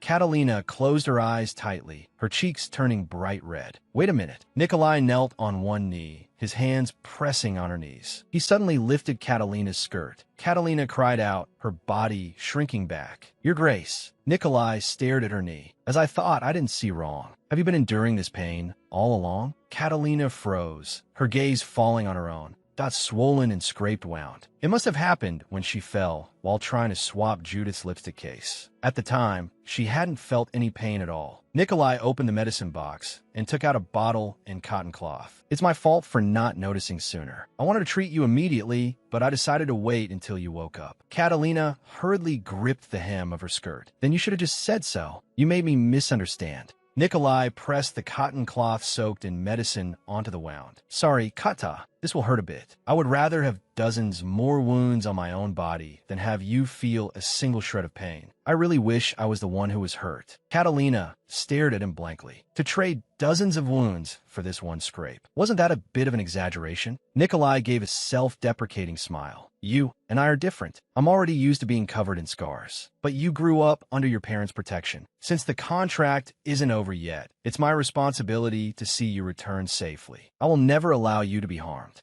Nikolai suddenly leaned in close, his hands bracing on either side of her body. What exactly did you misunderstand just now? I'm very curious. What was our noble Grand Duchess thinking about just now? Catalina leaned back with a cry. Nothing. Nikolai lay on a large double bed, turning his head to look at Catalina standing by the bed. I heard that no matter what, a husband and wife must share a bed. Catalina was wearing her nightgown. I'll go sleep on the sofa. Nikolai said, we should get used to sharing a bed before we enter the palace. Catalina said, is that necessary? There are already 2 pillows here. Nikolai suddenly snatched a pillow and threw it behind him. Now there are none. Catalina's lips twitched, her face full of helplessness. I can see what you're doing. Nikolai lay in the bedding, turning his face. Kata, are you asleep? Catalina answered with her eyes closed. I'm asleep. Nikolai let out a light laugh. Who talks while they're sleeping? Since meeting you, I've finally found joy in life. Just looking at you makes my world interesting. Haven't you realized that yet? Catalina said, going to buy that scimitar that day was truly a right decision. Nikolai murmured softly, why? Catalina replied, because thanks to that sword, we were able to meet like this. I've also found a reason to live again. Nikolai suddenly hugged Catalina. Catalina's eyes widened. What are you doing now? Nikolai buried his face in the crook of her neck, his voice low and raspy. Smelling your scent. Incredibly, I feel very at peace. I think I will always remember this scent. Catalina froze. She sat up. Do you think you can just sneak in physical contact using the excuse of liking my scent?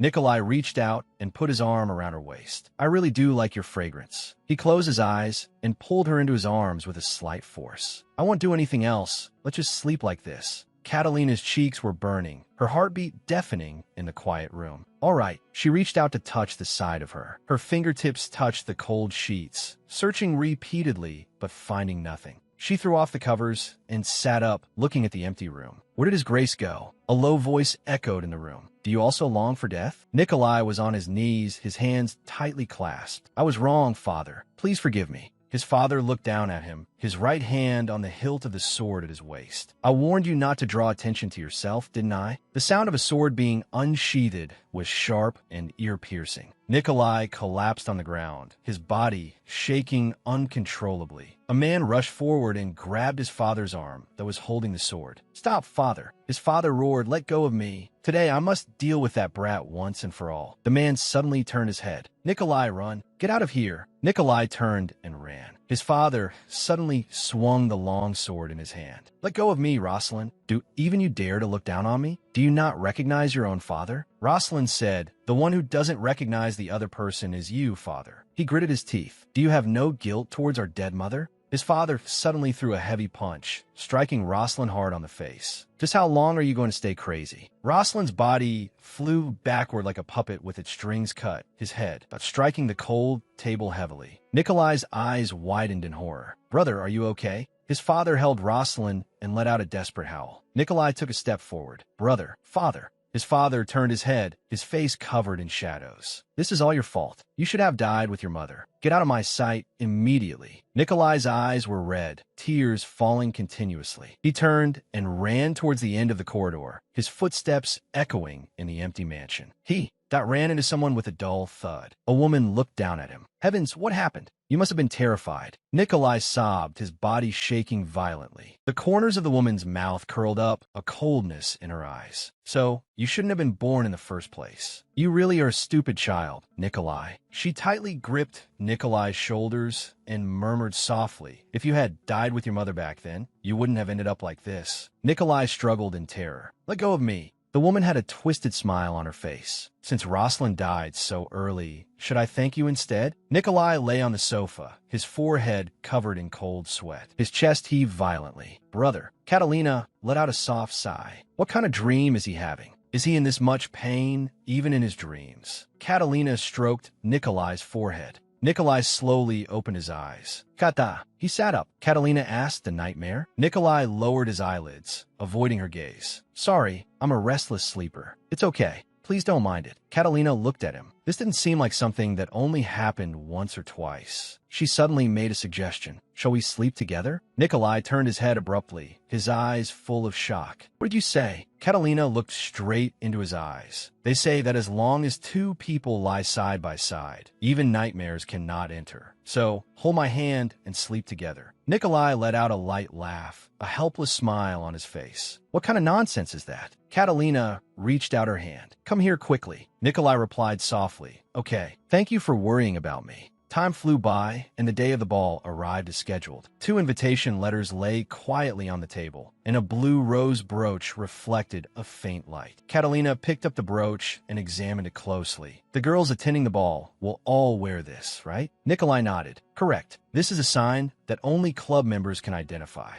Catalina asked curiously, how did you get your hands on it? The headmistress exclaimed through the iron bars, Your Grace. Nikolai stood in the shadows, looking down at her. Shut your mouth. It's best if you don't talk nonsense. Nikolai crossed his arms over his chest. I told you there would be a way. Catalina nodded. I see. It seems best not to ask for details. Boris pushed open the door. Your Grace, it's time to prepare for departure. This ball is held for the nobility. He looked at Nikolai's silver hair with a frown. Don't you plan to dye your hair? Night fell. The magnificent palace was brightly lit. Several girls held their skirts as they stepped up the grand stone stairs. We're really at the ballroom. Commoners wouldn't even dare to dream of a place like this. It's all thanks to Headmistress Borodine. A girl with long hair lowered her voice. Don't you think the academy has been strange lately? Although they promised to waive tuition for excellent grades, the staff salaries have been cut by half. Yet the headmistress frequently visits high-end boutiques. A girl with short hair froze, her eyes full of confusion. That is indeed suspicious. Another young girl clapped her hands to interrupt their conversation. All right, focus. With our status, we would normally never have a chance to step foot in here. Stop doubting the headmistress. She took out the brooches from her bosom and handed them to the two. Quickly pin this on your chest. This was specially arranged by the headmistress so that we can be taken care of at our first ball. By wearing it, others can easily recognize us in the crowd. The 3 girls helped each other tidy their dresses and pin the brooches in prominent positions. Catalina took Nikolai's arm. Let's go in. The two walked side by side into the brightly lit ballroom. Catalina looked around. Beneath the magnificent chandeliers, the crowd was bustling. Heavens, there are too many people here. How are we going to find them in this crowd? Nikolai frowned slightly, his gaze sweeping over the rotating dance floor. Why don't we look for them while dancing? Catalina flatly refused. We don't have time.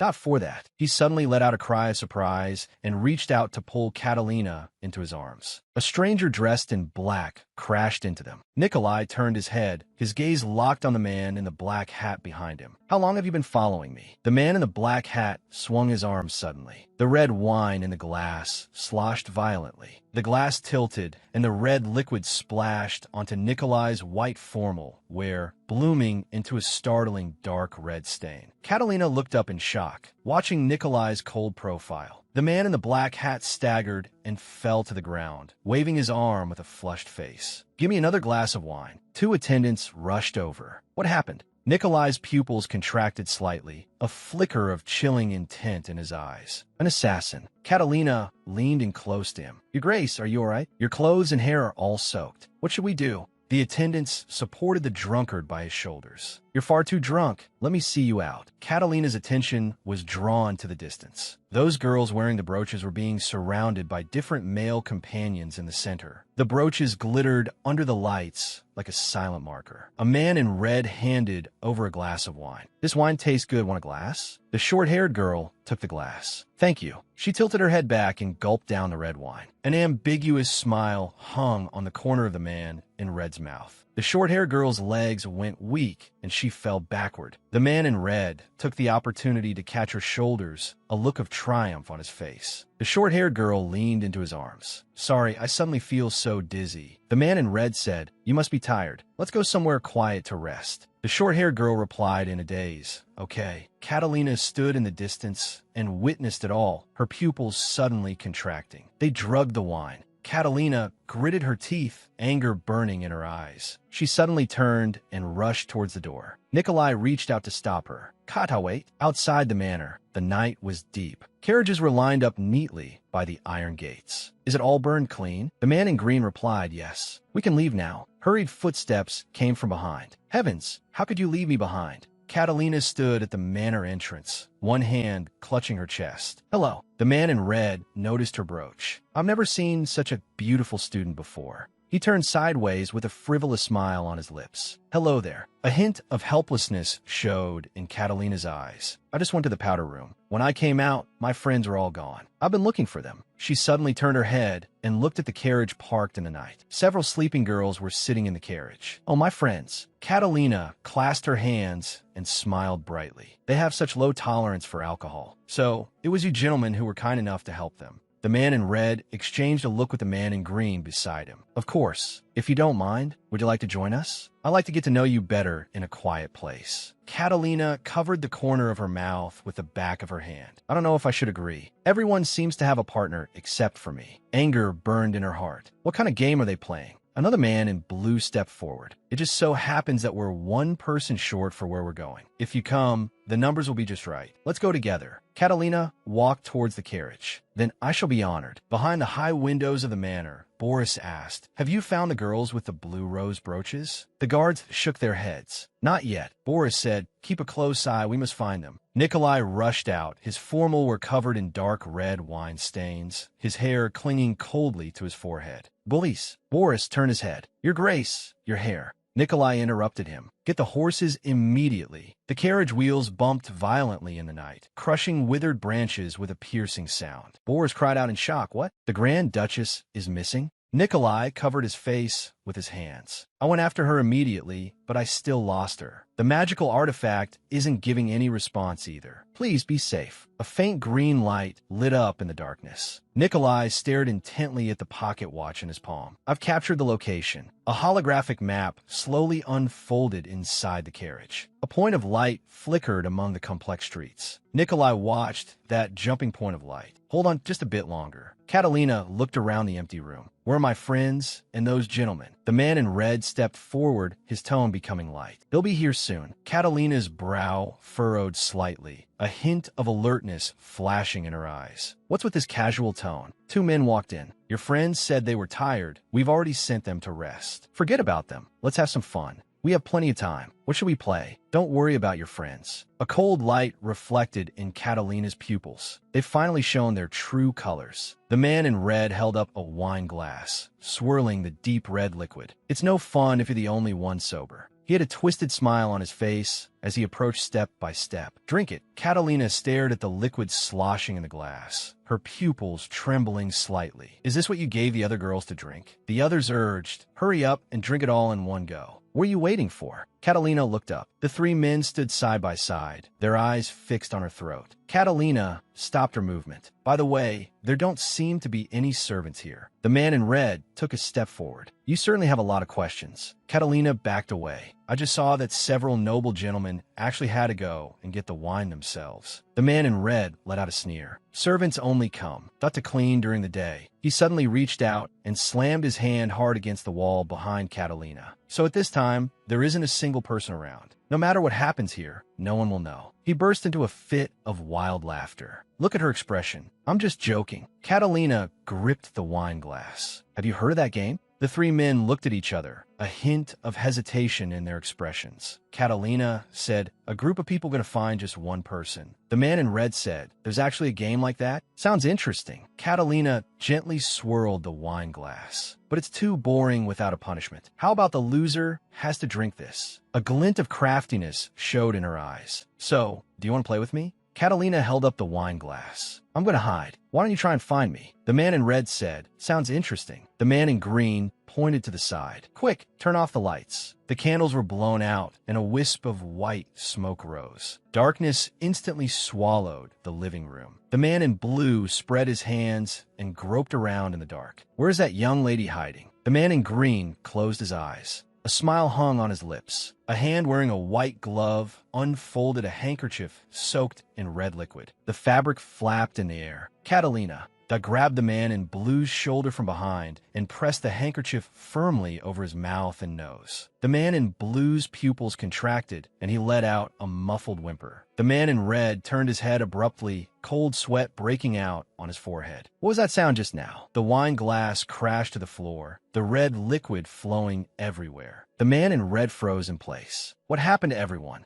He suddenly turned around and swung his arm, trying to grab a long pole. A commoner girl actually dares to play these kinds of tricks. Catalina dodged to the side. The pole swung through the air in an arc. She looked around. A bead of sweat broke out on her forehead. Where did she go? The man in red suddenly appeared behind her, his arms tightly choking her neck. You should have just obediently drunk that wine and gone to sleep quietly. Stupid girl. Catalina struggled desperately. Let go of me. The man in red sneered. It seems we've caught a thorny one. To dare to attack a man of such high status. You must be taught a lesson. A man sat up from the sofa, his eyes cold. What's all the noise about outside? He propped up his body and looked towards the living room. What are you doing? The man in red tightly choked Catalina. Quick, grab her. Move faster. Catalina roared. You got it all wrong. She grabbed the man in red's arm and threw her weight back, slamming her head into him. He cried out in pain and let go, letting out a cry of shock. Catalina leaped up. Wait until I leave this place. I will make every single one of you pay the price. She lifted her skirt and delivered a fierce kick to the chest of the man in green who was lunging at her. He let out a scream and crashed heavily into the tables and chairs behind him. Katerina landed steadily. Calling you young masters is truly a waste, she said, her eyes full of contempt. What a pathetic pile of trash. I can't stand being near garbage like you. The silver-haired man stared at Katerina, a slight blush rising to his cheeks. She's so cool. The sound of shattering glass suddenly exploded. Nikolai burst through the window. The silver-haired man cowered in a corner of the sofa. Nikolai rushed into the room, his eyes filled with anxiety. Kata! Katerina froze in place, her pupils shrinking slightly. Katerina, he cried out, Your Grace. A man in green leaped from behind her. Witnessing this, Nikolai's eyes instantly became bloodshot. He roared as he rushed forward. Katerina, get down. The dull sound of a physical impact rang out as the man in green let out a scream. Nikolai bellowed, Do you want to die? The man in red looked toward the silver-haired man huddled by the sofa. Your Grace. The silver-haired man trembled. Let's go now. He looked up, his face pale and his eyes filled with terror. We have to leave here immediately. Katerina slumped to the ground, looking somewhat dazed. She looked up toward the door. Two figures were fleeing in a panic. Are they trying to run away? The silver-haired man sprinted down the hallway. Where's the carriage? The man in red led the way. This way. Katerina's gaze locked onto them ahead. She suddenly took off her blue dance shoe and gripped it tightly in her hand. You bastard, stop right there. She swung her arm. The shoe traced an arc through the air, accurately striking the back of the silver-haired man's head. He let out a sharp cry. Losing his balance, he tumbled forward. He clutched the back of his head, veins bulging at his temples. He glared back at Katerina. You're dead. Looking at his face, Katerina's pupils suddenly contracted. The silver-haired man flinched. He let out a displeased click of his tongue and abruptly turned around. He sprinted toward the far end of the corridor. Katerina murmured softly, He really does have silver hair. Silver hair was the symbol of the Grand Duke Vasili family. Could that person be a member of the imperial family or a relative of Nikolai's? At the very least, he must be Nikolai's relative. Nikolai hurried over from behind. Kata! He suddenly pulled Katerina into his arms. His chin rested on her shoulder, his arms encircling her tightly. I was so scared. I was afraid something would happen to you. Katerina turned and hugged Nikolai back. I'm Yufina. After all, you came to save me. A smile touched the corners of her mouth, her eyes full of tenderness. Thank you for coming. Nikolai looked down at her, his gaze lost for a moment. Kata! A dry cough broke the immersion. Boris stood not far away, his expression anxious. Your Grace, I know you are busy right now, but this matter is extremely urgent. We found a membership list of a Despote club. There's also that secret ledger. They have been laundering money under the guise of donations. Nikolai's expression changed instantly, his brow darkening with coldness. Katerina's eyes widened in surprise. They walked into the dim study. Several assistants were busy flipping through documents. Katerina's expression was solemn. Your Grace, we must pursue them. We can't let this happen again. Nikolai rested his fingertips against his chin. I agree. He looked at Boris. Did you see two men fleeing on your way here? Boris lowered his head. There was no one on the road. We came in through the front entrance. Perhaps there were other exits. Nikolai frowned. I see, but now we don't know where they fled. Katerina's eyes shone with confidence. Don't worry, I can find their location. Nikolai looked puzzled. How? Katerina recalled the scene from earlier. I stuffed a magic tool. Got into the shoe. The magic tool landed in that man's hat. Let's hurry and catch up.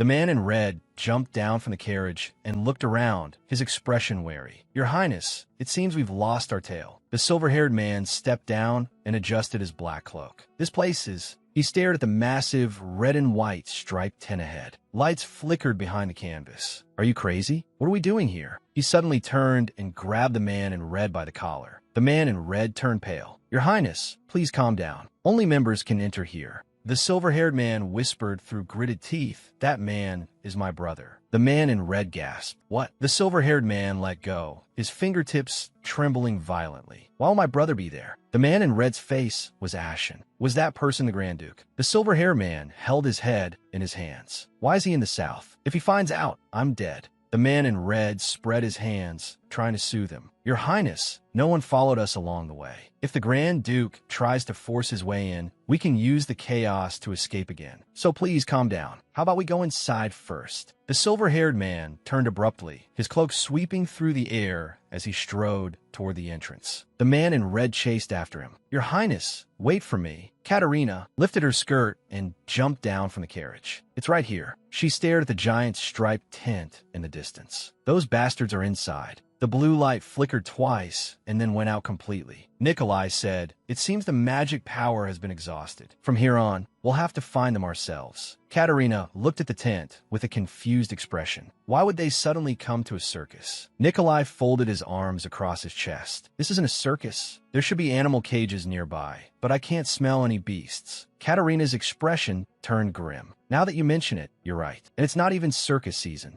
Katerina's pupils trembled slightly. Could it be, since they're disguised as a circus, there must be illegal activities going on inside? Boris reported, "I received a tip. They operate an illegal gambling fight ring here. To evade searches, they only accept members. Only those invited can enter." Katerina gritted her teeth, anger burning in her eyes. "To conduct criminal activities right under our noses. Who knows how many victims there are?" Nikolai's lips curled into a cold sneer. "I intended to deal with the Despote Club later, but this is a good opportunity to wipe them all out at once." The front entrance is heavily guarded. Two burly men with long swords at their waists blocked all paths. It will be hard to get in from the front. Katerina spoke while removing her clothes. "Boris, go to the carriage and get the spare clothes." Nikolai barked in a low voice and turned away. Nikolai's eyes widened.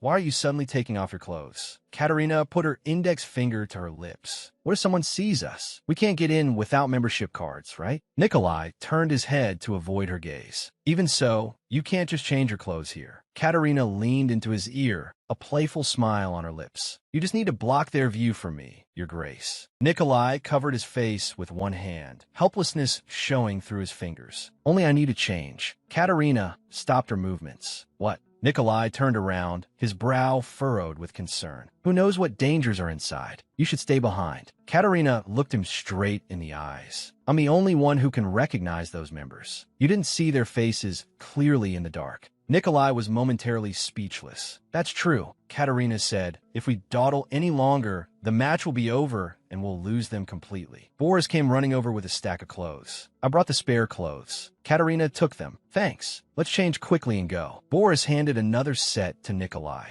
"Your Grace, this is for you." The tent entrance was brightly lit. The guard waved mechanically. Next, he narrowed his eyes at the approaching figures. Nikolai had changed into a dark leather vest, revealing his solid, muscular arms. Katerina had changed into a red and white dress. The two walked toward the entrance together. The guard suddenly thrust his scabbard across their chests. "Wait." His eyes were full of suspicion. "I haven't seen you two before." He looked up and down at Nikolai's physique. His tone was cold. "Are you really a gladiator?" Nikolai remained silent, his eyes radiating a chill as he looked down coldly at the man. Katerina reached out and hugged Nikolai's waist, pressing herself against his chest. "My dear truly is handsome, isn't he?" Nikolai's body stiffened, his pupils trembling with shock. "My dear," Katerina said in a coquettish tone. "My dear just has such a noble air that he's often misunderstood. But now it's my dear's turn to go on. We're already late. If he misses the match, he won't get paid." The guard let out a scoff and withdrew his sword. "Are you here to cheer for your man?" Most women leave crying after watching the match. Katerina's eyes were full of confidence. "It's fine. My man is strong. He's never lost." The guard stepped aside. "Since you're so confident, I'll look forward to it." Katerina walked into the tent arm in arm with Nikolai. Much obliged. She leaned close to Nikolai with a bright smile. Your Grace, did I do well just now? Nikolai remained silent, looking away with a dark expression. He quickened his pace toward the interior. Let's get inside first. A deafening roar swept through the venue. The stands were packed with people. The frantic shouting almost lifted the roof. In the center of the arena, a gladiator curled his lip in a cold, low laugh. He swung a punch. The heavy blow landed like a hammer, accurately hitting the opponent's face. The sound of breaking bones was drowned out by the fervor. The opponent fell to the ground screaming, his body twitching violently. The gladiator stepped on his chest and stood proudly. The entire audience fell into a frenzy, their cheers shaking the heavens and earth. The silver-haired man waved his fists excitedly. This is the best way to relieve stress. He suddenly froze, his pupils contracting in extreme shock. Why is my brother standing there? The cheers were like a tsunami, sweeping through the arena as the dark mass of people in the stands frantically waved their arms, their shouts deafening. The gladiator cracked his neck, his eyes contemptuously scanning his opponent. What's a pretty boy like you doing in a place like this? The man in red's eyes widened, his breath hitching. Your Highness, what are you doing? The silver-haired man said nothing. He lowered his head and pulled his hat brim tight, his black boots stepping heavily on the ground. Nikolai walked steadily toward the center of the arena, his face cold. The gladiator let out a scoff. Let's get started. The audience in the stands went wild. Kill him. The gladiator took a large step forward. If you're going to stand there posing, then go to hell. One punch is all it takes. Nikolai sidestepped the heavy blow, the fist brushing past his chest with a gust of wind. The gladiator gritted his teeth and turned. How arrogant. He swung his right arm in another sweep. Nikolai leaned back slightly, avoiding the attack aimed straight at his face. The gladiator's pupil shrank. You dodged it? The fist traced an arc through the air, but only hit an afterimage. Nikolai was expressionless, his eyes cold as he watched his opponent, his body sliding back lightly. The gladiator roared in anger. You dodged again. He charged forward like a madman, his fists swinging in rapid succession. Nikolai remained calm, weaving through the dense rain of punches. The crowd erupted in boos. Why isn't that pretty boy fighting back? Attack if you don't want to die. The gamblers waved their tickets, their faces distorted. Hurry up and die. Don't stop us from getting our money. Nikolai's eyes were filled with loathing. Those who enjoy this sport are twisted enough, but you participants are even more disgusting. He looked around at the frenzied nobles, his voice low and gravelly. How dare you treat my people this way? In a dim lounge, a gladiator huddled in a corner, his body trembling uncontrollably as he let out broken gasps. He covered his face with both hands, terror showing through his fingers. I killed someone. I killed a man with my own hands. Two gladiators stood nearby, whispering. Looks like a newcomer. One of them sighed. By the way, didn't you say you'd quit after the last match? The older gladiator lowered his head, his eyes dim. I did say that, but he gave a self-mocking twitch of his lips. I have nowhere else to go, except here. The higher-ups only care about nepotism. All the positions in the Knights are filled by the cronies of the powerful. For former mercenaries like us who only know how to fight. But there is no place for us. My son is very sick. I can't even afford medicine, let alone call a doctor. Anger burned in Nikolai's eyes. Military power shouldn't only be needed during war. This whole thing is completely corrupt. The gladiator suddenly swung a punch at Nikolai. Stop dodging and hit me back. Nikolai sidestepped the attack, his gaze icy. He hadn't expected him to be so easily provoked. This should buy enough time. I wonder how Kata is doing. Katerina moved through the crowd, her eyes anxiously searching. Where did that silver-haired guy?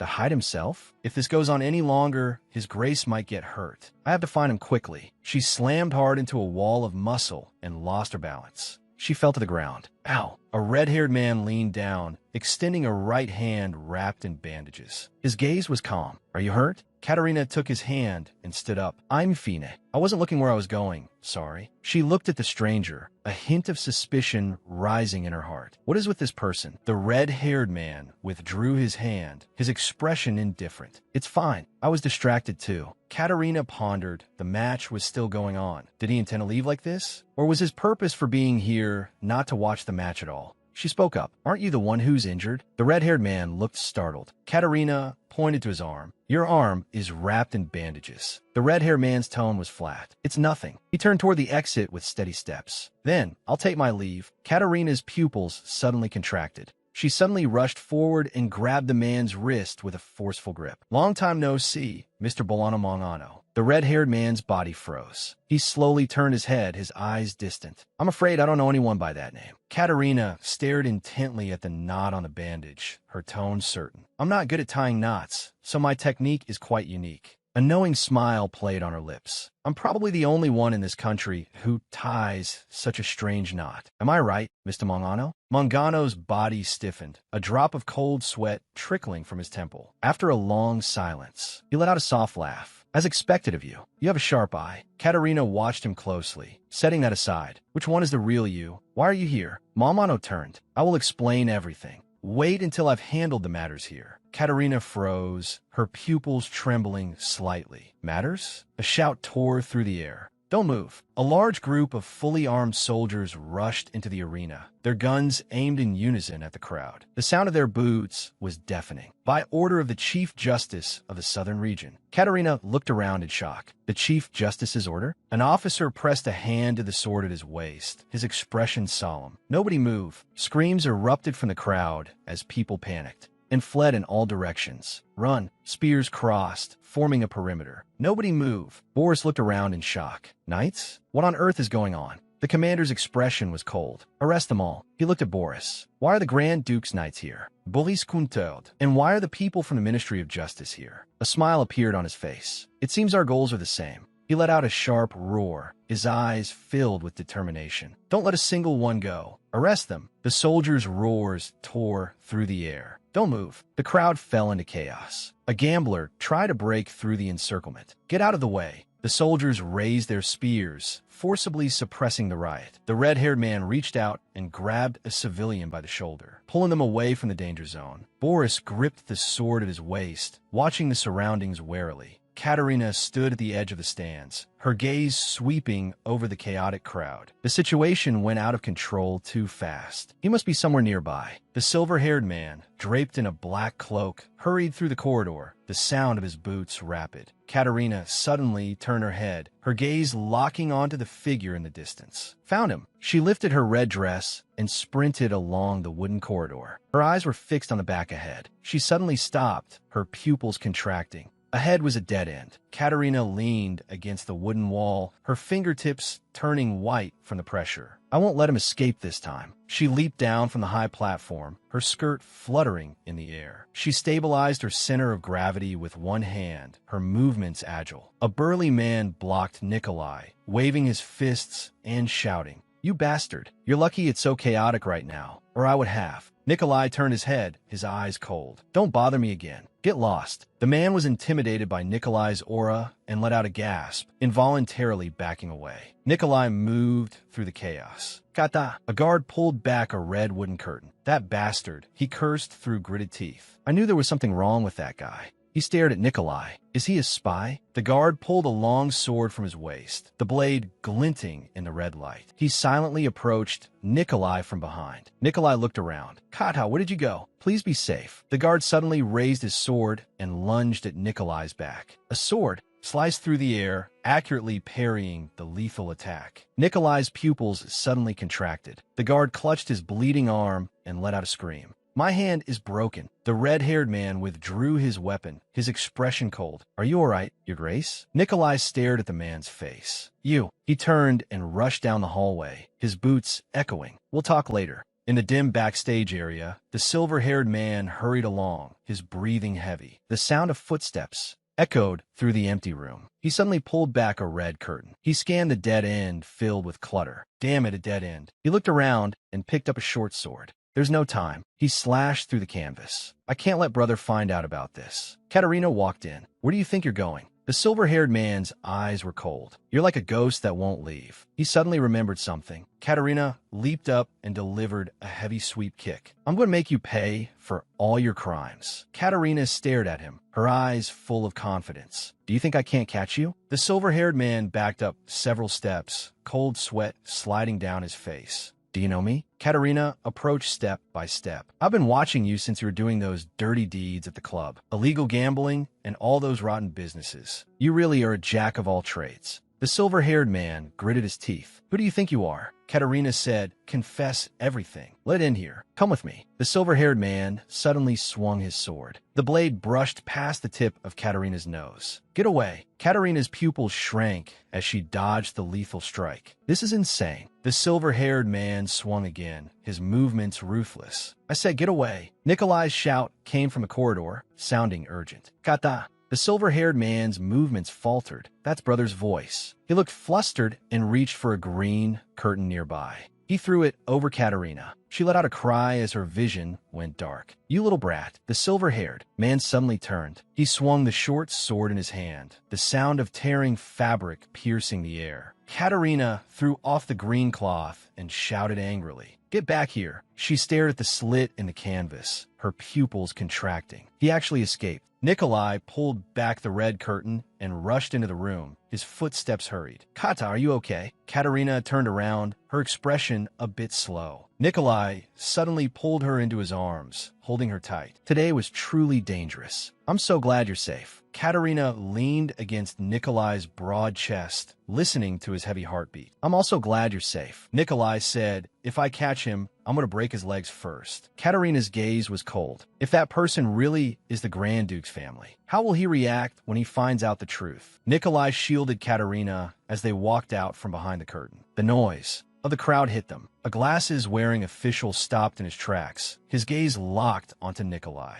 He let out a gasp. Impossible. The official bowed in fear and trepidation. Your Grace, Nikolai asked, do you know me? The official pushed up his glasses. Yes, I saw you when I went to the court with Chief Justice Bolano to report. Nikolai said, so you are the Chief Justice of the Southern Region, the one who was standing behind Lord Pavel Petrovsky. Katerina suddenly looked up, her pupils trembling. Wait, that person isn't Bolano Molano. He's Ivan's older brother, the horse racing champion I always admired. It was actually him, Pavel Petrovsky. Katerina sat in a tree as two maids were hanging bedsheets. Have you heard about the winner of the horse racing competition? Who won? I heard it was a commoner. Really? A commoner actually beat the knights? And it was an overwhelming victory. I heard he's very handsome. His technique was amazing. Not only did he break the record for the shortest time, but even the strongest knights fled in defeat. Heaven knows how handsome he must be. Katerina tilted her face up, her eyes full of yearning. She clasped her hands together, a blush rising to her cheeks. The maid cupped her cheeks. Handsome and skilled in martial arts. As long as he can become a high-ranking officer, everything will be perfect. Katerina fell from the tree with a cry. She sat in the grass, clutching her waist and frowning. The maid rushed to the bushes. Miss, are you okay? You shouldn't have climbed the tree. Katerina stared at the man before her. Her father had once used ridiculous letters as a cover to pass secret intelligence. She never thought they would meet again in a place like this. Pavel's expression was cold. I am the captain of the self-organized militia on the outskirts of Vaspetsplo. He lowered his eyes, his tone icy. That was a place where mercenaries went to earn money. In the end, they were all sent back as corpses. At the time, I thought it was suspicious, so I investigated further. I found that they were entering an illegal gambling ring here as fighters. That wasn't a competition. It was a one-sided massacre. Even if someone was lucky enough to survive, they would end up permanently disabled. The audience made wild bets, the amounts growing larger as they constantly incited violence and murder. I couldn't just stand by. Thanks to the Chief Justice issuing a search warrant and allowing the soldiers to intervene, things progressed smoothly. The judge raised a hand to his forehead. When I was young, I was fearless, pursuing justice through countless cases. The Boyarin families always placed themselves above the law. Corrupt alumni ties, intricate local networks, and that damned bloodline. Every step was difficult. Without evidence, I couldn't act rashly. It wasn't until Pavel obtained membership that I finally had the courage. Nikolai looked at the two of them. If it weren't for you two, we wouldn't have been able to arrest so many criminals on the spot. You worked hard. The judge asked Nikolai, Your Grace, where are you going next? Back to the north? Nikolai said, I still have some private matters here. I intend to set off for the south immediately. Katerina's eyes widened. Pavel, Nikolai said, Kata, the matters here will be handled by the judge. Katerina looked into Pavel's eyes. Don't we have things to talk about? Pavel lowered his gaze, avoiding her eyes. Yes, Katerina stood in the forest clearing. About the path leading to Mangano, Pavel turned his head. That is the source. That is where we track them down. A full moon hung in the night sky. "Are you all right?" Pavel asked as he struggled through the forest, carrying his wounded comrade on his back. "Please, hold on a little longer. We'll get you treated once we reach the village." The comrade whispered against his shoulder. "Pavel, sir, I recognized one of the members of that gambling syndicate." Pavel came to a sudden halt. "Who is it?" The comrade's voice grew weaker. "The painter who often appears in newspaper illustrations. The one. Pavelis pupils." Dot contracted sharply. "Baron Lanskoy." To seize his membership, I monitored Baron Lanskoy for a long time. On the day he went to the hotel, I drugged all the staff there, disguised myself as the manager, and lay in wait. However, an unexpected variable appeared. Nikolai spoke up. "That must have been us." Pavel's tone was flat. "Everything that happened after that is exactly as I told you before." Katerina gazed at Pavel. "Since you're a member of the Petrovsky family, why did you go to the border to form a militia? With your status, you could have joined any order of knights." Pavel fell silent for a moment, his atoms apple-bobbing. "Since leaving the family, I have lived my life as a commoner." Katerina stood there, stunned. "You became a commoner?" Pavel's expression turned lonely. "That day, I felt ashamed of the name Petrovsky. Day after day, they push people toward death, more obsessed with status than human lives. I have no need for a family that commits such inhumane acts. Living such a shameful life as a member of a Boyanin family. That was the true torture." Nikolai watched him. "Do you not regret it?" A faint smile played on the corners of Pavel's mouth. "I do not. My life as a commoner now allows me to help those truly in need. It gives me a greater sense of accomplishment." Nikolai took a step forward. "You chose to become a commoner, but you did not choose a world that discriminates against you and lets your talents go to waste." He reached out his hand. "Work for me." Pavel froze in place. "Pardon me, what did you say?" Nikolai looked at him. "The position of captain of the Grand Ducal Guard happens to be vacant. I need someone with combat experience by my side to offer counsel. I will personally compensate the village for the losses incurred by your departure, on the condition that you must bring the militia members who fought alongside you. I will send other capable hands to fill the gap you leave for the villagers." Pavel's eyes reddened. "Your Grace." He dropped to one knee. "I am willing to follow your orders." Nikolai said, "Now, as my captain of the guard, do you swear to do your utmost to protect me and my wife?" Pavel looked up. "Yes, I am willing to give my life to protect your graces." Nikolai looked down at him. "Do not give your life. Your life now belongs to me as well. You are strictly forbidden from throwing it away recklessly." Pavel bowed his head. "As you command, your grace." Katerina stood to the side, chuckling softly. "That is truly the Grand Duke style." Boris walked in quickly. "The situation has been mostly handled." Nikolai said, "In that case, we are finished here as well. Prepare to depart for our next destination." The final stop of this secret inspection, Pallenberg. Katerina sat inside the jolting carriage. "I've never heard of Pallenberg," Nikolai explained. "That's not surprising. It is a remote and obscure little town. Pallenberg is extremely insular, with almost no contact with the outside world. They even defy law and education, punishing sinners in the name of maintaining ancient traditions. Over time, their actions have long since surpassed common sense. Those atrocities have even begun to affect the surrounding areas. It can no longer be viewed as a mere custom. It is simply inhumane. Therefore, I intend to uproot this power entirely." Katerina covered her nose and mouth, her face pale. "I understand." Nikolai leaned toward her. "Katha, are you all right? You look very pale." Katerina shook her head gently. "It's fine, just a bit of motion sickness." The carriage wheels hit a sudden bump, and the cabin shook violently. Katerina let out a muffled groan. Nikolai tapped on the carriage wall. "Let's stop and rest for a while." A stream flowed through the woods. Katerina stepped down from the carriage and stretched her arms, breathing in the air. "I finally feel alive again." She walked to the luggage and rummaged through a leather bag. Found it. She knelt by the stream and tried to wash the cup in her hand. Her fingers suddenly slipped, and the cup fell into the water with a splash. Katerina reached out into the empty air. "No." Nikolai turned around abruptly. "Katha."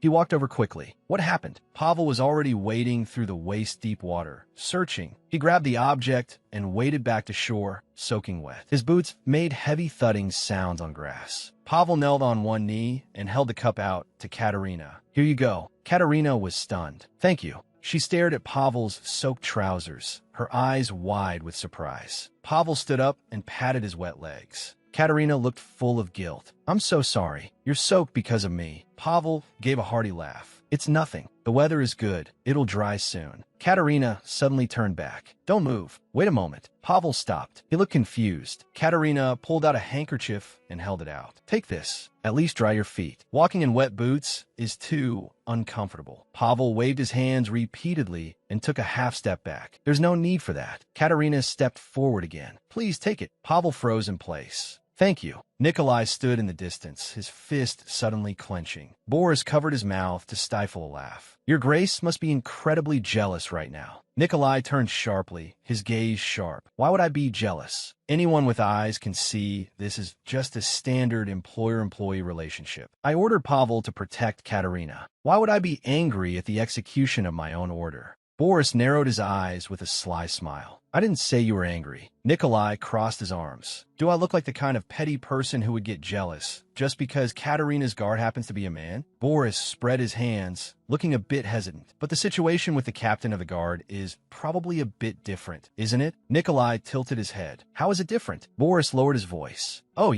isn't Captain Pavel the madam's first love? Nikolai froze in place, his pupils shrinking. What? Boris covered his mouth, his eyes filled with alarm. Surely you knew? A fire seemed to ignite around Nikolai. This is the first I've heard of it. Boris gave a dry laugh, cold sweat breaking out on his forehead. Well, that certainly is fascinating. Nikolai crossed his arms, a cold smile on his lips. Fascinating indeed. He turned his head slightly, his gaze like a blade. Your source? Who? Boris hunched his shoulders, not daring to look him in the eye. Nikolai's eyes were freezing. Is that informant reliable? Boris twisted his fingers, sweat pouring down. The maid Aliona's eyes had flickered as she said, "Oh right, I haven't told you that story yet, have I? About the madam's first love." Nikolai crossed his arms, his face grim. I see. It must be reliable news. Boris looked confused. Perhaps I heard wrong? Nikolai said, Isn't it a bit late to take back your words? Boris said, If only you could use an eraser to wipe this memory away. Nikolai said nothing, but a chill radiated from him. Boris slapped his own mouth frantically. Stupid mouth. I knew this mouth would get me into trouble one day. Nikolai.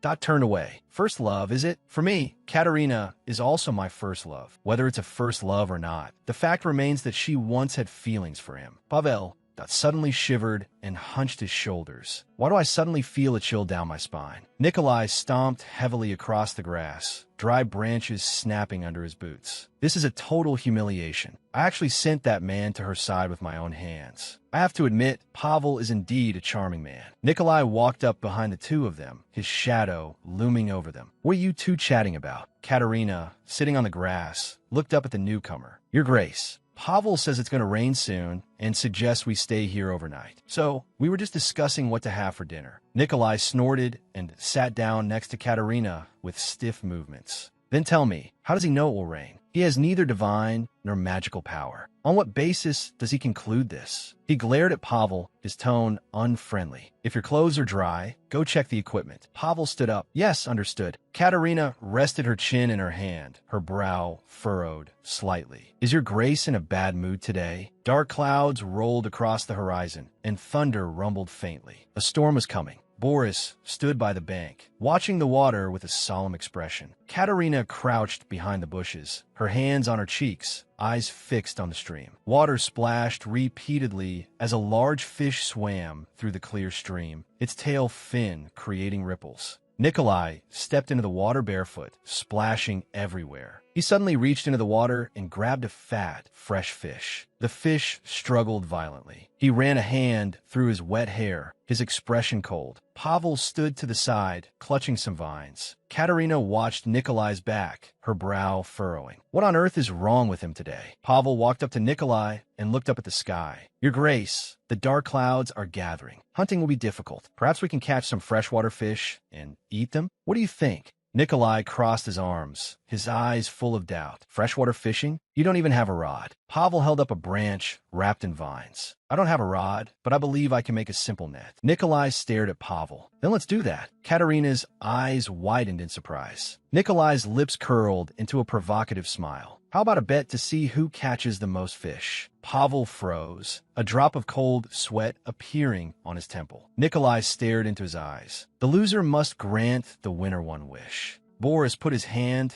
to his forehead, his eyes full of anxiety. Good heavens, your grace. What are you thinking? Pavel lowered his head, his voice hesitant. How can I bet with you? Nikolai stepped closer. I want to see your skills. As a contest between men, not as lord and subordinate. Pavel tightened his collar. Understood. He suddenly cast his makeshift net. In an instant, the wooden basket was filled with fresh fish, their scales shimmering in the light. The knights exclaimed, "You caught another one. We have more food than we can eat today." Katerina sat to the side and let out a heavy sigh. She suddenly threw her arms wide and shouted at the two men in the stream, "Enough! Both of you stop. Do you want to make the fish here extinct? You've caught plenty." Nikolai and Pavel stood in the water, their clothes soaked and hair dripping. Tents were pitched at the camp. The carriage was parked by the bushes, and the attendants were busy moving supplies. A campfire rose in the forest, the wood crackling. White steam billowed from an iron pot, and the thick soup bubbling inside gave off an enticing aroma. Nikolai took a sip of the hot soup with a wooden spoon. "Tastes good, doesn't it?" Katerina carried a bundle of dry wood over to Pavel's side. She had a bright smile. Nikolai suddenly appeared behind them. "What were you just talking about?" He glared at Pavel, his tone dark. "Why are you letting my wife carry such heavy things?" Pavel looked flustered.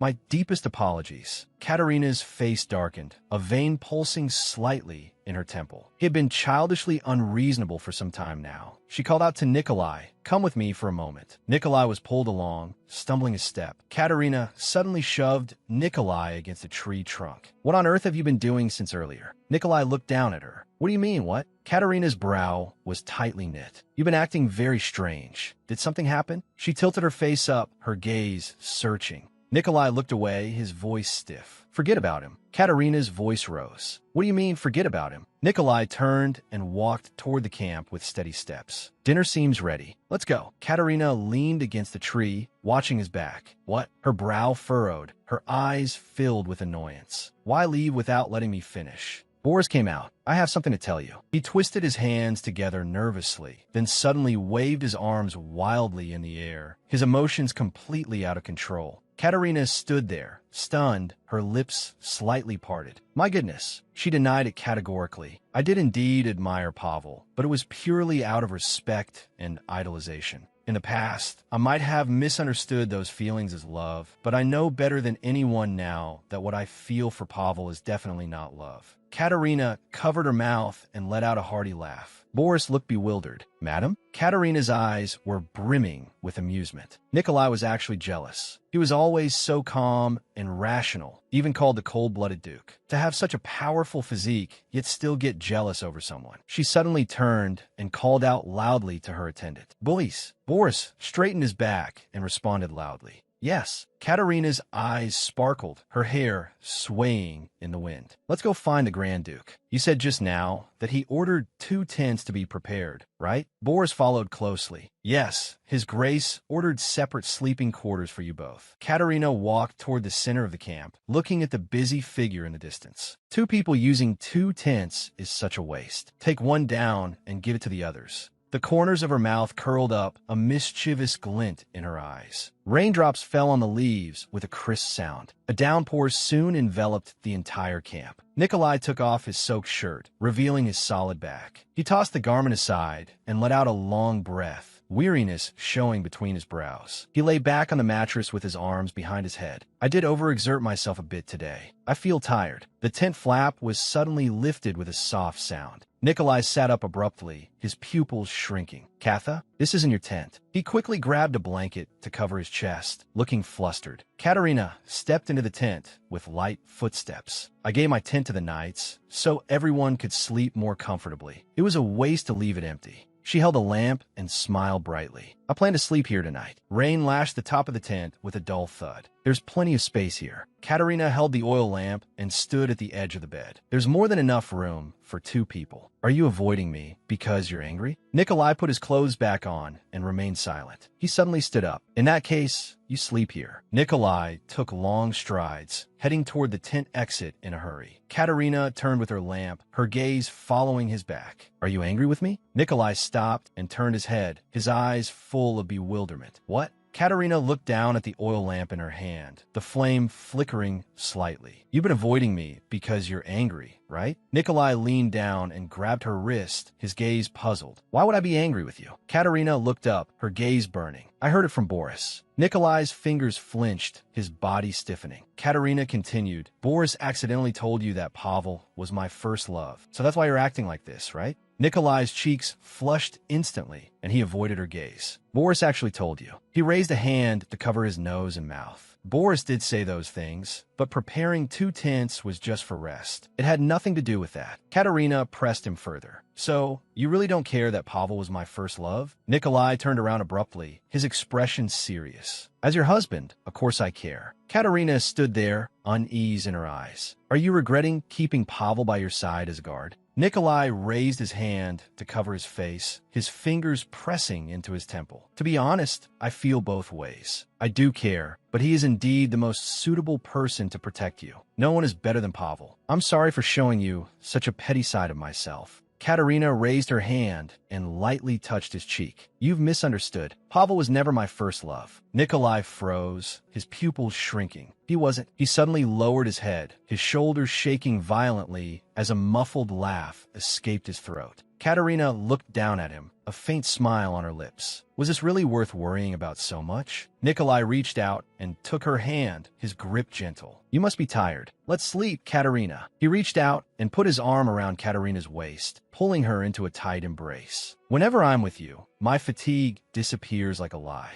Every night, that I look forward to the things I'll do with you tomorrow. Until the day I die. He lowered his head and kissed the top of her head. I love only you. Katerina closed her eyes, feeling his body heat. If you keep saying things like that, what am I supposed to do? One day, I must leave you. Is falling in love with the Grand Duke really something that isn't allowed? Katerina looked around. The bed beside her was empty. Where'd he go? Hustled footsteps came from outside the tent, and torchlight flickered against the fabric. Katerina suddenly threw open the flap and rushed outside. What happened? Where's his grace? Boris sat by the campfire. His grace took the nights to hunt down a monster. Katerina's pupils shrank, her expression shocked. A monster? Most parts of Hessen have almost no monsters. Boris looked toward the distant red forest. Monsters appear frequently here. One of them broke through the barrier. Katerina stepped forward quickly. Is everyone okay? Boris lowered his head slightly. Fortunately, there were no casualties, but the surroundings are a mess. Monsters fear fire. We've set up a defensive line at the cave entrance. It's safe here.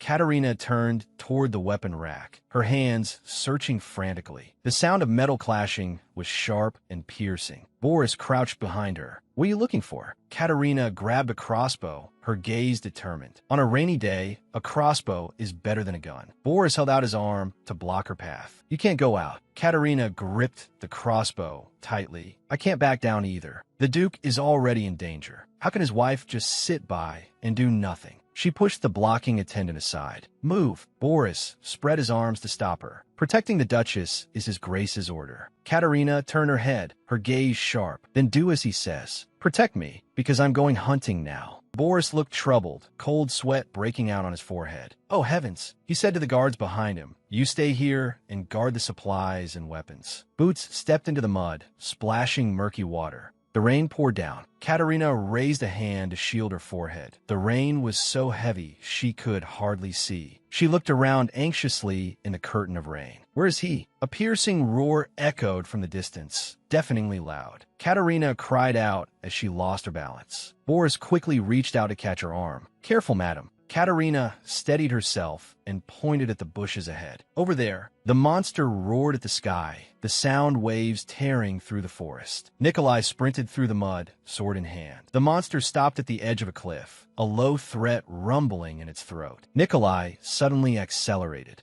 He raised his sword high, his arm muscles taut, his gaze cold as a blade as he lunged downward. The blade pierced the monster's eye, and blood sprayed out, staining its gray fur red. The attendants shouted in terror, Your Grace, look out! Nikolai turned abruptly, his pupils shrinking. A massive shadow loomed over him. Katarina's voice cut through the rain with unquestionable resolve. Don't move. A crossbow bolt whistled past Nikolai's ear with a sharp wind, precisely piercing the monster's skull. Katarina held the heavy crossbow, her fingers white from the strain, her gaze cold as ice. The monster screamed, its massive body falling heavily and splashing a large amount of mud. Its tail lashed out backward. Katarina let out a cry. The crossbow flew out of her hands into the air as she was knocked backward, falling into the bottomless abyss of the cliff. Rubble tumbled down, vanishing into the dark valley below. Nikolai turned back, his spine stiffening. He let out a roar. Katarina's heart pounded wildly. A monster she had never seen before had appeared. Am I going to die like this?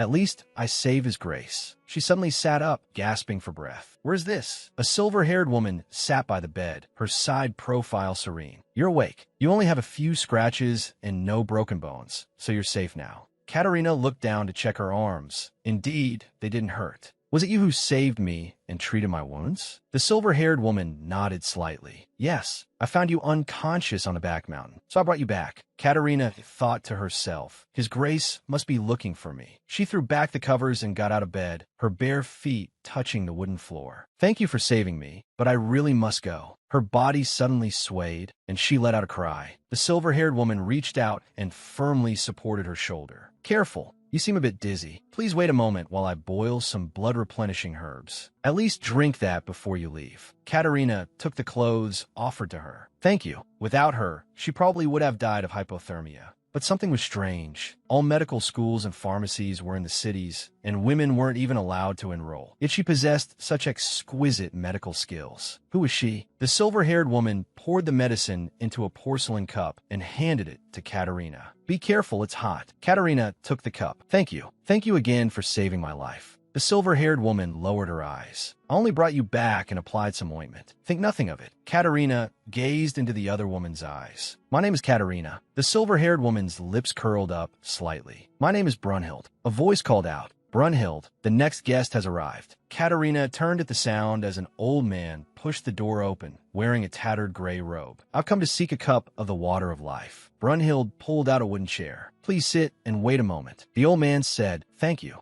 Brunhild took out a glass bottle filled with a blue liquid that emitted a faint glow. The old man stared at the bottle. So this is the blue medicine. It was poured into a silver cup. Brunhild pushed the cup forward. Please drink. The old man took the silver cup with trembling hands. He tilted his head back and drank it all in one go. Katarina observed from the side, her expression solemn. The old man set down the empty cup. I travel a long way to seek this cup of water of life, but it doesn't seem to be of any use. Brunhild folded her hands in front of her and lowered her eyes. I am sorry. The old man looked up at her. Why are you apologizing, miss? I heard you are just the guardian of the spring of life, not the one selling the water. To buy this one cup, I sold all my livestock to scrape together the money. Katarina sat to the side, her brow furrowed, spending all his savings just to buy a cup of water and calling it water of life. It sounded like a scam. Brunhild walked to the old man's side and asked softly, Where do you feel unwell? The old man clutched his chest and coughed violently. I have asthma. I can't stop coughing up phlegm, and my chest always hurts. Brunhild reached out, her fingertips touching his chest. Is it near the stomach? The old man pointed below his ribs, a bit more to the side. Every time I cough, it hurts terribly here.